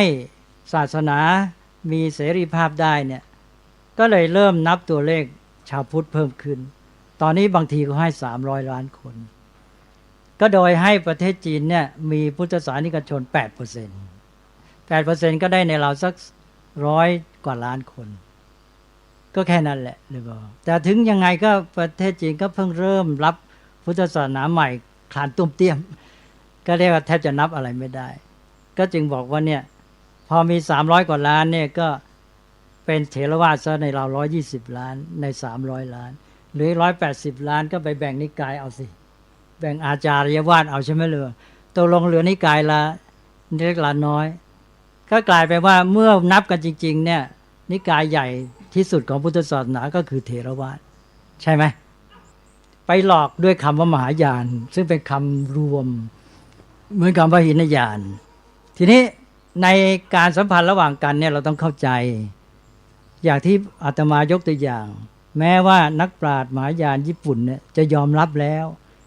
ว่าพุทธศาสนาที่มีคำสอนแท้และดั้งเดิมเนี่ยก็คือเถรวาทซึ่งเขาก็บอกว่าจะต้องมาเรียนจะต้องใช้คัมภีร์บาลีของเถรวาทเนี่ยเป็นพื้นฐานก่อนแต่ถึงงั้นเขาไม่ยอมอยู่อย่างก็คือเขาต้องถือว่าเขาสูงกว่าคือแล้วแต่เขาจะถือว่ายังไงทีนี้ไอ้ตอนที่สูงกว่านี่แหละแต่ละนิกายมันจะแตกกันแหละใช่ไหมเนี่ยเราจะจับจุดนี้ได้เพราะฉะนั้นจุดรวมที่เป็นศูนย์กลางของพุทธศาสนาก็คือพุทธศาสนาเถรวาทที่เป็นพื้นฐานอันเดียวกันที่มหายานก็ยอมรับใช่ไหมแล้วอันนี้ก็ตั้งอยู่ที่ฐานคือพระพุทธเจ้าส่วนมหายานนั้นมีนิกายมากมายแต่ละนิกายที่บอกว่าตัวสูงกับเถรวาทนั้นแต่ละคนก็สูงของตัวลงกันไม่ได้ชินงอนก็สูงของตัวอย่างหนึ่งนิจิเลนก็สูงของตัวอย่างหนึ่งโจโดชินอะไรเขาก็สูงของเขาคนละแบบใช่ไหมตกลงมันไม่มีที่รวมก็คือเถรวาทอันเดียวและพระพุทธเจ้าเถรวาทรวมไปที่พระพุทธเจ้าองค์เดียวเพราะฉะนั้นประเทศพุทธศาสนาเถรวาทนี่จะเป็นลาวเขมรพม่าลังกาไทยอะไรเราไม่มีอาจารย์ที่จะมาเป็นใหญ่นับถือพระพุทธเจ้าองค์เดียวที่ไหนก็รวมที่พระพุทธเจ้าเป็นศูนย์กลางหมดใช่ไหมแต่มหายานนั้นเขาไปที่อาจารย์แล้วจึงไปถึงพระพุทธเจ้าแล้วมหายานก็มารวมกับเราได้ที่พระพุทธเจ้าจับจุดนี้ให้ได้ว่าต้องเอาพระพุทธเจ้าเป็นหลักศูนย์กลางใช่ไหมเลยพ่อดังนั้นคุณจะเอาพุทธมณฑลเป็นศูนย์กลางพุทธศาสนาแห่งโลกก็อย่าลืมหลักว่าเอาพุทธเจ้าพระพุทธเจ้าเป็นศูนย์กลางเมื่องั้นเรายุ่งหมดพุทธเจ้าไหนที่เป็นศูนย์กลางก็คือพุทธเจ้าองค์สักยมุนีหรือโคตมะนี่แหละขืนไปเอาอมิตาภะมหายานก็ไม่ลงกันเอามหาไวโรจนะมหายานก็ไม่ลงกันใช่ไหมตกลงก็ต้องเอาที่พระพุทธเจ้าองค์เดิมเนี่ยที่ตั้งพระศาสนาและโคตมะสักยมุนีแล้วแต่คุณจะเรียกเนี่ยทีนี้แล้วเขาก็ต้องการคำสอนพระไตรปิฎกบาลีเทรวาทเป็นฐานอันเดียวกันอีกตกลงพระพุทธเจ้าก็ฐานก็องค์เดียวกันรวมที่พระสักยมุนีโคตมะพุทธเจ้าใครจะไปใหญ่อะไรก็เรื่องของตัวคำสอนก็รวมกันก็ที่เถรวาทอันเดียวกันแล้วใครจะไปแยกไง ก็เรื่องของคุณใช่ไหมนี่รวมกันได้อย่างอาตมาว่ารวมได้แล้วดังนั้นถ้าเข้าใจเรื่องราวเหล่านี้แล้วความเป็นศูนย์กลางพุทธศาสนาแห่งโลกมีขึ้นได้ทันทีแต่ว่าตัวเองนั่นแหละที่มันไม่เรื่องคือชาวพุทธไทยเนี่ยมันไม่รู้จักแม้แต่พุทธศาสนาเทรวาทใช่ไหมไม่รู้เรื่องเลยเพราะนั้นฟื้นฟูขึ้นมาให้ชาวพุทธในไทยเนี่ยรู้จักพระพุทธศาสนาของตัวเองเทรวาทเป็นยังไงสอนยังไงให้มันรู้ตอนนี้มันไม่ได้เรื่องเลยเป็นชาวพุทธเถรวาทแต่ไปนับถืออะไรก็ไม่รู้ไปขูดต้นไม้ขาหวยเดี๋ยวต่อไปมหายานเนี่ยท่านก็ถือว่าท่านสูงกว่าหินยานใช่ไหมท่านยอมไม่ได้จะมาให้ท่านเท่าแม้จะมาพูดกันในทางมารยาทใช่ไหมก็ว่าเหมือนกันพาพูดเหมือนกันแต่ในใจจริงเขาไม่ยอมหรอกเขาเขียนตำราเขาบอกไว้เลยมหายานต้องเหนือสูงแล้วเราก็บอกว่าพุทธศาสนาในโลกมี2นิกายเท่านั้นมีเถรวาทซึ่งเป็นที่เขาเรียกเป็นหินยานอันหนึ่งที่เหลืออยู่อันเดียวเนี่ยที่เหลือเศษนั้นก็ไม่นับคือในญี่ปุ่นแล้วก็มหายานเราก็บอกเอาละคุณไงก็รวมแล้วก็เหลือ2เนี่ยเถรวาทกับมหายานลองไปคุยกับพระอาจารย์ทิเบตสิเขายอมรับที่ไหนอาตมาไปบรรยายที่ฮาร์วาร์ดนะปี2524ก็นี่24 ปีแล้วก็ต้องไปอภิปรายทั้งกับพระอาจารย์เซนอภิปรายทั้งกับอาจารย์ลามะพระทิเบตคุยกับท่านแต่ท่านไม่ยอมรับนะบอกว่าเราบอกว่าพุทธศาสนาทั้งโลกเนี่ยแบ่งได้เป็น2เถรวาทมหายานท่านบอกไม่ใช่ท่านไม่ยอมเป็นมหายานท่านบอกว่าท่านเป็นวัชรยานท่านเหนือมหายานจะให้ท่านเท่ามหายานไม่ได้นะ1หินยานต่ำสุดพวกเราที่เนี่ย2มหายานใหญ่ขึ้นมาหน่อยแต่แน่จริงต้องวัชรยานเนี่ยเราไปคุยดูสิเขายอมที่ไหนเราต้องรู้ใจเขาก่อนเทรวาทเราไม่ถือตัวเลยใครจะใหญ่ก็ใหญ่ไปเถอะเราก็พยายามศึกษาปฏิบัติไปแต่ว่าไม่ใช่ว่าท่านจะไม่ดีนะท่านก็ใจดีเลยแต่ว่าแต่หลักของท่านถืออย่างนั้นเพราะที่ท่านกำหนดคำว่ามหายานเพราะท่านถือว่าใหญ่ใช่ไหมคำว่ามหายานนี่ก็เกิดจากการที่ถือว่าใหญ่กว่าจึงตั้งคำว่ามหายานแล้วก็เรียกพวกอื่นเป็นหินยานก็คือต้องเข้าใจคือต้องรู้เข้าใจซึ่งกันและกัน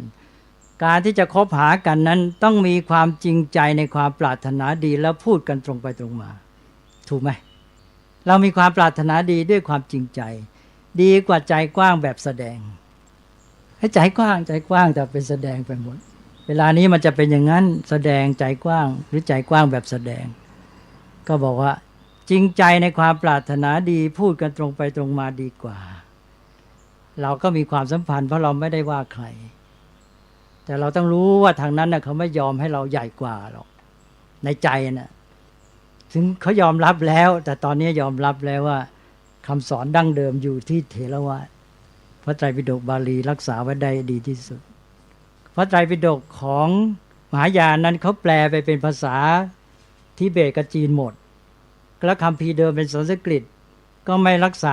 เหมือนกันคือเขารับถือเป็นของศักดิ์สิทธิ์ก็เอาไปบรรจุพระสถูปเจดีย์ต่อมามันก็ทำลายพังหมดเพราะนั้นที่เหลือคัมภีร์สันสกฤตนี่หายากนานๆไปเจอทีนึงโอ้ตื่นเต้นกันใหญ่ที่แท้ก็คำสอนที่ก็เรามีอยู่แล้ว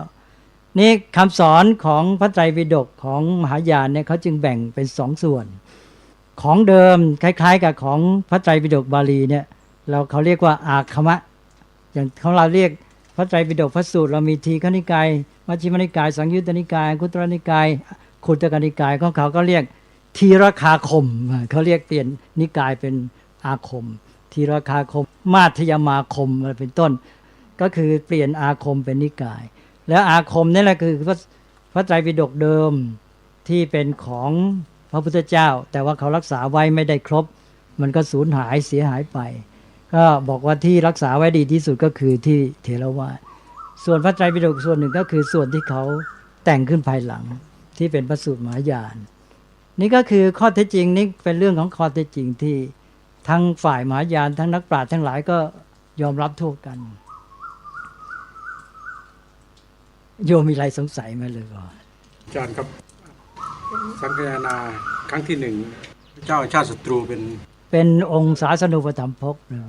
เป็นผู้ประทับ แล้วครั้งที่สองอาจารย์ พระเจ้ากาลาโศกราช ปีไหนอาจารย์ พศ100เลยบอกแล้วมาครั้งที่3พระเจ้าอโศกก็พศ235เลยบอกก็สำคัญก็มีแค่3ครั้งต่อจากนั้นไปทางเหนือพระเจ้ากนิสกะก็มีสังฆนาในราวพศ600หรือ622ประมาณนั้น คุณหมอจะถามอะไรเกี่ยวกับเรื่องอาตมาตอบคุณหมอหรือยังแต่ว่าตอบยาวไปหน่อย ตอบแล้วเจ้าค่ะ คือจะได้ตอบได้เองอาตมาอยากให้ตอบเองมากกว่า เจ้าค่ะ อาตมาไม่ต้องตอบให้เลย ถ้าให้ความรู้แบบนี้แล้วโยมตอบโยมเอง ให้ความรู้ไปตอบเอาเองบอกคุณต้องมีความรู้ก่อนที่จะให้ความเห็นหรือวินิจฉัยอะไรต้องมีความรู้และรู้ให้ชัดบอกว่าคุณจะทำไงก็เรื่องคุณแต่คุณต้องทำด้วยความรู้นะแล้วรู้ให้ชัดด้วยวันนั้นก็คุณหมอถามเรื่องว่าใครถูกใครผิดใช่ไหมคำถามว่ายังไงลองทวนอีกทีตรงลงท้ายเนี่ย ว่าไง ที่ว่าอะไรเขาบอกว่าชิรยานเขาก็ถือว่าของเขาถูกต้อง แล้วก็ทางของเถรวาทก็ถือว่าของตัวเองถูกต้อง เพราะฉะนั้นใครเล่าจะเป็นผู้ตัดสินได้ว่าใครถูกใครผิด ซึ่งมันมีเรื่องราวมากตรงนี้เยอะไม่ทราบพวกเราได้อ่านหรือเปล่า ก็ไม่เป็นไรจับประเด็นได้กันแล้ว ประเด็นก็คือมหายานเนี่ยมีคนนับถือกันมากอ้างจุดประเด็นที่หนึ่งอ้างแล้วเถรวาทเนี่ยมีน้อย เพราะฉะนั้นเนี่ย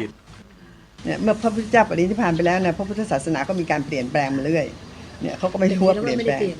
ก็อาตมาคิดว่าที่อาตมาพูดไปก็ตอบหมดแล้วแต่ว่าเอาสรุปที่ว่าถูกหรือผิดก็ที่จริงก็ตอบได้เองแต่อาตมาจะขอตอบอีกทีก็ได้คือการตอบว่าของใครถูกใครผิดใครจะตัดสินได้แหละที่เขาว่านี่คือประเด็นเราก็ตอบได้2แบบ1ตอบแบบล้อเล่น2แบบตอบเอาเป็นหลักทีนี้ตอบแบบล้อเล่นนี่ในที่นี้ไม่เอาตอบแบบล้อเล่นมันตอบง่ายๆนี่ตอบเอาเป็นหลักตอบเอาเป็นหลักนี่ก็ต้องมาแยกแยะก่อนการตอบคำถามต้องดูว่าคำถามในที่นี้เป็นคำถามประเภทความคิดเห็นหรือเป็นคำถามเกี่ยวกับข้อเท็จจริงในที่นี้ถามว่าวัชรยานกับเถรวาทใครถูกใครผิดใครจะตัดสินใช่ไหมเป็นคำถามเกี่ยวกับความคิดเห็นหรือเป็นคำถามเกี่ยวกับข้อเท็จจริงแยกได้ทั้ง2แบบแต่ขั้นต้นเนี่ยมันเป็นแง่ความคิดเห็นเรามาดูในแง่ความคิดเห็นก่อนเมื่อตอบในแง่เป็นคำถามเกี่ยวกับความคิดเห็นก็ต้องดูการตอบคำถามเกี่ยวกับความคิดเห็นก็ต้องแยกไปอีก1ความคิดเห็นแบบหยาบที่สุดความคิดเห็นแบบหยาบที่สุดก็คือแบบตอบตามความรู้สึกชอบใจไม่ชอบใจอันไหนฉันชอบถูกใจฉันก็ว่าถูกอันไหนไม่ชอบใจก็ผิดอันนี้ตามความรู้สึกชอบใจไม่ชอบใจก็อันนี้ก็ใครก็ตอบได้ใครชอบอย่างไหนก็ว่าอย่างนั้นใช่ไหมทีนี้มันมีแยกได้อีกแบบชอบใจไม่ชอบใจนะไอ้ชอบใจมันมีแยกได้เป็น1ชอบใจสนองตัณหาคือสนองความพอใจในผลประโยชน์เช่นว่าเราถามว่าพระพุทธเจ้าสอนว่าอย่าไปลักขโมยและถ้าไปฆ่าคนด้วยยิ่งเป็นบาปทีนี้ถ้าเราไปถามลูกน้องโจรหัวหน้าโจรสอนบอกว่าให้ไปลักขโมยให้มากๆแล้วถ้าเจ้าทรัพย์มันขัดขวางฆ่ามันเลยใช่ไหมไม่เป็นไรดีจะได้เงินมาไปถามลูกน้องโจรว่าพระพุทธเจ้ากับหัวหน้าโจรใครถูกลูกน้องโจรส่วนมากก็บอกว่าหัวหน้าโจรถูกใช่ไหมพระพุทธเจ้าผิดใช่ไหมนี่คำถามประเภทเกี่ยวความคิดเห็นความรู้สึกชอบใจไม่ชอบใจแบบสนองตัณหาแบบสนองมานะก็คือสนองความยิ่งใหญ่เกี่ยวกับตัวตนเพื่อจะให้ฉันใหญ่ก็เอาความรู้สึกอันนี้ก็คิดเอาเองและสนองอันที่3สนองทิฏฐิความยึดมั่นของตัวเองอันนี้เราไม่เอาต่อไปการตอบคำถามประเภทความคิดเห็นอาจจะมีเชิงวินิจฉัยด้วยเพื่อให้สังคมมันดำเนินไปได้ไม่อยู่กับแค่ความรู้สึกเขาก็เลยตั้งเกณฑ์ต้องมีเกณฑ์เพราะฉะนั้นชุมชนสังคมประเทศชาติก็เลยมีเกณฑ์ขึ้นมาในระดับต่างๆเพื่อจะให้เป็นเครื่องวินิจฉัยอันนี้ไอ้เกณฑ์หรือบัญญัติหลักการอะไรก็แล้วแต่เนี่ยนะมันก็แล้วแต่เป็นของชุมชนไหนใช่ไหมชุมชนนี้ก็บัญญัติว่างี้ก็ต้องว่าไปตามเกณฑ์นี้ตามบัญญัตินี้ตามกติกานี้ตามหลักการนี้มันก็ไม่เหมือนกันอีกไปในสังคมนี้ชุมชนนี้แม้แต่เรื่องการปกครองใช่ไหม ก็ตัดสินไม่เหมือนกันไปประเทศหนึ่งก็บัญญัติคนละอย่างใช้คนละเกณฑ์แม้แต่ประเทศเดียวกันอย่างประเทศไทยเนี่ยเวลาขึ้นศาลปกครองขึ้นศาลรัฐธรรมนูญผู้พิพากษาศาลนั้นยังมีความเห็นแตกกันไปอีกใช่ไหมใช้เกณฑ์เดียวกันแตกไปคนฝ่ายนี้ฝ่ายถูกว่า6 คนฝ่ายผิดว่า3 คนเลยฝ่ายถูกชนะหรือฝ่ายผิดเกิดว่า7 คนไอ้ฝ่ายถูกก็3 คนก็เลยฝ่ายผิดชนะใช่ไหมเลยเนี่ยไม่แน่ในเรื่องความคิดเห็นและก็เชิงวินิจฉัยมันก็เลยขึ้นต่อบัญญัติขึ้นต่อหลักการเก็บเกณฑ์ที่ตั้งไว้จะเอาไงทีนี้ถ้าเราไปตั้งเกณฑ์อย่างนี้ถ้าเกณฑ์ของวชิรยานเขาก็บอกว่าวชิรยานถูกใช่ไหมเกณฑ์ของเถรวาทก็ว่าเถรวาทถูกไม่ตอบไม่ยากหรอกแล้วจะเอาเกณฑ์ใครใช่ไหมแต่ทีนี้ว่าต่อไปก็มีการตอบคำถามที่ลึกลงไปอีกเพราะคนเราไม่ได้อยู่แค่บัญญัติหรือหลักการเรายังมีความคิดต้องการสัจธรรมหรือแม้แต่ปรับปรุงพวกบัญญัติอะไรต่างๆให้ดีหลักการต่างๆให้ปรับปรุงพัฒนาให้ดีขึ้นก็จะมีแยกได้2ตอบแบบอาศัยศรัทธาเป็นหลักหรืออาศัยปัญญาเป็นหลักก็ถ้าอาศัยศรัทธาก็ตอบตามความเชื่อถ้าอาศัยปัญญาก็เอาเหตุผลเอาความรู้เข้าใจจนถึงสัจธรรมระหว่างนี้มันก็มีศรัทธางมงายศรัทธาที่ประกอบด้วยปัญญามากขึ้นตอนนี้ก็จะอยู่ระหว่างศรัทธาปัญญาก็ให้ศรัทธามีปัญญามากขึ้นก็ดีขึ้นก็พัฒนาขึ้นไปจนกระทั่งถึงสุดท้ายก็คือว่าตอบด้วยปัญญากันจริงๆเพราะฉะนั้นคำถามนี้ก็ไม่เหลือวิสัยใครจะวินิจฉัยแล้วแต่คุณจะเอาระดับไหนเอาระดับปัญญานี่เถียงกันได้แต่ว่าถ้าเป็นเรื่องของหมู่ชนนะมันมักจะมีปัญหาเรื่องว่ากลัวจะแตกแยกอะไรเขาก็เลยถือมารยาทว่าคำถามประเภทนี้ไม่ถามถูกไหมเพราะว่าเดี๋ยวมันจะมีปัญหาเกิดความกระทบกระทั่งขัดแย้งกันเพราะนั้นคำถามประเภทอย่างเงี้ยตามปกติเขาไม่ถามเพราะเห็นแก่ความสัมพันธ์เท่านั้นแต่ไม่ใช่ตอบไม่ได้ต่อไป2การตอบคำถามประเภทเกี่ยวกับข้อเท็จจริงอันนี้ตอบได้เลยเช่นว่าวัชรยานกับเถรวาทเนี่ยใครมีคำสอนดั้งเดิมใครเป็นคำสอนที่พัฒนาเสริมแต่งขึ้นมาภายหลังก็ตอบได้ทันทีทุกฝ่ายก็ยอมรับว่าเถรวาทมีคำสอนแท้ดั้งเดิมฝ่ายมหายานหรือแม้วัชรยานก็เป็นคำสอนที่เป็นส่วนที่เพิ่มเติมขึ้นมาภายหลังมากมายแต่อันนี้ไม่ใช่เรื่องใครดีกับใครเป็นคำถามเรื่องเกี่ยวกับข้อเท็จจริงก็ตอบได้เลยเพราะนั้นมันก็ตอบได้ใช่ไหมเลยบอลก็ต้องแยกแยะกันก่อนว่าจะตอบยังไง จะเอาแง่ไหนก็คิดว่าพอสมควรเรื่องอย่างนี้ก็คือที่อาตมาหวั่นเกรงมากคือสังคมไทยเวลาเนี้ยมันอยู่กับความคิดเห็น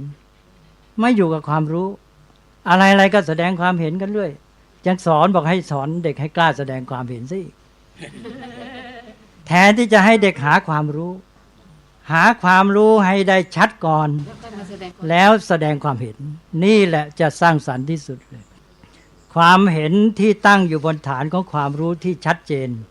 ท่องแท้เนี่ยสำคัญที่สุดเพราะนั้นฝรั่งเขาเป็นนักหาความรู้นะเขาไม่ใช่อยู่ๆมาแสดงความเห็นใช่ไหมหาความรู้สิเรื่องใหญ่หาความรู้ให้มันชัดก่อนแล้วมาแสดงความเห็นบนฐานของความรู้นั้นไอ้นี่อยู่ๆไม่มีความรู้เลยแสดงความเห็นแล้วมันก็ได้แค่แสดงความเห็นตามความรู้สึกของตัวเองหรือตามกระแสตามความชอบใจไม่ชอบใจคือว่าพอเราได้ความรู้ความเข้าใจเนี่ยก็จะมาพิจารณาได้ง่ายเรื่องเหล่านี้เรื่องของไอ้ข้อเสนอสิ่งที่จะพิจารณาอะไรแต่อะไรมันต้องมีไอ้ตัวความรู้ก่อนก็เราสามารถย้ำได้เลยว่าเราต้องมาเข้าใจรู้เรื่องให้ชัดเราก็ให้ความรู้ประชาชนสิก็ต้องพยายามพูดให้เข้าใจแหละขณะนี้ก็คือถึงเวลาที่ต้องให้ความรู้กับประชาชนคือคนที่ให้ความรู้กับประชาชนเนี่ยบางทีไม่ให้ความรู้ที่ชัดเจนให้แง่มุมหนึ่งบางทีให้โดยประสงค์ให้ตื่นเต้นเท่านั้นเองอย่างพุทธศาสนาในตะวันตกเวลาเนี้ยเรารู้กันมานานแล้วว่าฝรั่งเนี่ยกำลังเพิ่มความสนใจในพุทธศาสนาเวลาไปพูดนี่ก็อาจจะไปพูดดูสิเขาสนใจ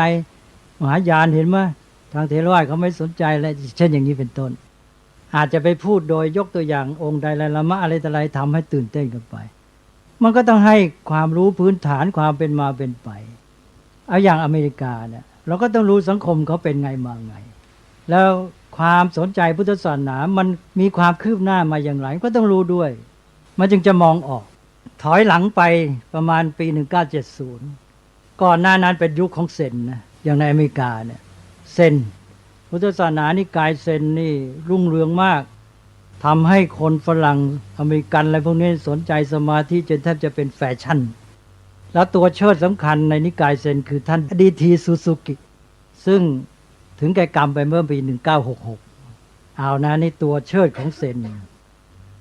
เซนยิ่งใหญ่มากมีชื่อทั่วอเมริกาพอต่อจากนั้นนิกายวัชรยานลามะทิเบตขึ้น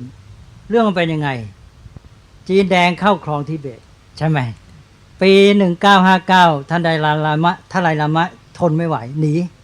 นี่ปี 1959คือปีที่ท่านองค์ทไลลามะหนีจากประเทศทิเบตมาอยู่ที่ธรรมศาลาในประเทศอินเดีย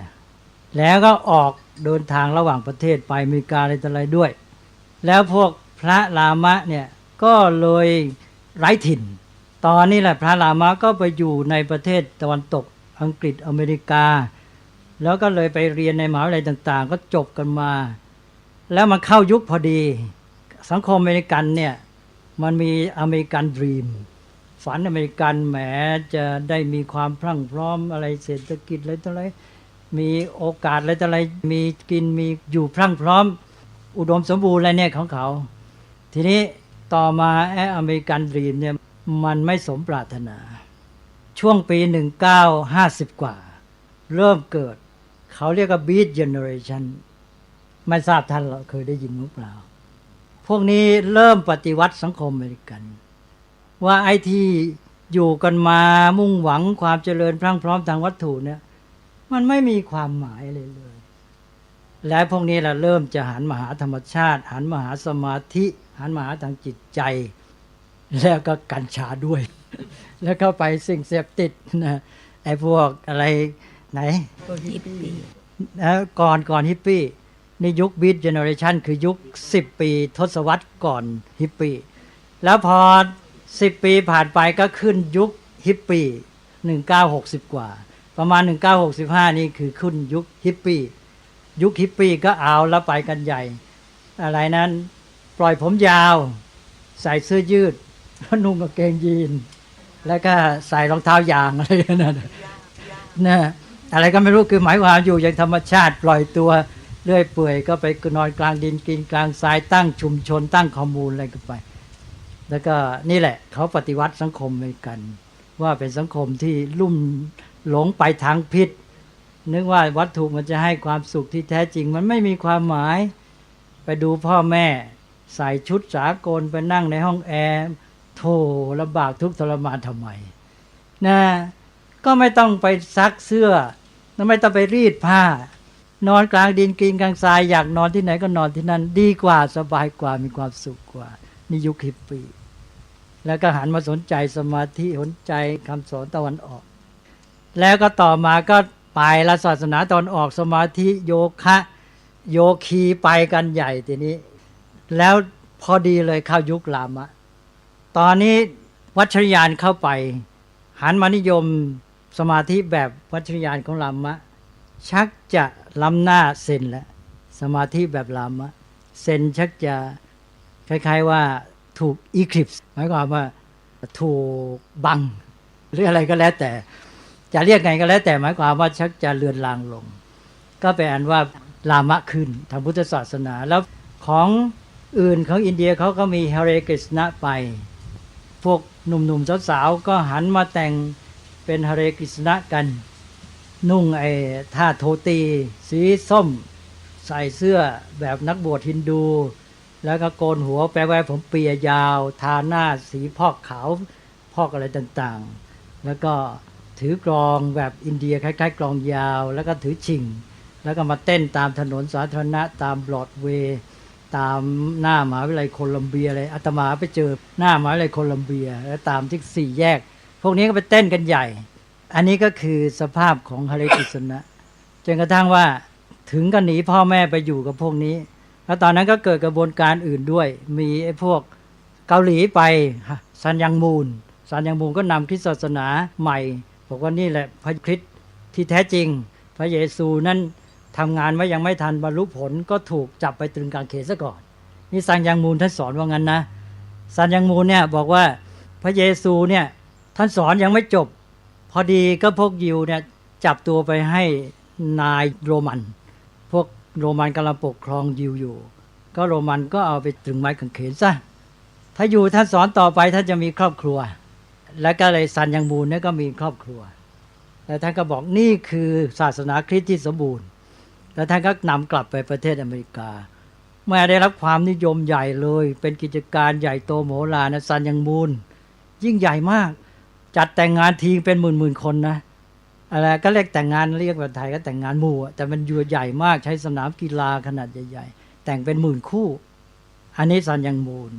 แล้วก็ยังมีพวกนำสมาธิเข้าไปเยอะอย่างที่มีชื่อเสียงมากชื่อรัชนีสนี่ก็ใหญ่ขนาดที่ว่าตั้งเมืองเลยชื่อรัชนีปุระอะไรทำนองเนี้ยก็คือท่านมีสาวกมากมีเงินทองมหาศาลซื้อที่ในรัฐโอเรกอนแล้วก็ตั้งเป็นเขตของตัวเองมีการประชามติประชาพิจารณ์ hearing อะไรเนี่ยแล้วก็ให้คนในนั้นต่อมาเขามีการเล่าแผนอะไรที่ทำให้โหวตให้ที่นั้นเป็นเมืองของท่านรัชนีสแล้วก็ตั้งเมืองขึ้นมาแล้วก็มีรถยนต์รอลส์รอยซ์90 กว่าคันใหญ่ไหมเลยบอกรอลส์รอยซ์90 กว่าคันมีเครื่องบินส่วนตัวที่ด้านหลังเขาก็ถูกฟ้องไม่ใช่เหรอเจ้านี่แหละและในที่สุดก็เกิดคดีกับรัฐบาลอเมริกันและรัฐบาลอเมริกันก็เอาข้อหาหลายข้อหาลูกศิษย์ของท่านไปทำการฆาตกรรมคนแล้วก็มีแผนทางการเมืองที่ทุจริตในการเอาคนเข้าเมืองมาแล้วก็มาเฮียริ่งทำให้ชนะในการโหวตแล้วก็นำคนเข้าเมืองผิดกฎหมายว่าหลายเรื่องแต่ที่สุดก็ถูกในประเทศแล้วก็รัฐบาลมีการขอความร่วมมือไปยังประเทศต่างๆแล้วกี่ประเทศไม่รู้ไม่ยอมรับรัชนีก็เอาเครื่องบินส่วนตัวนะบินไปลงประเทศโน้นประเทศนั้นไม่ให้เข้าไปประเทศโน้นไม่ให้เข้าบางประเทศให้เข้าแล้วอเมริกาติดต่อมาให้ออกอีกอะไรเงี้ยแล้วก็เขียนว่าถูกอเมริกาแกล้งเรื่องเยอะแยะเลยพรเรื่องราวเหล่านี้เป็นเรื่องที่ชาวพุทธเราไม่ค่อยได้เรียนรู้ดังนั้นก็ขององค์ไทไลลามะก็ดีแล้วก็คือการที่ว่าอาจจะมองในแง่เป็นยุคก็ได้ก็คือยุคของเซนผ่านไปนี่ยุคของลามะขึ้นมายุคของลามะนี่ถ้าเรามองในแง่หนึ่งเนี่ยเรื่องขององค์ไทไลลามะมันมีเรื่องการเมืองเข้าไปด้วยนะถูกไหมมันเป็นค่ายสังคมนิยมคอมมิวนิสต์กับเสรีประชาธิปไตยเสรีทุนนิยมที่ว่าบางทีพวกอเมริกาไปหนุนเพราะอะไรเพราะมันต้องการจะ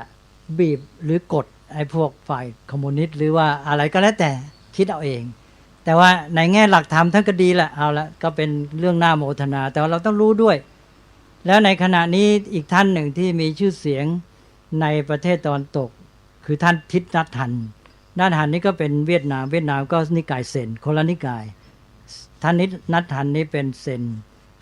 องค์ไทไลลามะนี่เป็นวัชรยานคนละนิกายกัน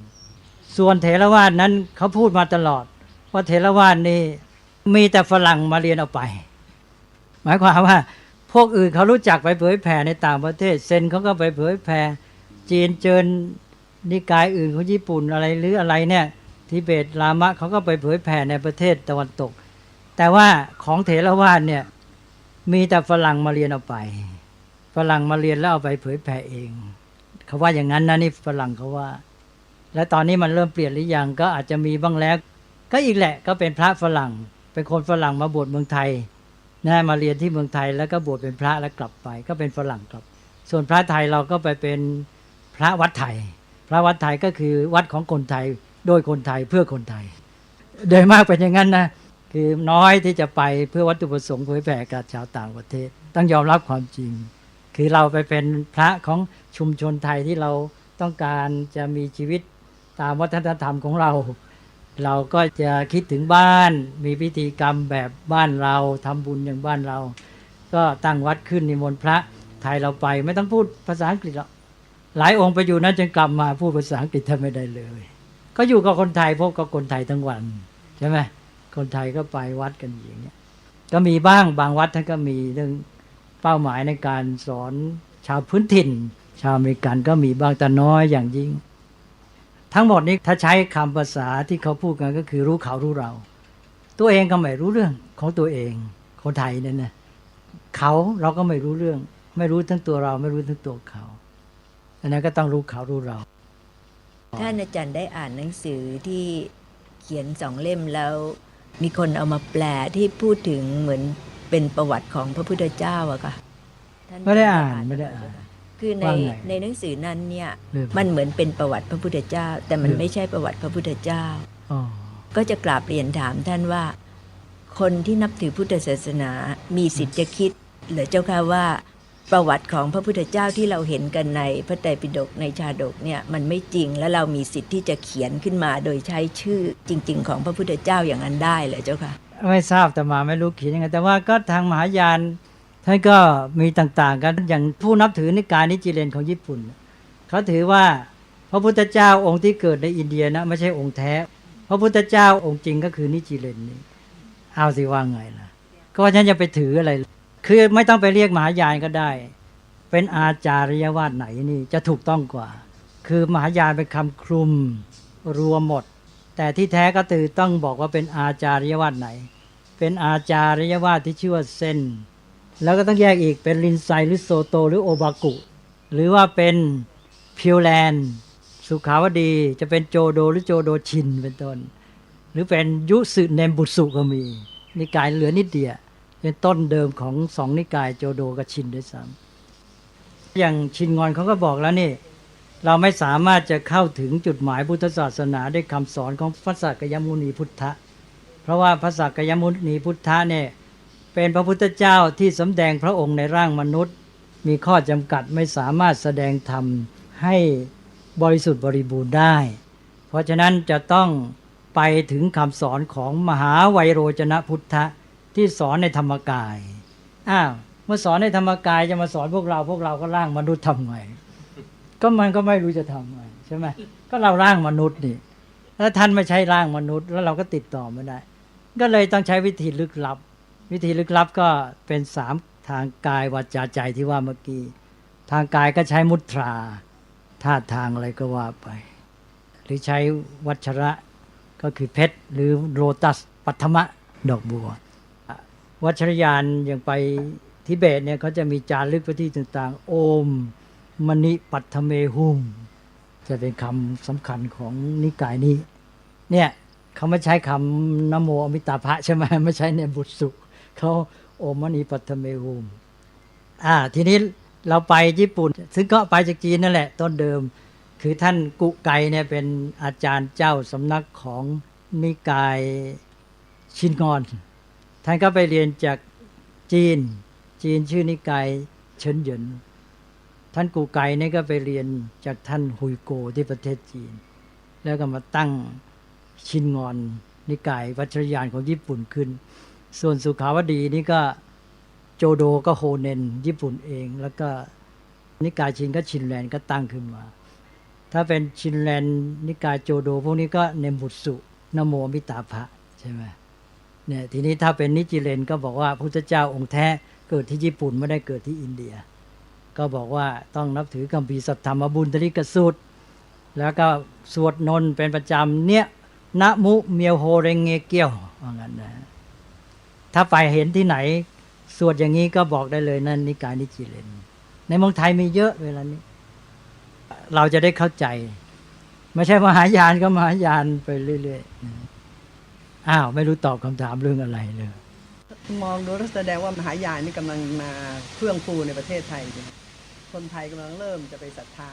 มันก็มีปัจจัยหลายอย่างเพราะว่าคนไทยเองหนึ่งก็เป็นความบกพร่องของชาวพุทธเองรวมทั้งพระด้วยที่ไม่ให้การศึกษาแก่ประชาชนชาวพุทธไทยบอกว่าเป็นเถรวาทแต่ไม่รู้เลยพุทธศาสนาสอนอะไรแล้วก็เข้าใจกันผิดๆอย่างที่อาตมายกตัวอย่างที่ว่ามีสัตว์ประหลาดร่างกายพิกลพิการก็ไปกราบขอหวยแล้วก็บอกว่านี่เป็นชาวพุทธใช่ไหมก็ไม่รู้เรื่องเลยพอคนเข้ามาสอนมันก็มีคำสอนที่ดูเป็นหลักเป็นฐานดีกว่ามันก็ไปสิเลยแล้วยิ่งอีกอย่างนะมันเข้ากับนิสัยใจคอที่ถูกปล่อยไว้ว่าอยากได้ผลดลบันดาลอยากได้โดยไม่ต้องทำก็มีนิกายพวกประเภทที่จะประคูณเข้ามาก็ได้เรื่องเลยใช่ไหมอย่างนิกาย สุขาวดีเนี่ยเป็นนิกายที่ว่าขอร้องพระอมิตาภะที่ว่าเนมบุตรสวดบอกว่าสวดอ้อนวอนหรือลำลึกถึงพระอมิตาภะไปในวันหนึ่งให้ได้1,000 ครั้งหรืออะไรเนี่ยยิ่งได้มากยิ่งดีเนี่ยตายแล้วจะได้ไปเกิดในสวรรค์สุขาวดีอยู่กับพระพุทธเจ้าอมิตาภะในสวรรค์ตะวันตกอย่างเงี้ยหรือนิจิเลนเข้ามาเขาก็มีคำสอนก็อาจจะมีการสงเคราะห์อะไรอีกเข้ามาด้วยคนไทยต้องการความช่วยเหลือด้านวัตถุด้านร่างกายอยู่แล้วแล้วสองก็ต้องการไอ้เรื่องของที่พึ่งทางจิตใจที่ตัวเองพุทธศาสนาพระชาวพุทธไทยก็ไม่สอนกันทั้งที่มีพุทธศาสนามันก็เคว้งคว้างอยู่เขาก็คว้าไปง่ายก็ต้องโทษตัวเองด้วยใช่ไหมดังนั้นไอ้สิ่งที่สำคัญขณะนี้คือพร้อมกับการที่จะเป็นศูนย์กลางของพระพุทธศาสนาก็ต้องดูตัวเองด้วยว่าพร้อมที่จะเป็นไหมตัวเองอาจจะไม่ได้เรื่องอะไรเลยแต่ที่เขาอยากให้เป็นเพราะเขาเห็นว่าตัวเองมีหลักการดีเขาดูไปที่หลักการว่าคุณมีหลักการดีของเดิมอยู่แล้วก็ตัวเลขสถิติมันใหญ่มีวัดวาอารามกินบุญเก่าหมายความว่าคนโบราณสร้างไว้วัดวาอารามอะไรต่ออะไรเยอะแยะก็ได้2 อย่าง1ได้หลักการ2ได้บุญเก่าแต่ไอ้ปัจจุบันไม่ได้เรื่องเลยดังนั้นสิ่งที่ต้องทำในขณะที่จะเป็นศูนย์กลางของพุทธศาสนาในสากลเนี่ยก็1ก็ต้องมีอะไรให้แก่เขาเริ่มตั้งแต่มีอะไรที่จะแสดงให้เขาดูแล้วก็มีอะไรที่จะให้เป็นประโยชน์กับเขา2ก็ต้องปฏิรูปตัวเองฟื้นฟูตัวเองขึ้นมาต้องมาให้การศึกษาเรียนรู้ศึกษากันฉะนั้นในโครงการเผยแผ่พุทธศาสนาเนี่ยจะต้องตั้งเป้าที่ต้องทำให้ได้ก็คือว่าต้องให้ประชาชนเนี่ยรู้เข้าใจพุทธศาสนาปฏิบัติให้ถูกต้องจึงได้พูดไปบ่อยๆว่าต้องไปเน้นชุมชนชนบทขณะนี้ชุมชนชนบทมันกำลังจะมันกำลังจะสูญพุทธศาสนาในชนบทเนี่ยมีวัดเป็นศูนย์กลางมาแต่เดิมและขณะนี้มันเป็นศูนย์กลางได้ไหมวัดมันกำลัง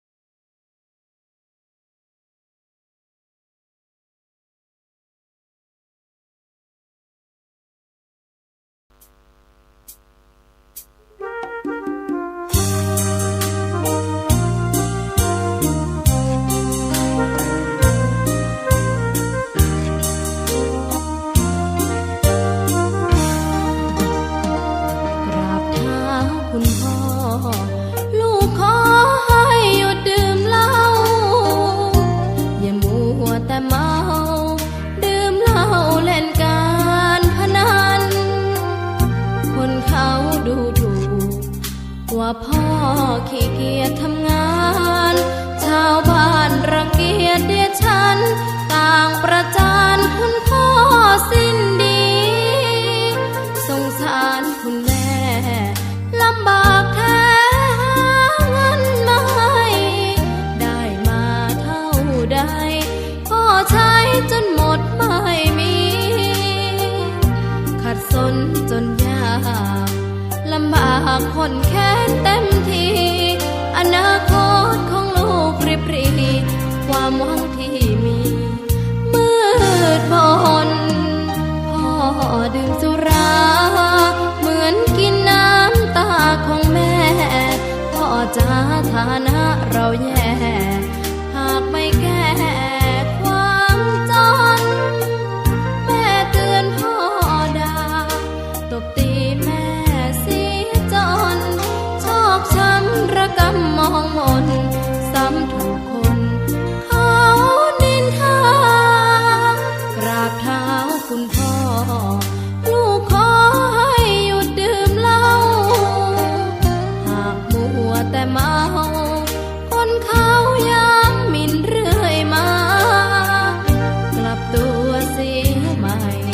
ลับใจมาพัฒนาพ่อจะมีคุณค่าเลิกดื่มสุราเลิกการพนัน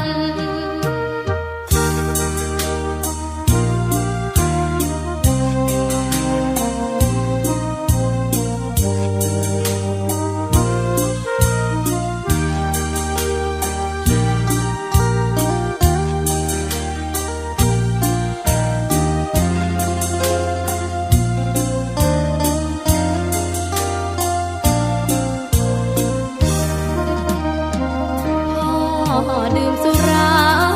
เหมือนกินน้ำตาของแม่พ่อจะฐานะเราแย่หากไม่แก้ความจนแม่เตือนพ่อด่าตบตีแม่เสียจนโชคช้ำระกำมองมนซ้ำถูกคนเขานินทากราบเท้าคุณพ่อลูกขอให้หยุดดื่มเหล้าหากมัวแต่เมาคนเขาย้ำหมิ่นเรื่อยมากลับตัวเสียใหม่กลับใจมาพัฒนาพ่อจะมีคุณค่าเลิกดื่มสุราเลิกการพนัน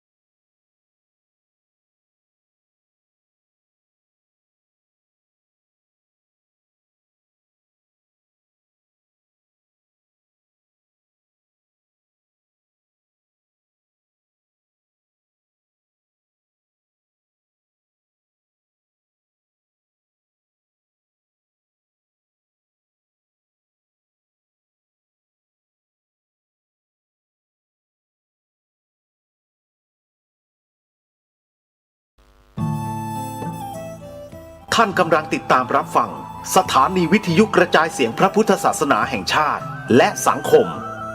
คลื่นเพื่อการศึกษาพระพุทธศาสนาและวัฒนธรรมระบบ FM 104.5 เมกะเฮิรตซ์รายการต่อไปเป็นรายการคดีโลกคดีธรรม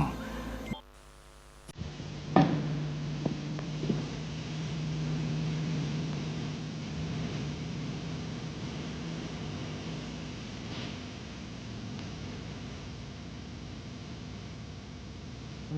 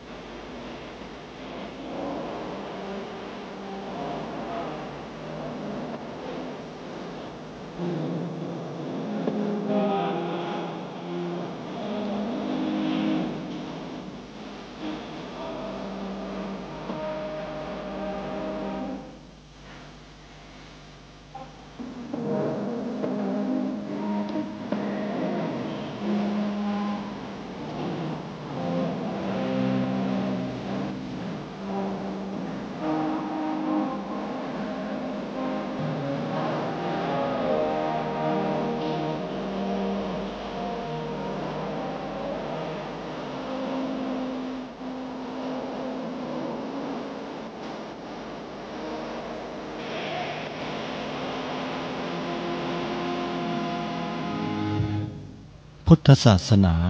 เป็นศาสนาสำหรับชาติเราศาสนาในสมัยนี้เป็นของที่แยกจากชาติไม่ได้เป็นความจำเป็นที่เราทั้งหลายผู้เป็นไทยจะต้องมั่นคงอยู่ในศาสนาพระพุทธ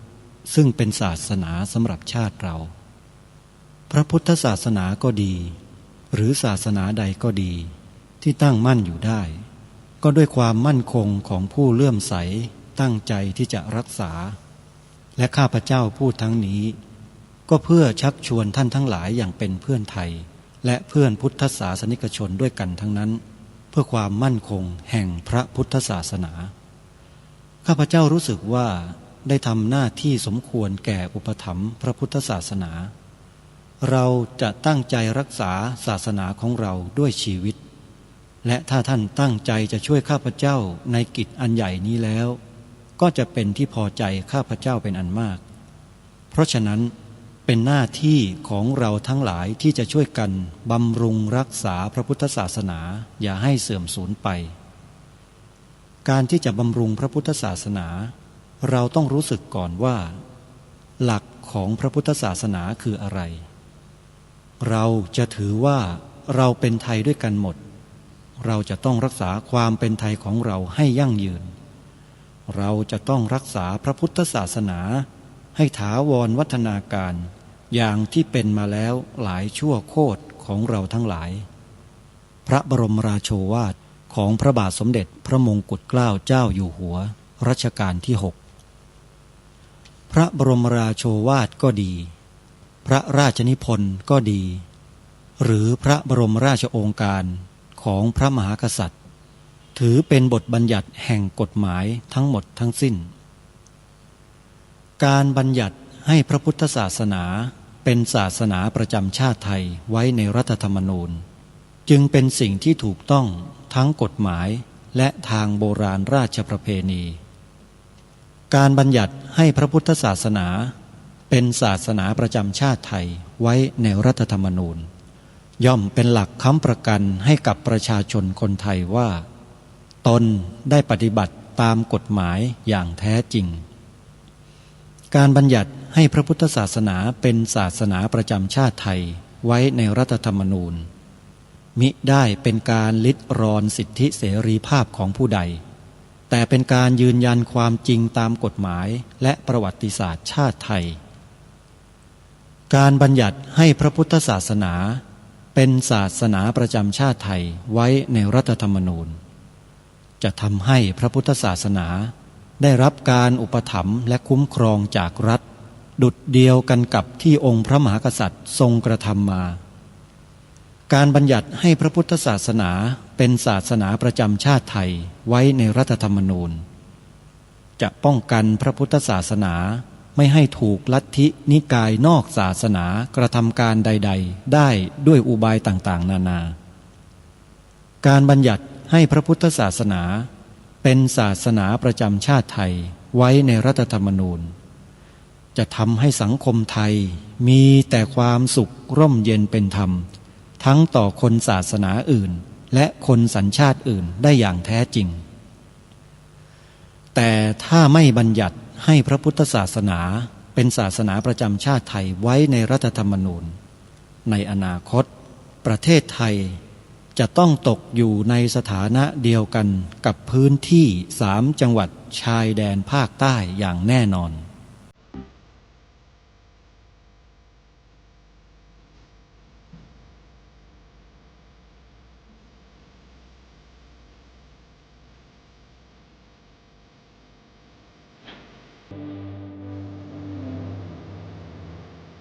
ขอ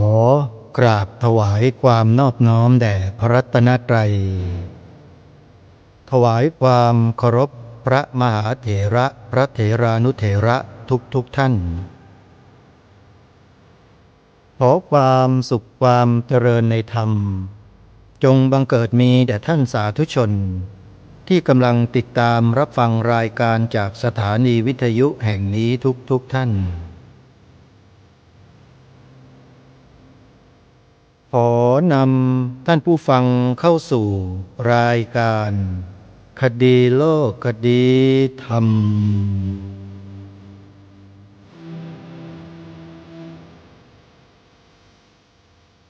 พบกันวันนี้วันขึ้น12 ค่ำเดือนยี่วันนี้ตรงกับวันพุธที่31 ธันวาคมพระพุทธศักราช 2568 รายการคดีโลกคดีธรรม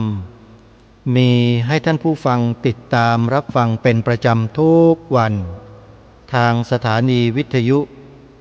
แห่งนี้ท่านสามารถติดตามรับฟังรายการนี้ทางโทรศัพท์มือถือของทุกท่านได้โดยเฉพาะท่านที่มีโทรศัพท์มือถือสมาร์ทโฟนระบบ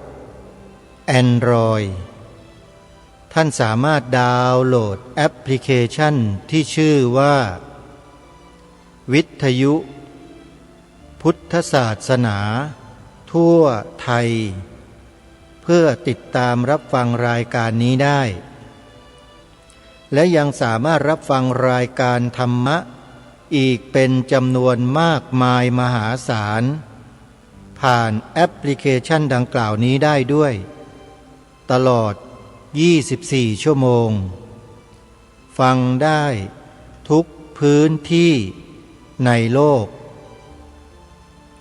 สาธุชนผู้ฟังทุกท่านแอปพลิเคชันที่ว่านี้เนี่ยพระสงฆ์ไทยเราเป็นผู้พัฒนาขึ้นมาเพื่อเปิดธรรมะให้ญาติโยมสาธุชนได้รับฟังกันได้โดยสะดวกที่ว่าโดยสะดวกก็เพราะมันอยู่ในโทรศัพท์มือถือของเราเลยแต่ท่านต้องดาวน์โหลดแอปพลิเคชันตัวเนี้ยเข้ามาไว้ในโทรศัพท์ให้ได้ก่อนโยมจดชื่อแอปพลิเคชันไว้แล้วไปบอกให้ลูกๆหลานๆเด็กๆเยาวชนที่เขาเล่นสมาร์ทโฟนเก่งๆเนี่ยให้เขาทำให้หรือไป ไปตามร้านโทรศัพท์แล้วบอกเจ้าหน้าที่ให้เขาทำให้ก็ได้แต่อาตมาไม่แนะนำให้ไปที่ร้านเพราะทุกวันนี้พนักงานในร้านโทรศัพท์เราก็ไม่รู้จักว่าเป็นใครแล้วเขาจะทำอะไรกับโทรศัพท์ของเราก็ไม่รู้โยมอาตมาจึงไม่ค่อยจะแนะนำให้โยมไปที่ร้านนะเพื่อจะไปอัปโหลดดาวน์โหลดอะไรพวกนี้ทำเอง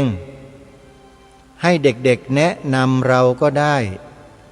ใครที่เขาเป็นเราก็ขอคำแนะนำจากเขา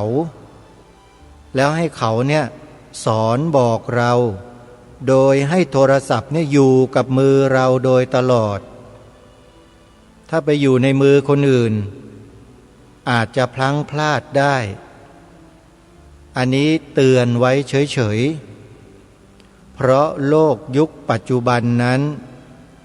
ไว้ใจได้ยากโลกแห่ง AI ญาติโยมมันทำอะไรเร็วมากโอนบัญชีเงินฝากเรานี่แป๊บเดียวเท่านั้นน่ะ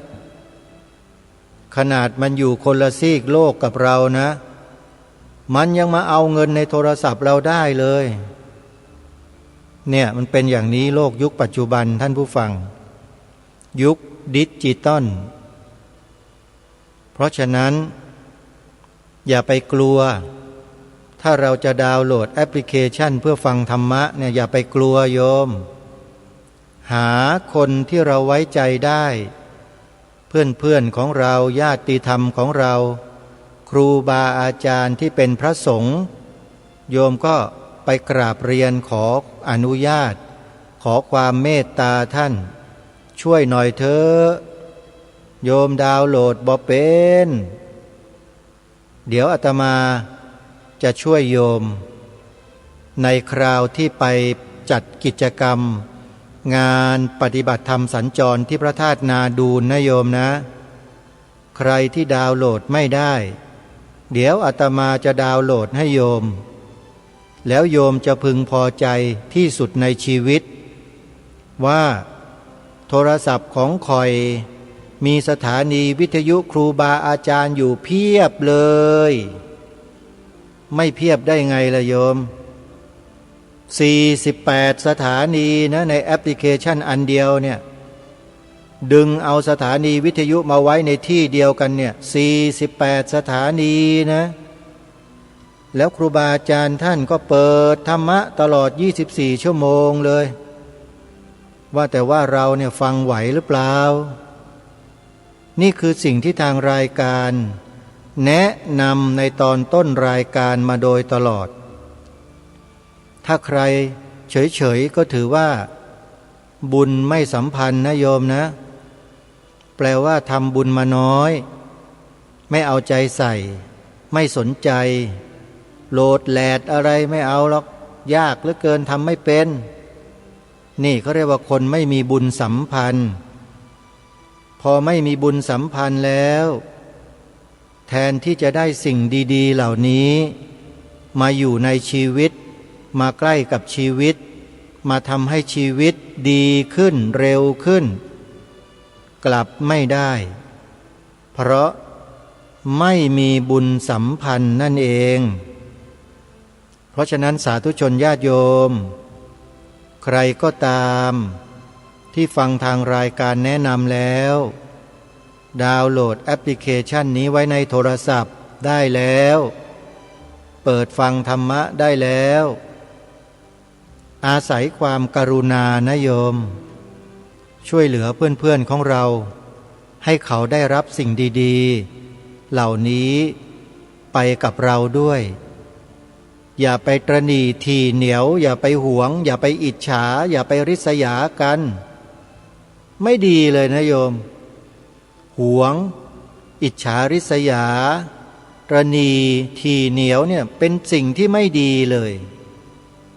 ใครถ้ามีสิ่งเหล่านี้อยู่ในใจนะขอบอกได้เลยว่าหาความเจริญในชีวิตเนี่ยยากมากแล้วก็จะจมอยู่ในกองทุกข์ตลอด แต่ตัวเองก็ไม่รู้หรอกว่าทุกข์อยู่ ทุกข์เพราะอะไร ทุกข์เพราะอุปาทานขันธ์ห้าสังขิตเตนะปัญจุปาทานขันธาทุกขาเสยทีทังรูปูปาทานขันโทเวทนูปาทานขันโทสัญญูปาทานขันโทสังขารูปาทานขันโทวิญญาณูปาทานขันโทเยสังปริญญายะทะระมาโนโสภควาเอวังพหุลังสาวเกวิเนติเอวังภาคาจะพนัสสะภควโตสาวเกสุอนุสาสนีพหุลาปวัตติรูปังอนิจจังเวทนาอนิจจาสัญญาอนิจจาสังขาราอนิจจาวิญญาณังอนิจจังรูปังอนัตตาเวทนาอนัตตาสัญญาอนัตตาสังขาราอนัตตาวิญญาณังอนัตตาสัพเพสังขาราอนิจจาสัพเพธัมมาอนัตตาติเป็นต้นเราสวดมนต์ทำวัดกันทุกเช้าทุกเช้าถ้าเราไม่แปลเราก็จะไม่เข้าใจในบทสวดเหล่านี้เลยแต่ถ้าใครได้ทำวัดแล้วแปลเป็นภาษาที่ฟังกันรู้เรื่องก็คือแปลเป็นภาษาไทยด้วยเนี่ยโยมจะทราบซึ้งในบทสวดทำวัดเช้าอย่างมากมายเลยแล้วเราก็จะรู้จักรูปนามขันธ์ห้าดีขึ้นสวดทุกวันก็เข้าใจขึ้นทุกวันทุกวันแปลด้วยทุกวันทุกวันก็ลึกซึ้งทุกวันทุกวันเลยโยมเห็นไหมธรรมะอยู่ใกล้ๆไม่ได้ไกลไปจากตัวเราเลยแต่เราไม่เข้าใจเข้าไม่ถึงเพราะอุปาทานขันธ์ห้าเหล่านี้เองยึดมั่นถือมั่นในตัวในตนใครเขาได้ดิบได้ดีหน่อยไม่ได้อิจฉาตะพึดตะพือแถมยังริษยาเขาอีกมุ่งหวังจะทำลายล้างเขานั่นจิตแบบนี้เป็นจิตที่ดีไหมโยมถ้าไม่ดีอย่าให้มันมีอยู่ในใจนะอิจฉาริษยาคนเนี่ยไม่ได้ทำให้เราเจริญเลยนะเนี่ยตัวอิจฉาริษยาเนี่ยไปเก็บไปหมักไปดองไปเลี้ยงมันไว้ทำไมเวลาเห็นใครเขาได้ดิบได้ดีอนุโมทนาบุญยินดีกับเขาพยายามฝึกไว้โยมอย่าไปอิจฉาริษยาเพราะว่าไอ้ตัวอิจฉาริษยาเนี่ยมันมีพื้นฐานมาจากอะไรรู้ไหมความโลภกับความโกรธความโลภยังไงมันอยากได้อยากดีอยากมีอยากเป็นแต่พอคนอื่นเขามีเขาเป็นตัวเองไม่ได้ก็อิจฉาเขาไงเห็นไหมมันอิงอาศัยกันทั้งนั้นแหละไอ้ตัวอกุศลทั้งหลายเนี่ยมันเกิดมาเดี่ยวๆมันเกิดไม่ได้หรอกมันต้องมีมูลฐานพระพุทธเจ้าจึงทรงตั้งชื่อไอ้มูลทั้งหลายเหล่านี้ว่ากิเลสมูลมีอยู่3ตัวคือโลภะมูลโทสะมูลโมหะมูลถ้าเป็นภาษาทางพระอภิธรรมเขาออกเสียงเป็นภาษาบาลีว่าโลภะมูลจิตมี8 โทสะมูลจิตมีสองโมหะมูลจิตมีสองเห็นไหมญาติโยมเนี่ยคือ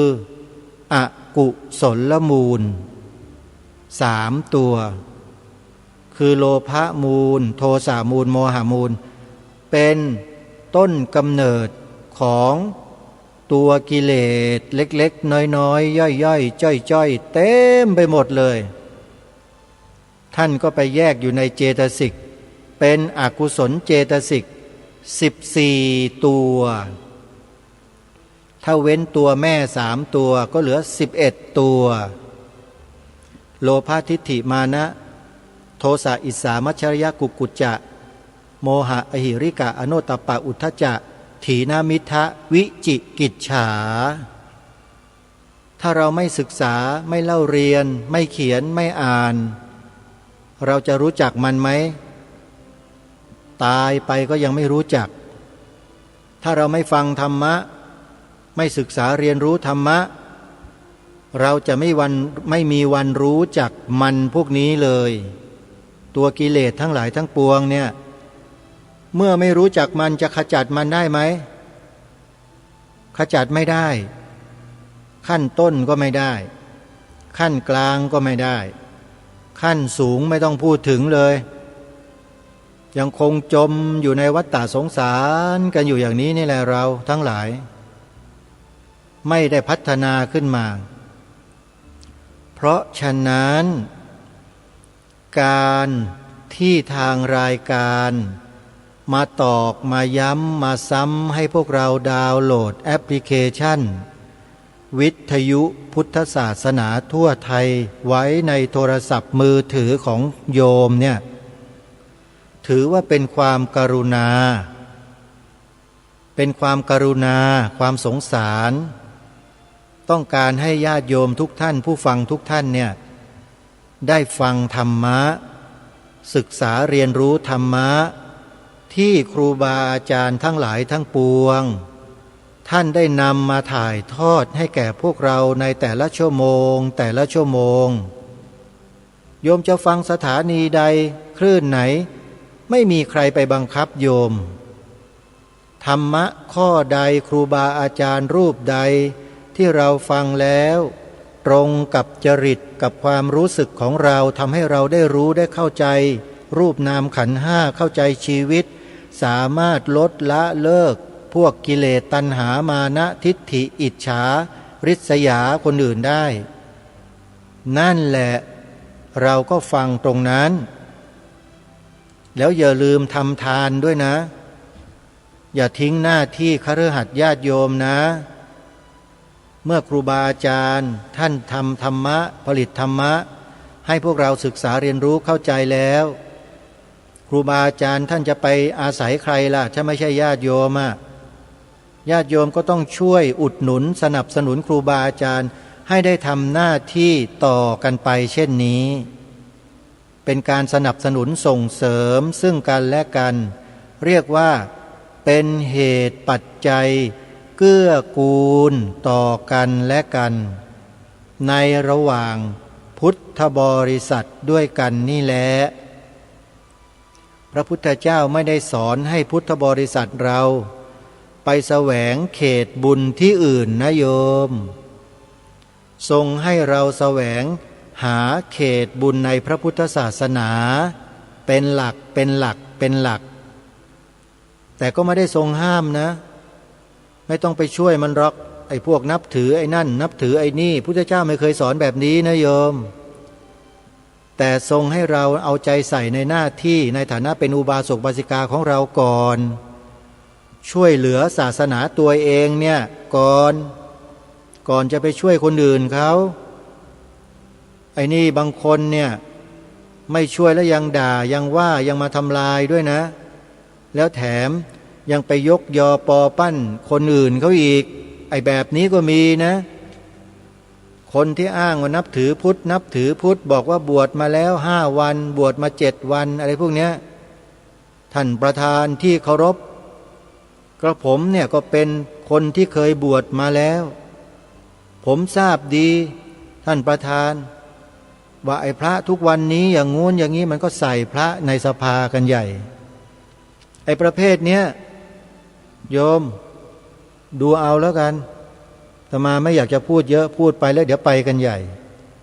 รู้กันอยู่กลับมาดีกว่าว่าการฟังการศึกษาเรียนรู้ธรรมะถือว่าเป็นสิ่งที่ประเสริฐเป็นสิ่งที่เลิศพระสัมมาสัมพุทธเจ้าตรัสไว้ชัดเลยสัพพะทานังธรรมทานังชินาติการให้ธรรมเป็นทานธรรมะนะชนะการให้ทั้งปวงสุดสูสังละพะเตปัญญังฟังด้วยดีย่อมได้ปัญญานี่คือเป้าหมายของพระสัมมาสัมพุทธเจ้าที่ตรัสแสดงธรรมก็เพื่อต้องการให้มนุษย์อย่างพวกเราเนี่ยรู้และเข้าใจในธรรมนั้นแต่ถ้ามนุษย์อย่างพวกเรามัวแต่ทำมาหากินสนุกสนานเล่นเพลิดเพลินเที่ยวกินดื่มสนุกสนานกันอยู่โดยไม่เอาใจใส่มาศึกษาเรียนรู้ธรรมะเลยเนี่ยแล้วมันจะเป็นยังไงล่ะชีวิตมีความสุขจริงหรือเปล่าพอถึงเวลาที่มันทุกข์ถึงขนาดว่าจะล้มประดาตายเนี่ยหาที่พึ่งไม่ได้เลยตะเกียกตะกายหาอะไรใครที่ไหนพึ่งก็ไม่ได้มีญาติก็ทิ้งมีพี่น้องก็หนีมันเป็นอย่างนั้นก็มีนะท่านผู้ฟังไม่ใช่ไม่มีเพราะฉะนั้นพระพุทธเจ้าจึงตรัสสอนให้พวกเราเนี่ยทำที่พึ่งให้กับตัวเองเอาไว้จึงตรัสพุทธศาสนสุภาษิตอยู่คาถาหนึ่งพระคาถาหนึ่งว่าอัตตาหิอัตโนนาโถโกหินาโถปโรสิยาอัตตนาหิสุทันเตนะนาถังละพติทุนละพังตนแลเป็นที่พึ่งของตนคนอื่นใครเล่าจะเป็นที่พึ่งได้เมื่อคนมีตนฝึกฝนดีแล้วย่อมได้ที่พึ่งที่ได้โดยยากชัดเจนไหมโยมพวกเราเคยฝึกฝนตนเองกันบ้างหรือยังฝึกฝนตนในที่นี้ไม่ได้หมายความว่าวิ่งออกกำลังกายเล่นยกน้ำหนักยกเวทอะไรต่างๆไม่ใช่นะไม่ใช่อย่างนั้นฝึกฝนตนเองในที่นี้ก็หมายความว่าฝึกฝนจิตไม่ใช่ฝึกฝนกายอย่างเดียวพระพุทธองค์ทรงเน้นที่จิตใจเนี่ยจิตใจโยมรู้จักดียังจิตใจเราเนี่ยว่ามันกวัดแกว่งมันวอกแวกวอแวโวเวโวกเวกโวยวายกันยังไงจิตนี่แหละตัวดีรู้จักมันบ้างไหมเล่าเมื่อยังไม่รู้จักนั่นก็แปลว่ายังไม่เคยศึกษาเรียนรู้ธรรมะถ้าจะรู้จักจิตตัวเองได้ต้องศึกษาเรียนรู้ธรรมะโดยเริ่มต้นจากการฟังเคยฟังธรรมะบ้างหรือยังถ้าเคยฟังแล้วรู้จักจิตรู้จักใจตัวเองบ้างหรือยังถ้ารู้จักแล้วทำไมยังโกรธรู้จักแล้วทำไมยังอิจฉาเขารู้จักแล้วทำไมยังไปด่าไปว่าเขาล่ะรู้จักแล้วทำไมยังไปเคืองเขาล่ะไปแค้นเขาล่ะนี่แหละถ้ารู้จักจริงมันจะไม่มีสภาวะพวกนี้ถือว่าเป็นกิเลสที่หยาบมากนะหยาบนะอาตมาถือว่าหยาบคนที่ไปอิจฉาริษยาเขาเนี่ยหยาบนะโยมจิตใจยังหยาบอยู่แล้วก็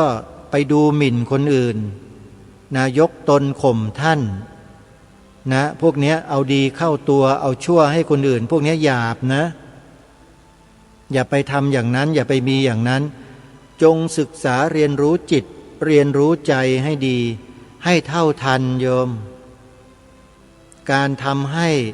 เรารู้จักจิตรู้จักใจของตัวเองอย่างเท่าทันได้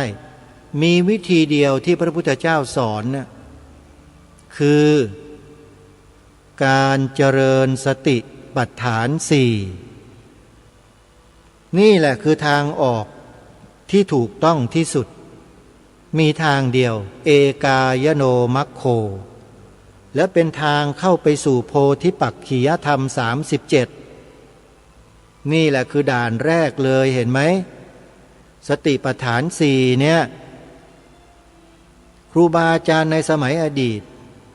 ท่านจึงพยายามที่จะเน้นเรื่องสติปัฏฐานสี่ให้มากเพื่อนำผู้คนเนี่ยให้เข้าสู่กระแสของโพธิปักขิยธรรม37โพธิปักขิยธรรม37ประการนี้แหละเป็นแนวทางนำไปสู่ความหลุดพ้นจากทุกข์ทั้งปวงได้เริ่มต้นจากนี้เลยสติปัฏฐานสี่ท่านผู้ฟังซึ่งทางรายการเคยย้ำมาแล้วในช่วงที่ผ่านมาก็คงจะไม่ต้องไปอธิบายอะไรกันให้มากลงมือทำกันเลยถ้าใครยังไม่เคยก็ไปฝากตัวกับครูบาอาจารย์ที่สำนักปฏิบัติธรรมต่างๆอย่างตอนเนี้ยกำลังปฏิบัติธรรมกันอยู่เลยเนี่ยวัดป่าจริยธรรมญาติโยมกำลังปฏิบัติสติปัฏฐานสี่เจริญวิปัสสนากรรมฐานกันอยู่เลยช่วงงานส่งท้ายปีเก่าต้อนรับปีใหม่จัดมาตั้งแต่วันที่28ธันวาคมมาแล้ววันนี้วันสิ้นปีเก่าเข้าสู่ปีใหม่ที่วัดป่าจริยธรรมวัดศรีอุดมวงศ์วัดต่างๆทั่วราชอาณาจักรเขาก็จะฟังเทศน์ฟังธรรมปฏิบัติธรรมกันค่ำคืนนี้ไปจนกระทั่งเลยหลังเที่ยงคืนไปแล้วนู่นนะโยมบางวัดก็ปฏิบัติกันจนถึงเช้าถึงรุ่งสว่างเลยก็มีเหมือนกันเพราะฉะนั้นใครที่สะดวกถ้าไม่ติดภารกิจใดๆเนี่ยขอแนะนำญาติโยมว่าไปที่วัดแล้วไปค้างแรมไปอยู่ในโบสถ์อยู่ในศาลากับครูบาอาจารย์กับญาติธรรมส่วนมากเขาจะไปนั่งฟังธรรมฟังเทศปฏิบัติธรรมกันตลอดทั้งคืนจนถึงรุ่งเช้าพอถึงเช้าก็ทำบุญตักบาตรแล้วเราก็กลับเคหสถานของเรานำบุญนำกุศลกลับบ้านมาแผ่ให้กับเทวดา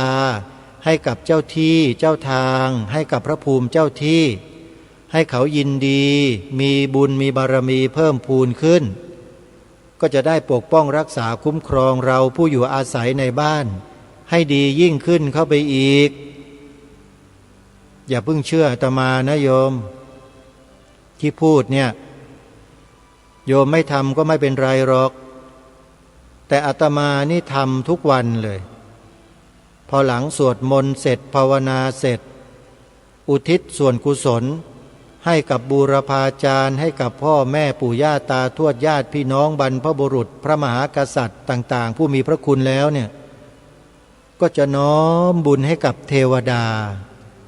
ให้กับเจ้าที่เจ้าทางเจ้าวัดเจ้าวาเจ้าป่าเจ้าเขาเจ้าบ้านเจ้าเรือนพระแม่ธรณีพระแม่คงคาพระแม่โพธิ์ศพแม่พระเพลิงแม่พระพาย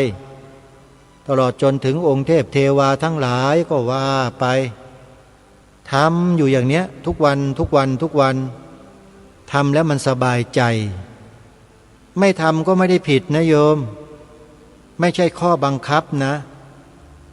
แล้วก็อย่ามาบลูรี่คนที่เขาท มันเป็นบาปนะโยมอย่าไปดูถูกเขานะอย่าไปเที่ยวพูดค่อนแคะไปพูดอะไรและเล็มไปกระแนะกระแหนอย่าไปทำนะโยมไม่ดีอันนั้นมันบ่งบอกถึงจิตใจของเราเหมือนกันว่าเป็นจิตใจที่มันสกปรกอย่าไปทำอย่างนั้นอย่าไปคิดอย่างนั้นใครเขาทำสิ่งที่ดีทำความดีเราต้องยกมืออนุโมทนาสาธุเราก็ได้บุญไปด้วยดูสิเห็นไหมเนี่ยง่ายๆได้บุญแบบง่ายๆเลยดีกว่าไปอิจฉาริษยาเขาไปค่อนแคะเขาใช้วาจาไปและเล็มในทางที่ไม่ดีมีแต่บาปจะกินกระบาลเอานะอันนี้อาตมาพูดจาแบบตรงๆนะโยมขอเข้ามาด้วยนะจริงๆจะพูดเพราะๆหวานๆเหมือนสายันสัญญาก็ได้แต่อาตมาไม่เอามันยังไงก็รู้กระดากไม่ใช่ชีวิตของอาตมาหรอกนะอย่าว่ากันนะโยมเอาเข้ามาสู่เนื้อหาสาระเดี๋ยวไปกันใหญ่ก็ถือว่าการฟังธรรมนั้นเป็นเหตุเป็นปัจจัยสำคัญในเบื้องต้นของการเข้าไปรู้ธรรมะถ้าเราไม่สดับไม่ฟังแล้วเราไปปฏิบัติเราจะหาข้อมูลอะไรไปจัดการกับสภาวะที่มันเกิดขึ้นในใจของเราเราจะเอาอะไรไปกำกับไปกำหนดรู้ไปดูมันให้เห็นชัดให้เข้าใจมันล่ะมันไม่มีโยมเพราะฉะนั้นจึงต้องศึกษาเรียนรู้ต้องฟังธรรมะก่อนถ้าไม่รู้ถ้าสงสัยถามครูบาอาจารย์ท่านพร้อมที่จะแนะนำจะตอบแต่บางท่านบางคนก็ไม่ยอมนะไม่ถามอะเสียศักดิ์ศรีฉันก็หนึ่งในตองอูเหมือนกันปฏิบัติเองได้ไม่จำเป็นต้องมีหรอกครูบาอาจารย์ประเภทนี้ก็มีเหมือนกันนะท่านก็ไม่เป็นไรโยมไม่ได้ว่าเขาหรอกแต่มันก็น่าสงสารนะโยมเพราะเมื่อได้ยินเขาพูดเขาแสดงอาการแบบนี้แล้วเราก็รู้เป้าหมายแล้วละว่าเขาจะเดินไปสู่เป้าหมายอะไรเราก็ได้แต่สงสารเขาถ้าแนะนำเขาเขาก็อาจจะว่าจะตำหนิจะด่าเราก็ได้เราก็เลยวางอุเบกขาแผ่เมตตาให้ขอให้เธอไปดีแค่นั้นเองโยมแล้วเราก็ปฏิบัติของเราไปอย่างอาตมามีหน้าที่พูดก็พูดแนะนำญาติโยมไปบอกญาติโยมไปอย่างวัดป่าจริยธรรมเนี่ยเขาจัดงานสวดมนต์ข้ามปี2 ปี 7 วัน28 ธันวาคมถึง3 มกราคมศกหน้าวันพรุ่งนี้ก็เป็นปีใหม่แล้วนะปีพระพุทธศักราช 2569 เป็นปีที่โลกมนุษย์ของเราเนี่ยจะได้พบเจอกับความเปลี่ยนแปลงครั้งมโหฬารเขาว่ากันอาตมาไม่ได้ว่าเองนะนำคำเขาว่ามาพูดให้โยมได้ฟังกันไม่ได้ให้มาตื่นตระหนกตกใจกลัวนะไม่ใช่เขาบอกว่ามันจะมีเหตุการณ์อะไรเกิดขึ้นในปี69เนี่ยหลายอย่างไม่ว่าจะเป็นเรื่องของประเทศมหาอำนาจประเทศนู้นประเทศนั้นประเทศนี้ประเทศข้างเคียงจะเกิดนั่นเกิดนี่แล้วจะเป็นอย่างนั้นเป็นอย่างนี้ธรรมชาติก็จะเปลี่ยนแปลงจากที่เคยปกติมันก็จะมีการเปลี่ยนแปลงมันก็จะมีการอะไรต่างๆที่ผิดปกติไปหลายประการแล้วก็ยังมียานอวกาศมาจากนอกโลกก็จะมาบินฉวัดเฉวียงผ่านหัวเราไปผ่านหัวเรามาอันนี้เขาว่านะโยมก็เลยนำมาว่าให้ญาติโยมได้ฟังกันอย่างน้อยๆก็ให้พวกเราได้รู้กันไว้ว่าถ้ามันเกิดจริงเนี่ยเราก็จะได้เตรียมตัวรับมือกับสิ่งที่เปลี่ยนแปลงเหล่านั้น ไม่ตกอกตกใจจนเกินไปถือว่าเป็นการมาเตือนสติพวกเราไว้ไงอาตมาเป็นคนชอบศึกษาเรียนรู้โยมมีคลิปมีข้อมูลอะไรที่เขาเผยแพร่อยู่ในโลกโซเชียลก็จะพินิจพิเคราะห์ฟังด้วยความพินิจพิเคราะห์ฟังด้วยสติปัญญาพิจารณาสิ่งเหล่านั้นแล้วก็นำมาสังเคราะห์นำมาวิจัยส่วนตัวดูสถิติต่างๆการเกิดขึ้นของสิ่งนั้นสิ่งนี้ที่เราเห็นเราดูเรารู้อยู่แล้วเราก็ลองมาเทียบเคียงกับสิ่งที่เขากล่าวว่ามันจะเกิดเป็นอย่างนั้นอย่างนี้มันก็เริ่มที่จะมองเห็นอะไรๆลำไรอยู่เวลามันเกิดขึ้นจริงเราก็จะได้ไม่ตกตระหนกตกตื่นใจหรือว่ากระดีกระดาอะไรต่างๆมันจะได้ตั้งสติของเราอยู่ได้ดำรงตนได้อยู่อย่างเหมาะสมแล้วก็ไม่ตื่นกลัวหรือว่าตื่นเต้นกับเหตุการณ์เหล่านั้นจนเกินไปเพราะเราได้ศึกษาเรียนรู้เอาไว้แล้วเขาเรียกรู้ล่วงหน้ารู้ล่วงหน้าก็คือศึกษามันไว้ก่อนดูฟังศึกษาอ่านแล้วเราก็เข้าใจถ้ามันเกิดมาแล้วมันจะเป็นอย่างนี้อย่างนี้นะแล้วเมื่อเกิดเป็นอย่างนี้แล้วเราจะทำยังไงกับเหตุการณ์แบบนี้เตรียมการไว้หรือยังเตรียมยังไงเตรียมอะไรบ้างที่ไหนเมื่อไรยังไงหนทางลู่ทางในการสัญจรไปมาคิดเอาไว้โยมคิดเอาไว้แต่ไม่ตื่นกลัวนะแต่ถ้ามันจะเกิดโดยฉับพลันมันก็ต้องเกิดเราเองถ้ามีสติเราก็อยู่กับสิ่งเหล่านั้นได้โดยไม่ตื่นตระหนกตีอกชกตัวกลัวอะไรต่างๆสารพัดไม่ถึงขนาดนั้นแน่นอนเพราะฉะนั้นการศึกษาเรียนรู้การฟังจึงเป็นสิ่งที่จำเป็นสำหรับมนุษย์อย่างพวกเราต้องศึกษาเรียนรู้ทุกสิ่งทุกอย่างที่เราสามารถเรียนรู้ได้เรียนรู้แล้วก็อย่าไปยึดมั่นถือมั่นในสิ่งเหล่านั้นขอให้เรารู้และเข้าใจมันเท่านั้นพอเข้าใจมันแล้วเราก็ตั้งตนเอาไว้อยู่ในความไม่ประมาทคือเจริญสติ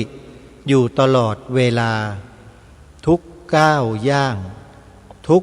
กิจกรรมที่เราทำพูดคิดมีสติรู้ตัวตื่นตัวอยู่ตลอดพอเรามีสภาวะเป็นเช่นนี้อยู่ตลอดแล้วเนี่ยความตื่นกลัวในสรรพสิ่งทั้งหลายทั้งปวงในโลกนอกโลกหรืออะไรก็แล้วแต่มันจะน้อยลงมากความตื่นกลัวเนี่ยมันจะน้อยลงมากเลยลงถึงขนาดหมดไปเลยก็ได้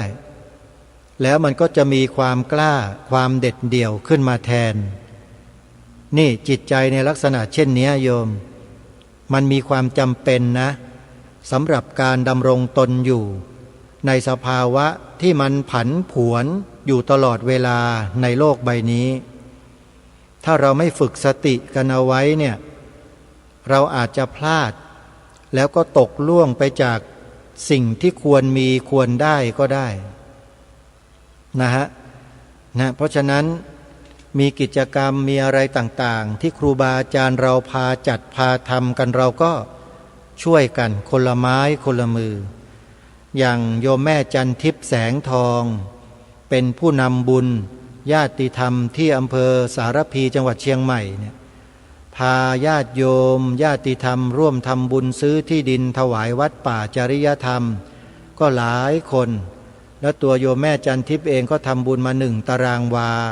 500 บาทแล้วก็โยมผายใจหารอยู่บ้านโนนสมบูรณ์ตำบลน้ำสมอำเภอน้ำสมอุดรธานี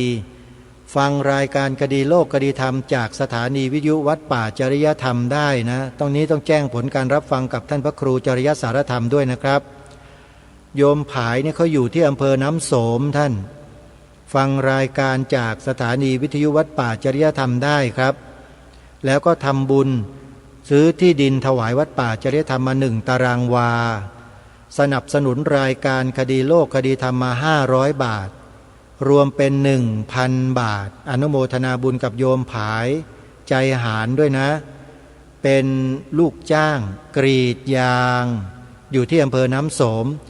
ขอให้น้ำยางออกเยอะๆมีรายได้จากการกรีดยางเพิ่มขึ้น10 เท่านะโยมผายนะขอให้รวยโยมแล้วก็อีกท่านหนึ่งอาตมาระลึกนึกถึงโยมท่านนี้มาตลอด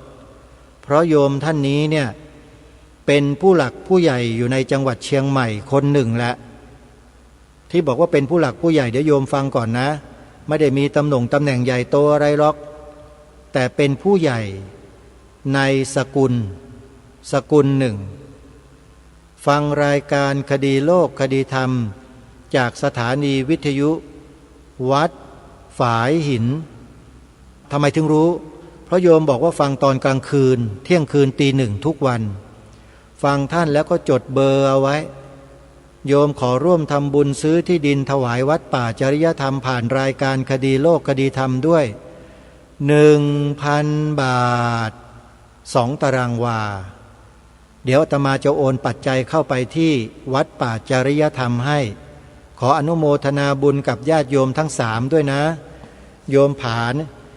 ายใจหารก็ทำในนามรายการคดีโลกคดีธรรมด้วยขออนุโมทนาบุญด้วยนะโยมขอให้ทุกท่านจงมีสุขภาพที่แข็งแรงมีจิตใจที่กล้าแกร่งยึดมั่นอยู่ในคุณงามความดีอย่าได้โอนเอ็นอย่าได้ง่อนแง่นคลอนแคลนขอให้ปักหลักแห่งคุณงามความดีลงไว้บนผืนแผ่นดินนี้นะตลอดไปจงหนักแน่นจงมั่นคงแล้วก็ขอให้ทรงความเป็นไทยของเราเอาไว้การทรงความเป็นไทยไว้ได้นั้นคนไทยเราต้องท่องจำบทพระราชนิพนธ์ความหมายธงไตรรงค์กันให้ได้ในเบื้องต้นถ้าคนไทยไม่สามารถท่องจำบทพระราชนิพนธ์ความหมายธงไตรรงค์ได้เนี่ยความเป็นคนไทยของท่านไม่สมบูรณ์อันนี้ขอบอกไว้เลยนะโยมนะและถ้าใครท่องได้วันงานปฏิบัติธรรมสัญจรที่พระธาตุนาดูลในเดือนมกราคมเนี่ยเดือนหน้าเนี่ยจะถึงแล้ววันที่17 มกราคมไปรับของที่ระลึกจากรายการคดีโลกคดีธรรมที่พระธาตุนาดูลได้เลยใครก็ตามที่ท่องจำได้ทั้งหมดไปรับของที่ระลึกจากอาตมาได้เลยโยมเดี๋ยวจะนำไปมอบให้อาตมามีของมอบให้โยมเป็นของประจำรายการคดีโลกคดีธรรมโดยเฉพาะเลยโยมมีชื่อคดีโลกคดีธรรมติดอยู่ด้วยนะโยมนะไปรับกันแต่เงื่อนไขคือต้องท่องจำบทพระนิพนธ์ความหมายธงไตรรงค์ไปแลกอาตมาไม่ได้ต้องการอย่างอื่นต้องการให้โยมได้รักษาไว้สืบสารไว้ต่อยอดไว้ในสิ่งที่บรรพชนของเราสืบสารรักษาต่อยอดกันมาถ้าพวกเราลูกหลานไทยไม่รักษาสืบสารต่อยอดแล้วใครที่ไหนจะมาสืบสารรักษาต่อยอดให้แก่บรรพบุรุษของเราล่ะก็ต้องพวกเราเท่านั้นนั่นแหละรายการนี้จึงมาเรียกลุกปลุกตื่นให้พวกเราทำหน้าที่ร่วมกันญาติโยมเอาละท่านสาธุชนเวลาของรายการหมดแล้วขอส่งท้ายปีเก่าให้สิ่งที่ไม่ดีทั้งหลายจงดับสูญไปให้หมดเริ่มต้นปีใหม่หลังเที่ยงคืนนี้ไปขอให้ชีวิตใหม่สิ่งดีงามเป็นกุศลมหามงคลอันเลิศประเสริฐสีความร่ำรวยมั่งมีสีสุขจงบังเกิดแก่ท่านผู้ฟังรายการคดีโลกคดีธรรมทุกท่านทุกคนเทินขอเจริญพร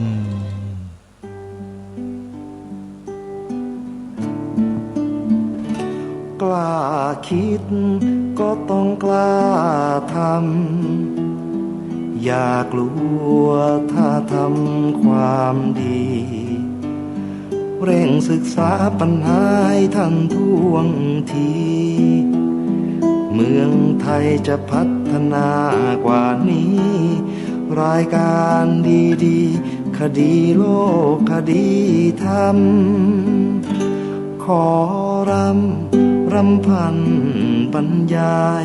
ความคิดเครื่องไม้แห่งสีทั้งสามงามถนัดขาวคือบริสุทธิ์สีสวัสดิ์หมายพระไตรรัตน์และธรรมะคุ้มจิตไทยแดงคือโลหิตเราใสซึ่งยอมสละได้เพื่อรักษาชาติศาสนาน้ำเงินคือสีโสภาอันจอมประชาถ้าโปรดเป็นของส่วนองค์จัดริ้วเข้าเป็นไตรรงค์จึงเป็นสีธงที่รักแห่งเราชาวไทยทหารอวตารนำไปยงยุทธวิชัยวิชิตก็ชูเกียรติสยาม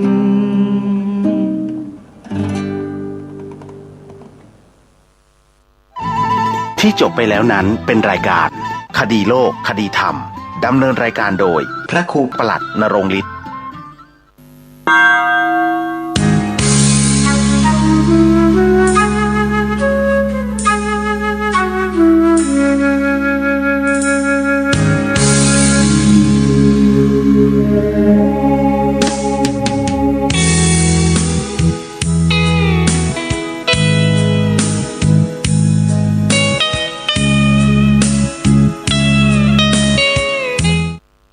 วัดป่าแดงมหาวิหารทรงกระจายเสียงจากเลขที่71หมู่ที่14บ้านใหม่หลังมอตำบลสุเทพอำเภอเมืองจังหวัดเชียงใหม่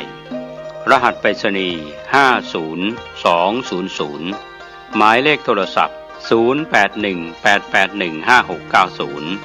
0520000636-7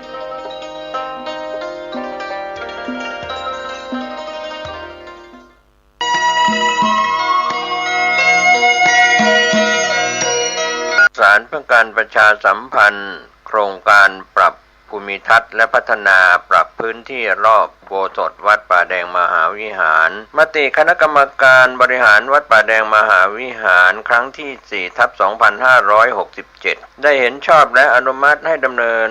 โครงการใช้เงินบริจาคและเงินสะสมของวัดเพื่อพัฒนาปรับพื้นที่ของวัดป่าแดงมหาวิหารจึงขอเชิญชวนผู้มีจิตศรัทธาร่วมพัฒนาเพื่อถวายเป็นพระราชกุศลถวายพระเจ้าสามฝั่งแกนและพระทวีพระเจ้าติโลกราชพระเมืองแก้วและอดีตเจ้าอาวาสวัดป่าแดงมหาวิหารมีพระญาณคัมภีร์พระมหาสวามีโพธินันทะครูบาเจ้าศรีวิชัยพระอธิการอินแก้วอรินทโรครูบาอ่องขอเชิญชวนผู้มีจิตศรัทธามีเจตนาร่วมในข่าวครั้งนี้โอนเงินผ่านธนาคารกรุงไทยสาขาสุเทพชื่อบัญชีวัดป่าแดงมหาวิหารเลขที่บัญชี521064750สอบถามรายละเอียดเพื่อร่วมทำบุญได้ที่0818815690ก็เป็นโครงการปรับภูมิทัศน์และพัฒนาปรับพื้นที่รอบอุโบสถวัดป่าแดงมหาวิหารตำบลสุเทพอำเภอเมืองเชียงใหม่จังหวัดเชียงใหม่โครงการนี้เริ่มดำเนินการท่านที่จะร่วมบุญร่วมกุศลร่วมอนุโมทนาได้บุญได้กุศลได้ความดีโดยทั่วหน้ากัน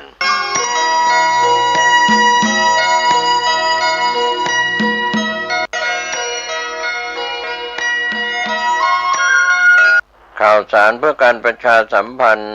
ขอเชิญชวนนักศีลนักบุญทั้งหลายร่วมสวดมนต์ข้ามปีภาวนาสร้างบารมีรับปีมะเมียส่งท้ายปีเก่า31ธันวาคมพุทธศักราช2568ถึง2มกราคม2569ปัจจุบันพระเดชพระคุณ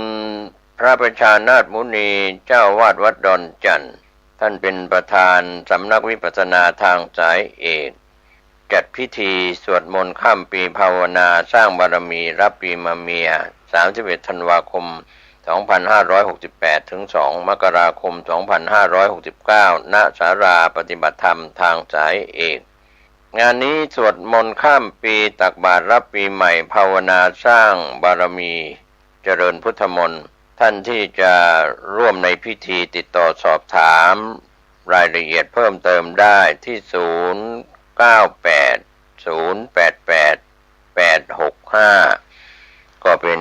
พิธีส่งท้ายปีเก่าต้อนรับปีใหม่สวดมนต์ข้ามปีภาวนาสร้างบารมีรับปีมะเมียที่จะมาถึงเชิญชวน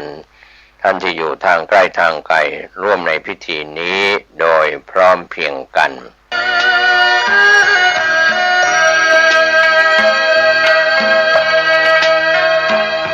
ข่าวสารเพื่อการประชาสัมพันธ์ขอเชิญชวนศรัทธานักศีลนักบุญผู้ใจบุญทั้งหลายร่วมพิธีเสิร์ฟชะตาปีใหม่ประจำปี 2569 ในวันพฤหัสบดีที่ 1 มกราคม 2569 สถานที่จัดงานณวัดดอนจันทร์ตำบลท่าสาราอำเภอเมืองเชียงใหม่จังหวัดเชียงใหม่พิธีเริ่มเวลา 9:30 น.ติดต่อสอบถามรายละเอียดเพิ่มเติมได้ 053-240-184 ก็เป็นพิธีเสิร์ฟชะตารับปีใหม่ประจำปี 2569 ได้รับความสุขในพิธีเสิร์ฟชะตาโดยพร้อมเพรียงกัน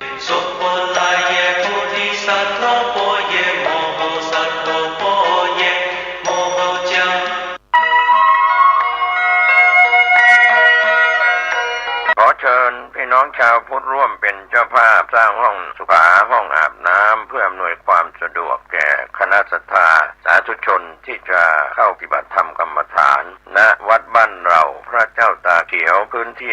126 ตารางเมตรจำนวน 23 ห้องประกอบด้วยห้องน้ำหญิง 8 ห้องห้องอาบน้ำ 4 ห้องห้องสำหรับผู้พิการ 1 ห้องห้องน้ำชายแบ่งเป็นห้องสุขา 5 ห้องโถปัสสาวะ 3 โถห้องอาบน้ำ 4 ห้องและห้องสำหรับผู้พิการอีก 1 ห้องท่านผู้ใจบุญใจกุศลร่วมสร้างห้องน้ำห้องขาตารางเมตรละ 10,000 บาทหรือตามกำลังเจตนาศรัทธาติดต่อร่วมทำบุญได้ที่ธนาคารกรุงไทยสาขาป่าซางเลขที่บัญชี 798-00-274-865 ชื่อบัญชีวัดบ้านเราหรือสอบถามรายละเอียดเพิ่มเติมได้ที่พระครูภาวนาโสภิตผู้ช่วยศาสตราจารย์ด็อกเตอร์เจ้าวาดวัดบ้านเหล่าพระเจ้าตาเขียวตำบลบ้านเรือนอำเภอป่าซางจังหวัดลำพูนโทรศัพท์ 0969525159 ได้ทุกวันขออนุโมทนากับเจ้าภาพทางใกล้ทางไกลและที่ร่วมทำบุญทั้งภาพปกติและออนไลน์ได้บุญได้กุศลได้ร่วมอนุโมทนาโดยทั่วหน้ากัน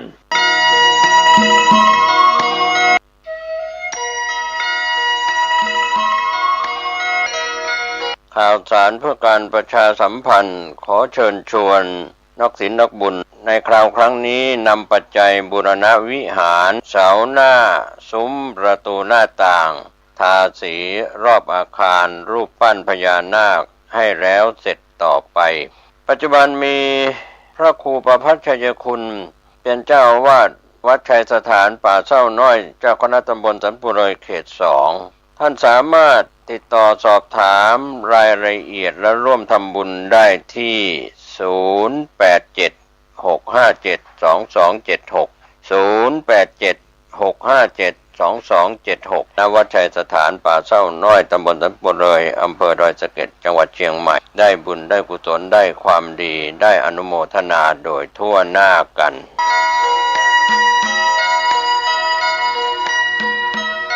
ทุกท่านทุกคนตุเจ้าวัดหนองตองมาพบปะกับญาติกับโยมอีกเช่นเคยในรายการปกิณกะแห่งธรรมะ สเปเหระณทางสถานีวิทยุแห่งนี้และในวันเวลาเดียวกันนี้เป็นเวลา30 นาทีโดยประมาณอาตมาภาพจะนำสิ่งที่เป็นมงคลมานำญาติโยมและก็มาโอ้มาจาธรรมะเพื่อแก่ญาติแก่โยมได้นำไปคิดพิจารณากันวันนี้วันที่31แล้วเน้อท่านทั้งหลายเป็นวันสุดท้ายแห่งพระพุทธศักราช2568เมื่อคืนนี้ทุกวัดทุกวาเพิ่งก็มีการสวดมนต์ข้ามปีแต่บางวัดก็อาจบ่พร้อมก็เลยไม่ได้จัดไม่ได้ทำวัดหนองตองนั้นก็ทำมาเป็นประจำทุกปีสวดมนต์ข้ามปีเริ่มตั้งแต่เวลา4 ทุ่ม 5 ทุ่มเป็นต้นไปหรือ10 โมง 11 โมงเมื่อคืนเนี้ยไปจนถึงวันใหม่เป็นเลยฮ้องว่าสวดมนต์ข้ามปีทำสิ่งดีๆทั้งปีนี้และปีหน้า ก็เป็นมังคละเป็นมงคลวันนี้ก็จะมีของควรแจกมีของควรแจกตามที่ได้กระทำมาหลังจากที่ทำพิธีสวดมนต์ข้ามปีเสร็จเรียบร้อยนั่งสมาธิเรียบร้อยคือโอวาทอย่างเรียบร้อยพอสมควรจับฉลากคนที่ไปร่วมเพราะคนไปร่วมก็มีน้ำจิตน้ำใจอยากจะสร้างคุณงามความดีแก่ตัวแก่ตนไปให้กำลังอกกำลังใจซึ่งกันและกันญาติโยมท่านทั้งหลายในคืนนี้แจกหลายอย่างหลายประการด้วยกันเอาละต่อไปเรามาบูชาพระรัตนตรัยและสวดมนต์เพื่อเป็นมงคลกันต่อไปอะระหังสัมมาสัมพุทโธภควาพระผู้มีพระภาคเจ้าเป็นพระอรหันต์ดับเพลิงกิเลสเพลิงทุกข์สิ้นเชิงตรัสรู้ชอบได้โดยพระองค์เองพุทธังภวันตังอภิวาเทมิข้าพเจ้าอภิวาทพระผู้มีพระภาคเจ้าผู้รู้ผู้ตื่นผู้เบิกบานกราบพระพุทธสวากขาโตภควตาธัมโมพระธรรมเป็นธรรมที่พระผู้มีพระภาคเจ้าตรัสไว้ดีแล้วธัมมังนัมสสามิ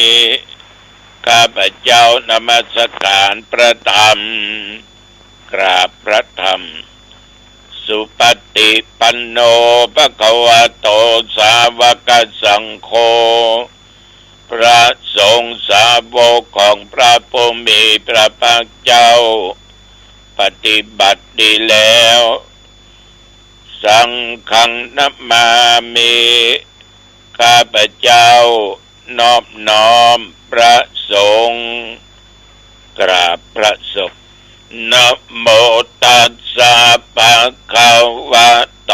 อะระหะโตสัมมาสัมพุทธัสสะนะโมตัสสะภะคะวะโตอะระหะโตสัมมาสัมพุทธัสสะนะโม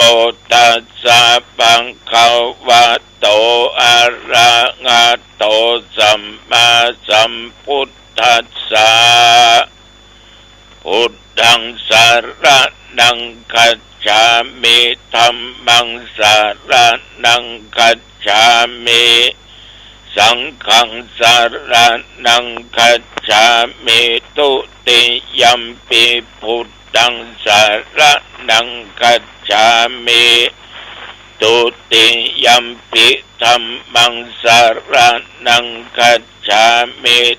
ตุติยัมปิสังฆังสรณังคัจฉามิ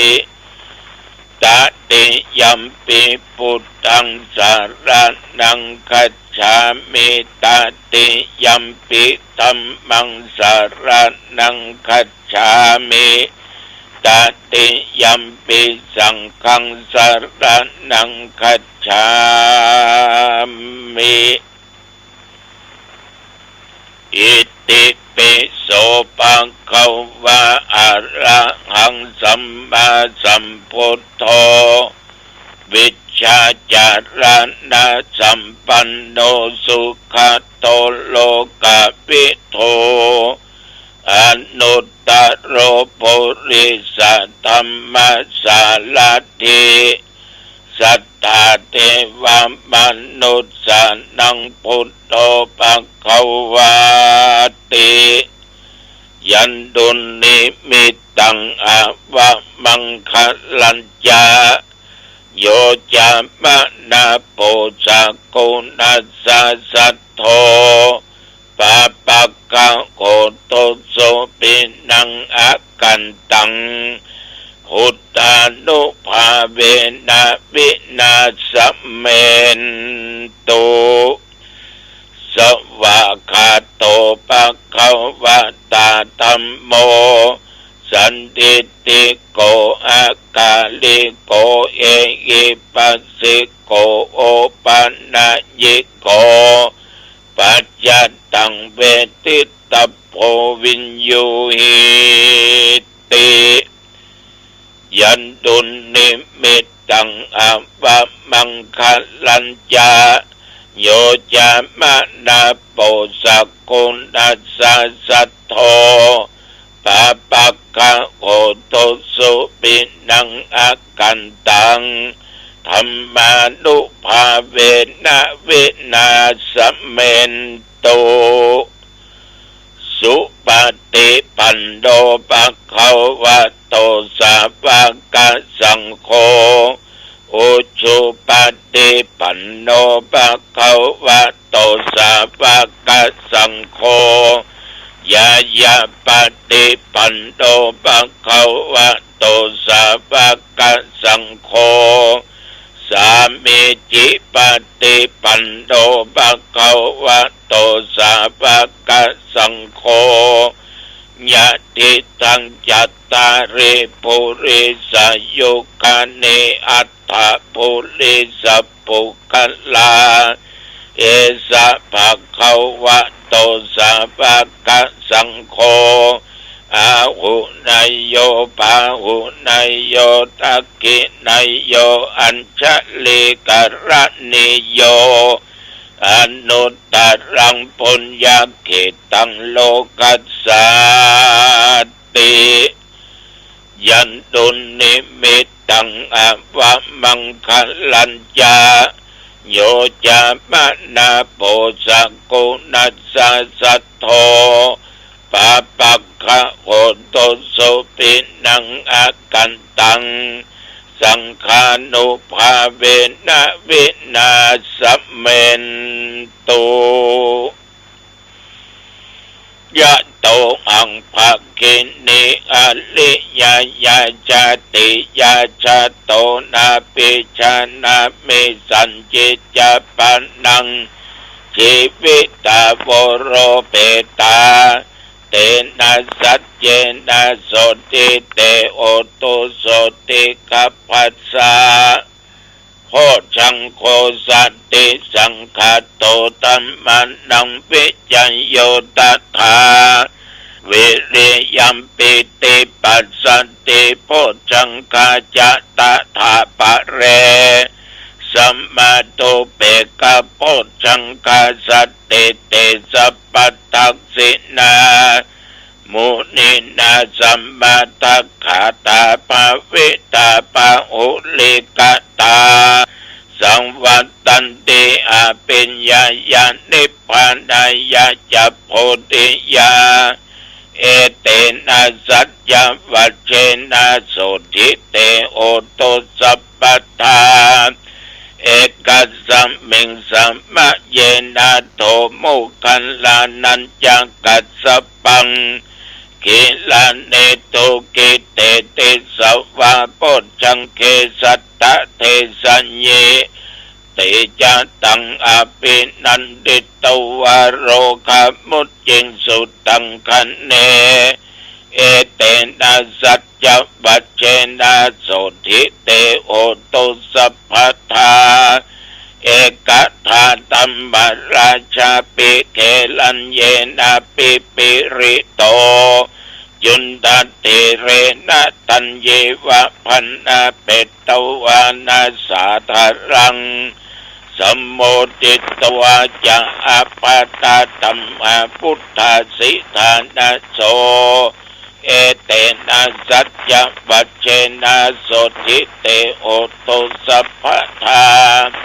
ปะอินาเตจะอาปาตาตินันนัมปิมะเอสินังมัคคะอัตตกิเลสาวะปัตตานุปัตติธรรมตังเอเตนะสัจจวัชเชนะโสทิเตโอโตสัพพทาสักกัตตัวพุทธรัตนังโอสัตตังอุตตมังวรังอิตังเตวมนุสสานังพุทธเตเชนะโสทินา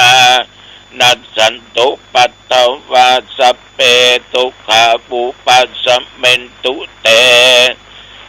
สักกัตตัวธรรมรัตนังโอสัตตังอุตตมังวรังปะเลลาอุปัสสะมันังธรรมเตเชนะโสทินานัสสันตุปัตตวาสัพเพพยาบุปัสสะเมนตุเตสักกัตตัวสังฆรัตนังโอสัตตังอุตตมังวรัง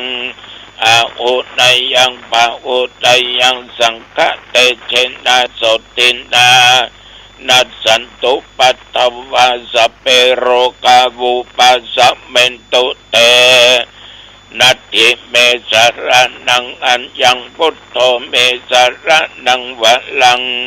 เอเตนะสัจจวัชเชนะโสติเตโอตุสัพพทานัตถิเมสรนังอัญญังธัมโมเมสรนังวะลังเอเตนะสัจจวัชเชนะโอตุเตชยมังคลังนัตถิเมสรนังอัญญังสังโฆเมสรนังวะรังเอเตนะสัจจวัชเชนะโอตุเตชยมังคลังภวตุสัพพมังคลังรักขันตุสัพพเทวตาสัพพพุทธานุภาเวนะสัทธาโสติภวันตุเตภวตุสัพพมังคลังรักขันตุสัพพเทวตาสัพพธรรมานุภาเวนะสัทธาโสติภวันตุเตภวตุสัพพมังคลังรักขันตุสัพพเทวตาสัพพสังฆานุภาเวนะสัทธาโสติภวันตุเตโดยบทพุทธานุภาพแห่งองค์สมเด็จพระสัมมาสัมพุทธเจ้าทุกพระองค์บทธรรมานุภาพแห่งพระธรรมบทสังฆานุภาพพระสงฆ์บทสาธยายมนต์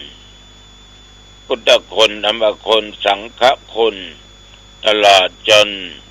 ยันทุนและสกัดตัวโพชฌังคบริตอันศักดิ์สิทธิ์นี้ข้าพเจ้าขอตั้งจิตอธิษฐานข้าพเจ้าและญาติโยมเท่าแก่หนุ่มกำใจยิงทุกท่านทุกคนแม้นว่า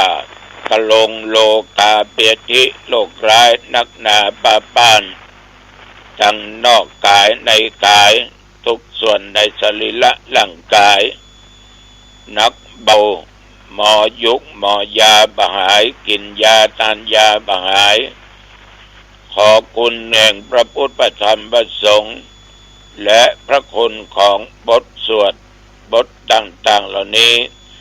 จงมากำจัดคือโรคภัยไข้เจ็บอันหนักอันร้ายอันตรธานหายไปตั้งแต่บัดนี้และที่จะเกิดมาภายหน้าอย่าได้มาใกล้มากายมีสุขภาพกายใจแข็งแรงสุขกายสบายใจแม่นข้าพเจ้าและญาติโยมทุกท่านเดินทางไปเหนือใต้ตกออกไกลใกล้เดินทางไปก็มีชัยมีโชคกลับมาก็มีโชคมีใจชนะมีสติปัญญาจำเริญในกิจการงานการค้าการขายการปลูกการฝังการเกษตรการงานทุกชนิดจำเริญโดยกิจการตำแหน่งหน้าที่ยิ่งขึ้นไปอายุวันโนสุขังพลังกรมอุตุบอกตักเตือนห่วงใยสุขภาพระยะนี้อากาศหนาวเย็นหนาวเย็นบะเย็นบะเดี๋ยวนี้ทุกเจ้านั่งเนี่ยกลางเตียงนอนเนี่ยตุ้มผ้าตัวผืนที่ห่มนั่นนะเพราะมันหนาวมันเย็นนั่งเอาหลังอิงกับหมอนสี่เหลี่ยมนั่งคดถวายวนบอกสถานหัวหมดจะไทยได้กึดตัวเราว่าตุลุงนั่งอย่างใดนั่งที่ไหนมันหนาวกะอย่างนั้นอย่างนี้อาจจะห่วงบอกหมดหายห่วงหายพี่น้องญาติโยมใส่ผ้าใส่ควยเนอะเบิ้ลนี่ไปเตะที่บ้านอำเภอแม่วางนะลืมไปแล้วฮะเลี่ยมอย่างนี้นี่นะจะไปเตะงานข่าวดำอดีตผู้ใหญ่บ้านเพิ่งเคยมากินมาทานที่วัดเนี่ยห้วยเนียมนะบืนปะกันที่บ้านห้วยเนียมเวลาประมาณทุ่มครึ่งเนอะมันหนาวนะตั้งห้วยเนียมนี่หนาวนะปะตุลุงเนอะได้ยอมทั้งหลายตั้งแต่ตะวันมาจนถึงปัจจุบัน24 ชั่วโมงโอ้หมู่เฮานี่โชคดีแฮมแล้วได้ไปแฮมวันได้ไปแฮม24 ชั่วโมงแต่อีก24 ชั่วโมงที่จะมาครั้งหน้ามันจะส่งท้ายปีงูไปหาปีม้า เอาละแกนั่นแหละม้านี่จะไปเป็นม้าดีดกะโหลกเนอะม้านี่มันแข็งแรงม้าแข็งแรงญาติโยมเป็นม้าออกศึกม้าแข่งม้าขี่ม้านั่งของเจ้าชายสิทธัตถะที่เดินขึ้นนั่งบนหลังม้าเสด็จออกทรงผนวดเนาะฉะนั้นญาติโยมปีม้าแข็งแรงทนทานไหวพริบดีเยี่ยมฉะนั้นม้านี่สำคัญประเดี๋ยวยังงูอยู่เนาะบนงูน้อยไปก็ไปถึงม้างูนี่มีตีนเป็นสัตว์เลื้อยคลานม้านี่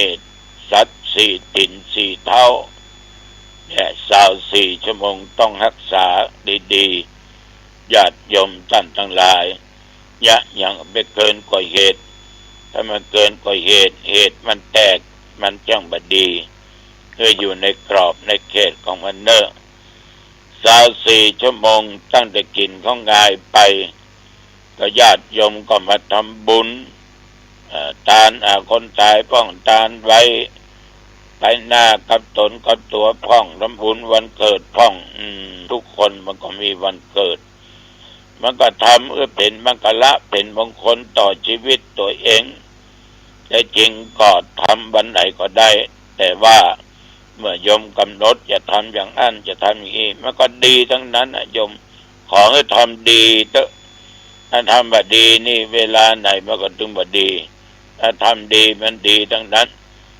นะเอารถขอตุลุงมัดมือรถกันทำไมไปเสาะมือมันมี มัดพวงมาลัยดอกแต่ก็ไปตามประเพณีตามความนิยมของคนตามความเชื่อของคนนะแล้วก็มัดจิตมัดใจคนครับตัวอย่าประมาทนะสอนไปตัวอย่าประมาทเอามาตั้งด้วยความประมาทมันมีความพลั้งเผลอขับรถขับลาไปเหนือใต้ตรงออกไกลใกล้ชีวิตเอาก็ฝากไว้กับมันโลกงานก็ฝากไว้กับมันโลกอนาคตก็ฝากไว้กับรถโลกฉะนั้นต้องมีสติเวลานี้ตินกูกำลังย่ำเบรกเวลานี้มือกำลังถือพวงมาลัยเวลานี้ตากูกำลังจ้องไปทางหน้าอย่าขาดสติอย่าเผลอโอ้ปลอดภัยญาติโยมจนฉันเป็นแล้วก็ไม่ได้ไปไหนนะก็นั่งอัดเสียงธรรมะนะโมตัสสะภะคะวะโตอย่าได้2 ชั่วโมง 3 ชั่วโมงนั่งบันทึกเสียงธรรมะไปออกสถานีวิทยุต่างๆจนค่ำจนมืดอาบน้ำอาบท่าแล้วก็พักผ่อนครับชีวิตนั้นมีค่ามากญาติโยมเวลาก็มีค่ามากญาติโยมต้องใจชีวิตใจเวลาที่เรามีชีวิตอยู่เนี่ยมีคุณค่าที่สุดนะแต่ว่า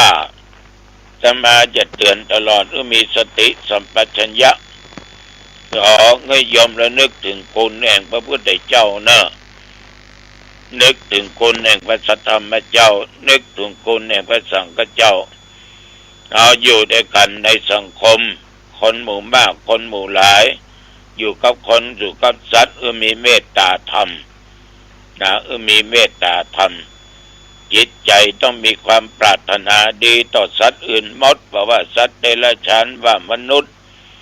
นะมีความปรารถนาดีก็เหมือนเรามีความฮักในตัวเขาเพราะทุกคนทุกชีวิตย่อมจะรักตัวเองกลัวเจ็บกลัวตายกลัวทุกข์กลัวยากอับจนฉะนั้นญาติโยมเมื่อมีเมตตามีความจุนเจือช่วยเราช่วยเหลือสงเคราะห์ซึ่งกันและกัน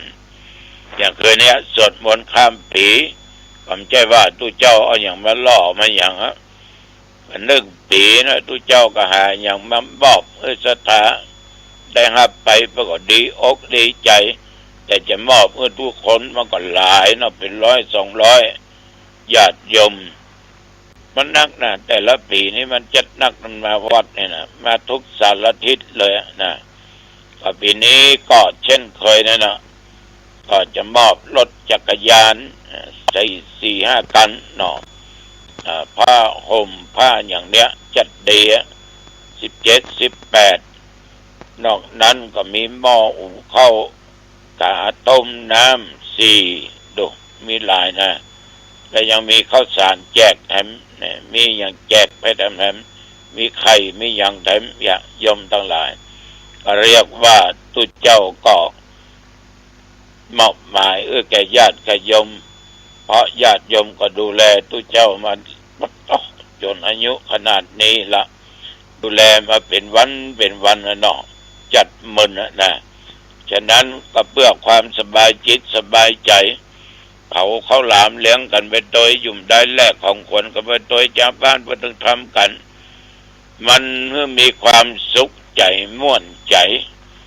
เอาอย่างไปแลกกันเนี้ยจะไปหวังว่ากูต้องได้ของอันนั้นต้องได้ของนี้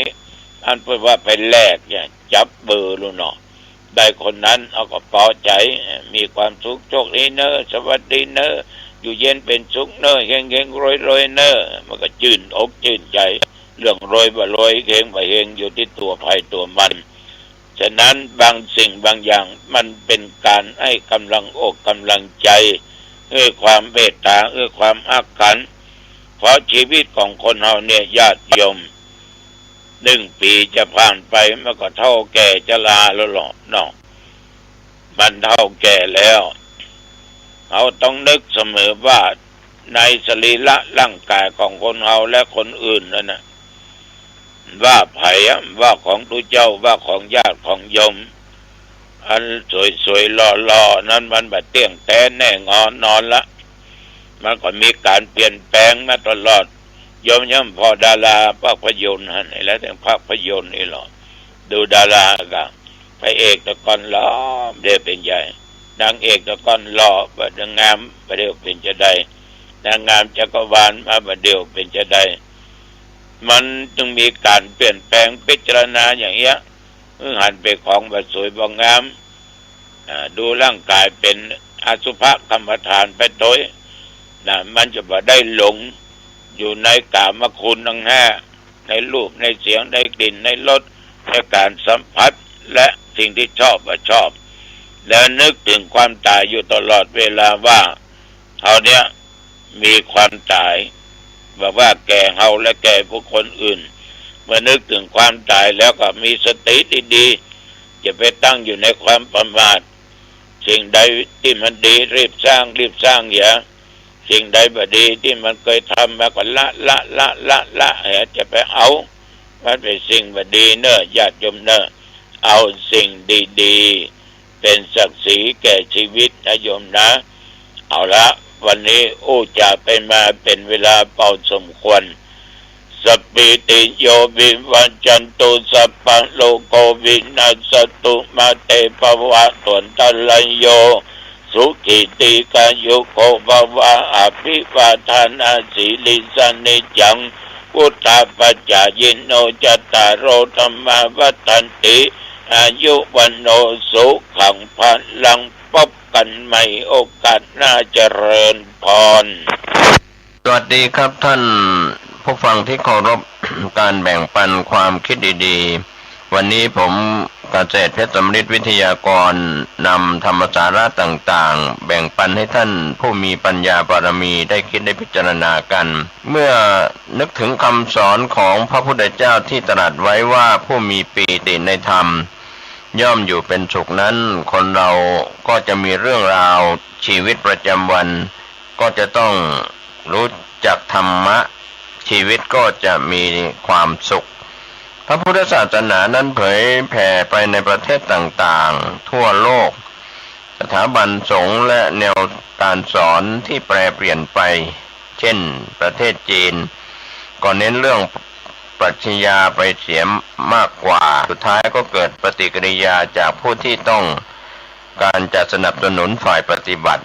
ผลอย่างหนึ่งก็คือการปรากฏขึ้นของนิกายเซน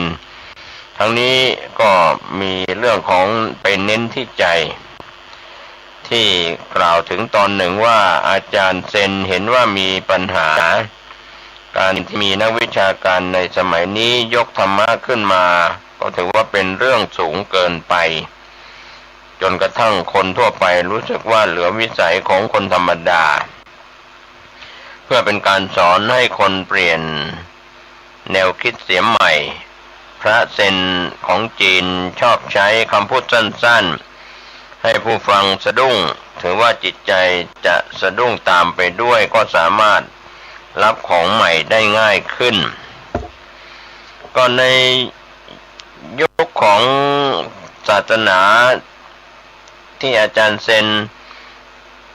ก็มีอุบาสกคนหนึ่งเข้าไปถามอาจารย์เซนที่ว่าพระพุทธเจ้าคืออะไรพุทธภาวะคืออะไรท่านก็ตอบทันทีว่าพุทธภาวะคือขี้หมาเหตุผลในการตอบอย่างนั้นก็เป็นการยกสิ่งที่คนทั่วไปเห็นว่าสกปรกหรือต่ำต้อยที่สุดเมื่อเปรียบเทียบกับสิ่งที่คนทั่วไปเชื่อว่าสูงสุดก็เข้าใจว่าสิ่งที่บริสุทธิ์ไม่ได้อยู่ห่างไกลจากสิ่งที่สกปรกหรือธรรมดานี่เองนะครับท่านผู้ฟังการมองอะไรด้วยปัญญาทุกสิ่งทุกอย่างสัมผัสได้ด้วยตาหูจมูกลิ้นกายและใจก็มีการเกิดขึ้นแล้วก็ตั้งอยู่แล้วก็ดับไปการประจักษ์แจ้งในธรรมชาติถือว่าการเจริญภาวนาวิปัสสนากรรมฐานก็ปรากฏในส่วนของภาวนาเรียกว่าวิปัสสนาภาวนาวิปัสสนากรรมฐาน ถ้าจะพูดถึงพุทธภาวะเป็นสิ่งที่ลึกลับที่เราอย่างรู้ได้ไม่จำเป็นต้องออกไปถือบวชเป็นพระภิกษุสามเณรแม่ชีในปัจจุบันฉะนั้นสิ่งที่ไม่ใช่สิ่งลึกลับที่จะอย่างรู้ได้ก็ไม่จำเป็นต้องออกบวชไปอยู่ตามป่าตามเขาแต่ความเข้าใจเรื่องสิ่งธรรมดาที่อยู่กับตัวเราตลอดเวลาอาบน้ำแปรงฟันทำกับข้าวทานข้าวล้างจานขับรถเดินไปเดินมาทุกอิริยาบถทุกคำพูดทุกความรู้สึกทุกสิ่งทุกอย่างนั้นเป็นโอกาสที่เราจะเข้าใจในธรรมะได้ธรรมะไม่ใช่สิ่งลึกลับจนเกินไปนะครับท่านผู้ฟังผู้มีปัญญาบารมีถือว่าเป็นสิ่งสูงสุดก็จริงแต่ก็เป็นสิ่งสูงสุดที่อยู่ในสิ่งที่ต่ำที่สุดด้วยก็มีคนพูดถึงนักวิทยาศาสตร์ท่านหนึ่งเป็นชาวอังกฤษเคยบอกว่าความก้าวหน้าทางวิทยาศาสตร์ไม่ได้เกิดขึ้นเพราะการค้นพบข้อมูลใหม่ๆแต่เกิดขึ้นจากการมองข้อมูลเก่าๆด้วยสายตาใหม่ๆก็คล้ายๆกับความก้าวหน้าของการปฏิบัติพระกรรมฐานการประพฤติปฏิบัติก็ไม่ได้อยู่นอกเหนือจากชีวิตประจำวันของเราคนเราต้องพยายาม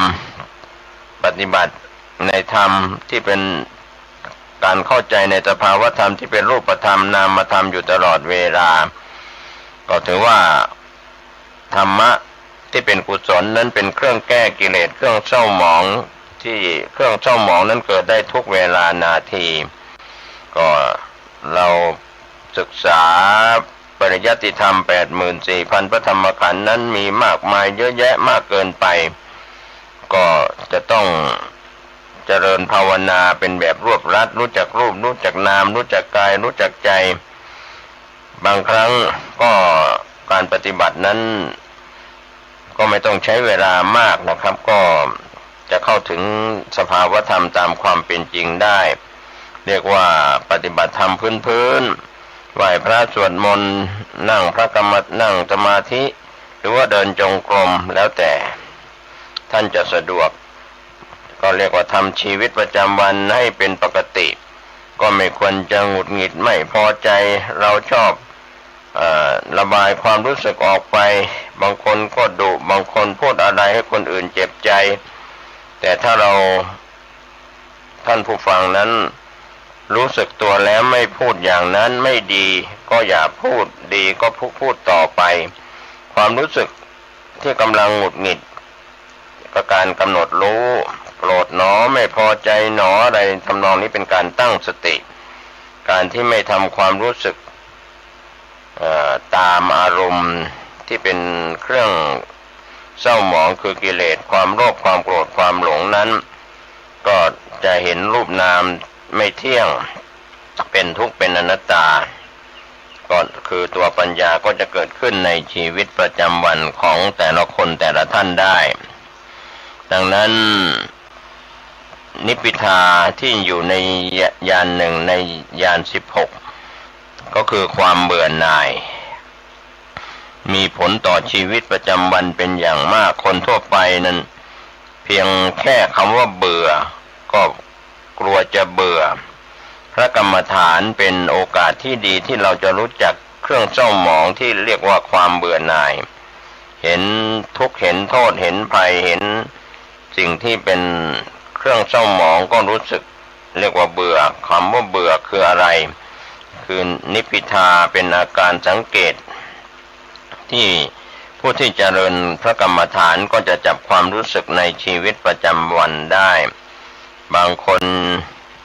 ถ้าพูดแบบใช้ชีวิตธรรมดาจะหยิบหนังสือธรรมะขึ้นมาอ่านมองว่าเป็นสิ่งดีแต่เมื่อกลับไปมองดูตัวเราเจตนาหยิบขึ้นมาอ่านหรือว่าหยิบเทปขึ้นมาฟังก็เป็นอาการของความเบื่อมากกว่าใฝ่ธรรมดังนั้นที่หลายคนนั่งสมาธิเจริญพระกรรมฐานนั้นจึงไม่สงบมีความเบื่อจะหนีออกจากความรู้สึกคือความเบื่อก็เปลี่ยนอารมณ์ปล่อยอารมณ์ ถ้าเราปล่อยอารมณ์ได้ก็จะเปลี่ยนแปลงความเบื่อก็จะหายไปเป็นส่วนที่เกิดขึ้นตั้งอยู่ดับไปรู้จักคำว่าอะไรคือรูปอะไรคือนามนามรูปปริเฉทญาณก็เกิดมาตามลำดับจนถึงเห็นความเบื่อหน่ายของรูปคือร่างกายเมื่อเป็นเช่นนี้แล้วถ้าเรากลับมามองดูก็จะเห็นสรีระร่างกายของคนเรานั้นไม่มีอะไรดีนะครับไม่มีอะไรที่จะเป็นเรื่องของอสุภะไม่สวยไม่งามแต่เราก็ไปตกแต่งกันไปสัญญกรรมกันไปทำอ้วนก็ลดให้หายอ้วนเรียกว่าน้ำหนักมากขึ้นก็ทั้งหนุ่มและสาวนะครับที่มีความห่วงใยในสรีระร่างกายของตัวแต่ละคนแต่ละท่านดังนั้นการที่เราจะอ้วนจะผอมจะมีร่างกายอย่างไรปล่อยให้เป็นไปตามธรรมชาติของสรีระร่างกายเราไม่ต้องไปตามแก้ไขไปสัญญกรรมไปตกแต่งไม่ว่าตั้งแต่ตาหูจมูกลิ้นกายและส่วนในร่างกายเราส่วนใดส่วนหนึ่งผิวหนังที่เคยแต่งตึงหย่อนยานไปก็ปล่อยให้เป็นไปตามธรรมชาติดังนั้นนักปฏิบัติธรรมที่เป็นนักภาวนากรรมฐานก็จะกลับเข้ามามองดูตัวเองมากกว่าก็ไม่หลงตัวเองเมื่อมองในกระจกนะครับก็จะเห็นความเปลี่ยนแปลงของสรีระร่างกายตั้งแต่ศีรษะลงมาที่หน้าตามาที่คอมาที่สรีระส่วน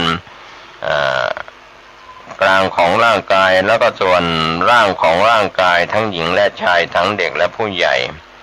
ก็ย่อมจะเข้าใจตนเองมากยิ่งขึ้นดังนั้น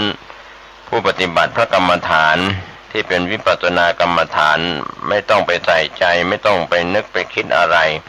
ให้กำหนดในการเจริญสติปัฏฐานให้ทันต่อการตั้งสติให้ทันอยู่บ่อยๆก็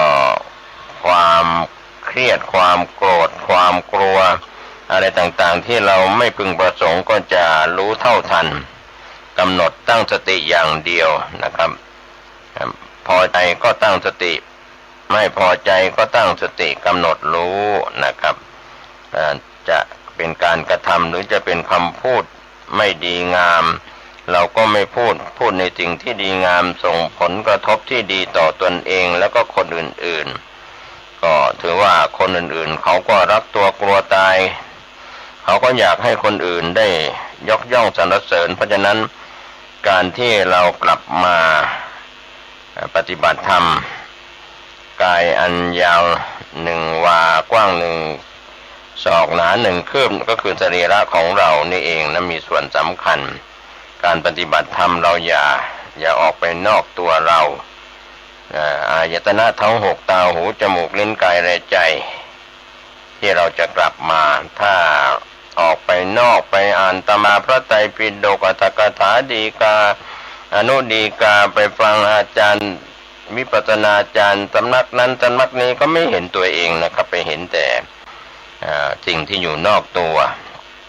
ไปฟังเสียงก็ไปฟังเสียงที่กระทบ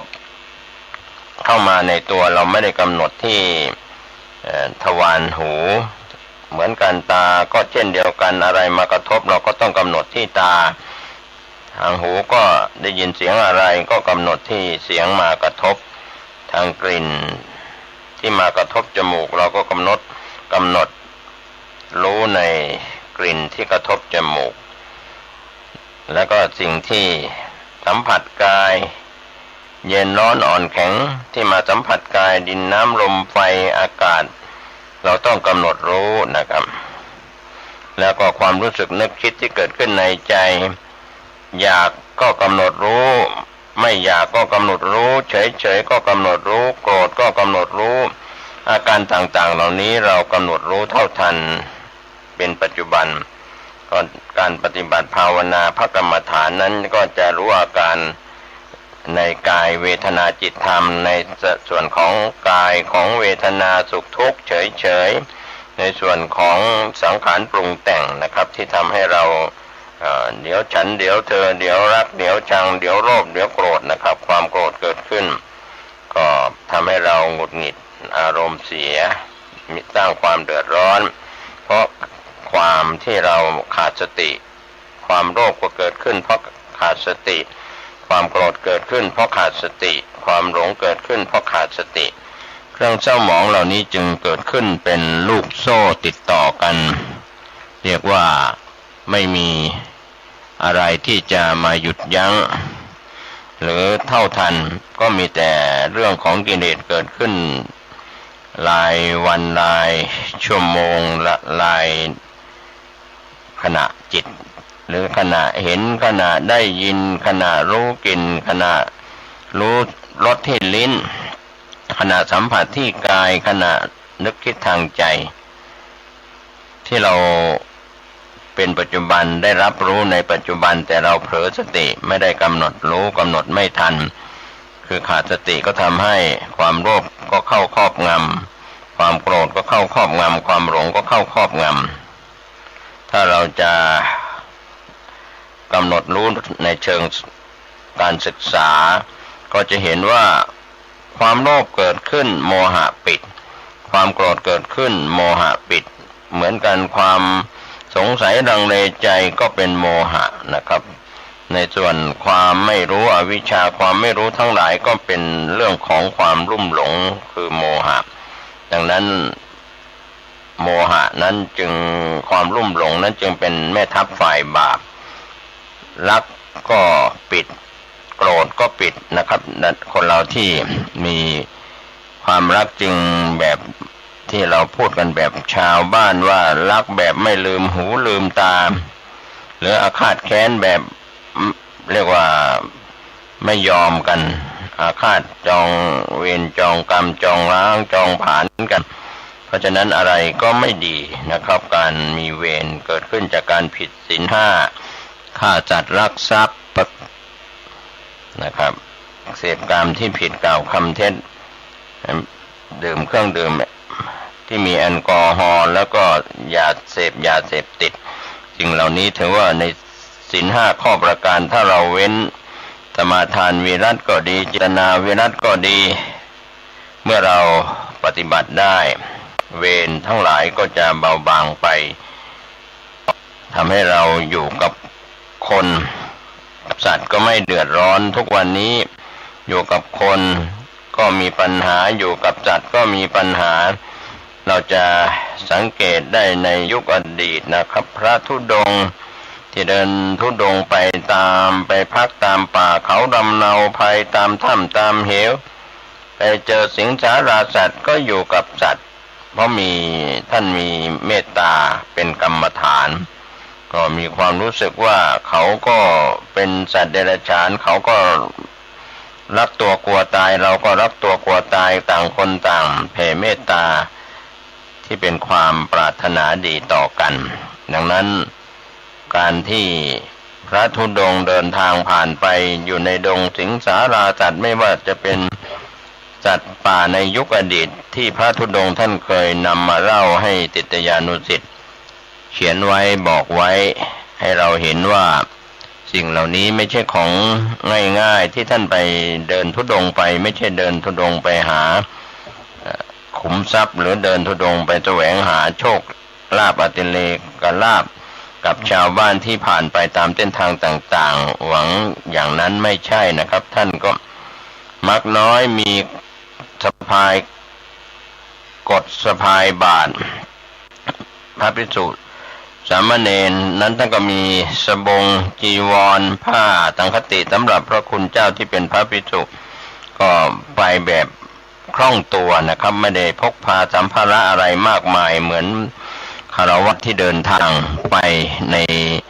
สถานที่ท่องเที่ยวหรือไปยังต่างจังหวัดต่างประเทศเราเห็นได้จากการที่มีคนเดินทางไปจะมีกระเป๋าเดินทางใส่อุปกรณ์ใส่สิ่งของในกระเป๋าเดินทางมากมายแต่สำหรับพระคุณเจ้าที่เป็นพระภิกษุหรือสามเณรที่ธุดงค์นั้นท่านก็มีสะพายบาตรสะพายกรดนะครับที่เอาไว้สำหรับปักกรดแล้วก็กางมี มุงสำหรับกลางกันยุงเหลือบลิ้นไหลที่จะตอมก็ท่านจะนั่งสมาธิในกรดที่ไปปักกฎแล้วก็แสวงหาทางเดินจงกรมที่อยู่ใกล้กับกฎไม่ไกลมากนักไม่ไกลมากก็อยู่ใกล้ๆแถวที่ท่านเห็นว่าสมควรจะไปวางไปปักกฎแล้วก็พักผ่อนเช้าขึ้นมาได้รับแสงอรุณที่เป็นวันใหม่ก็เดินคุมผ้าเรียกว่าเดินไปออกไปรับบิณฑบาตนุ่งห่มเรียบร้อยเดินไปสู่ชาวบ้านที่อยู่ใกล้กับทางที่พักใกล้สถานที่ปักกฎส่วนใหญ่ในสมัยอดีตก็จะให้ห่างหมู่บ้านที่เป็นชุมชนประมาณสัก500ชั่วธนูก็ประมาณสัก1 กิโลนะครับให้ห่างไกลเพราะว่าอยู่ใกล้บ้านก็จะได้ยินเสียงกระทึกครึกโครมของชาวบ้านการไปปรากฏเรียกว่าชายบ้านที่มีที่อยู่อาศัยของชาวบ้านอยู่ก็จะมีเสียงคนเสียงสัตว์ช้างม้าวัวควายในหมู่บ้านนั้นในยุคอดีตก็จะมีธรรมกลกสำหรับกรองน้ำในบริขารแผ่นที่พระคุณเจ้าได้ใช้นะครับการออกไปรับอาหารบิณฑบาตก็รับอาหารมาแล้วก็มาขบฉันในช่วงเวลาที่กำหนดนะครับตั้งแต่ช่วงรับบรุณจนถึงเที่ยงวันนะครับก็มีเวลาประมาณ6 ชั่วโมงก็ฉันภัตตาหารหวานข้าวที่ศรัทธาชาวบ้านใส่บาตรก็บางครั้งก็ไม่ใช่ได้มากมายพอยังอัตภาพให้เป็นไปของแต่ละคนแต่ละท่านนะครับที่เป็นพระธุดงค์หรือว่าสามเณรที่ธุดงค์ไปกับพระเถระครูบาอาจารย์ที่พากันเดินธุดงค์ไปเป็นกลุ่มแล้วก็ในยุคที่เราได้ศึกษาได้เรียนรู้ในช่วงที่เรายังมีชีวิตอยู่ได้ศึกษา พระอาจารย์หลายรูปที่เป็นสายพระป่าที่ได้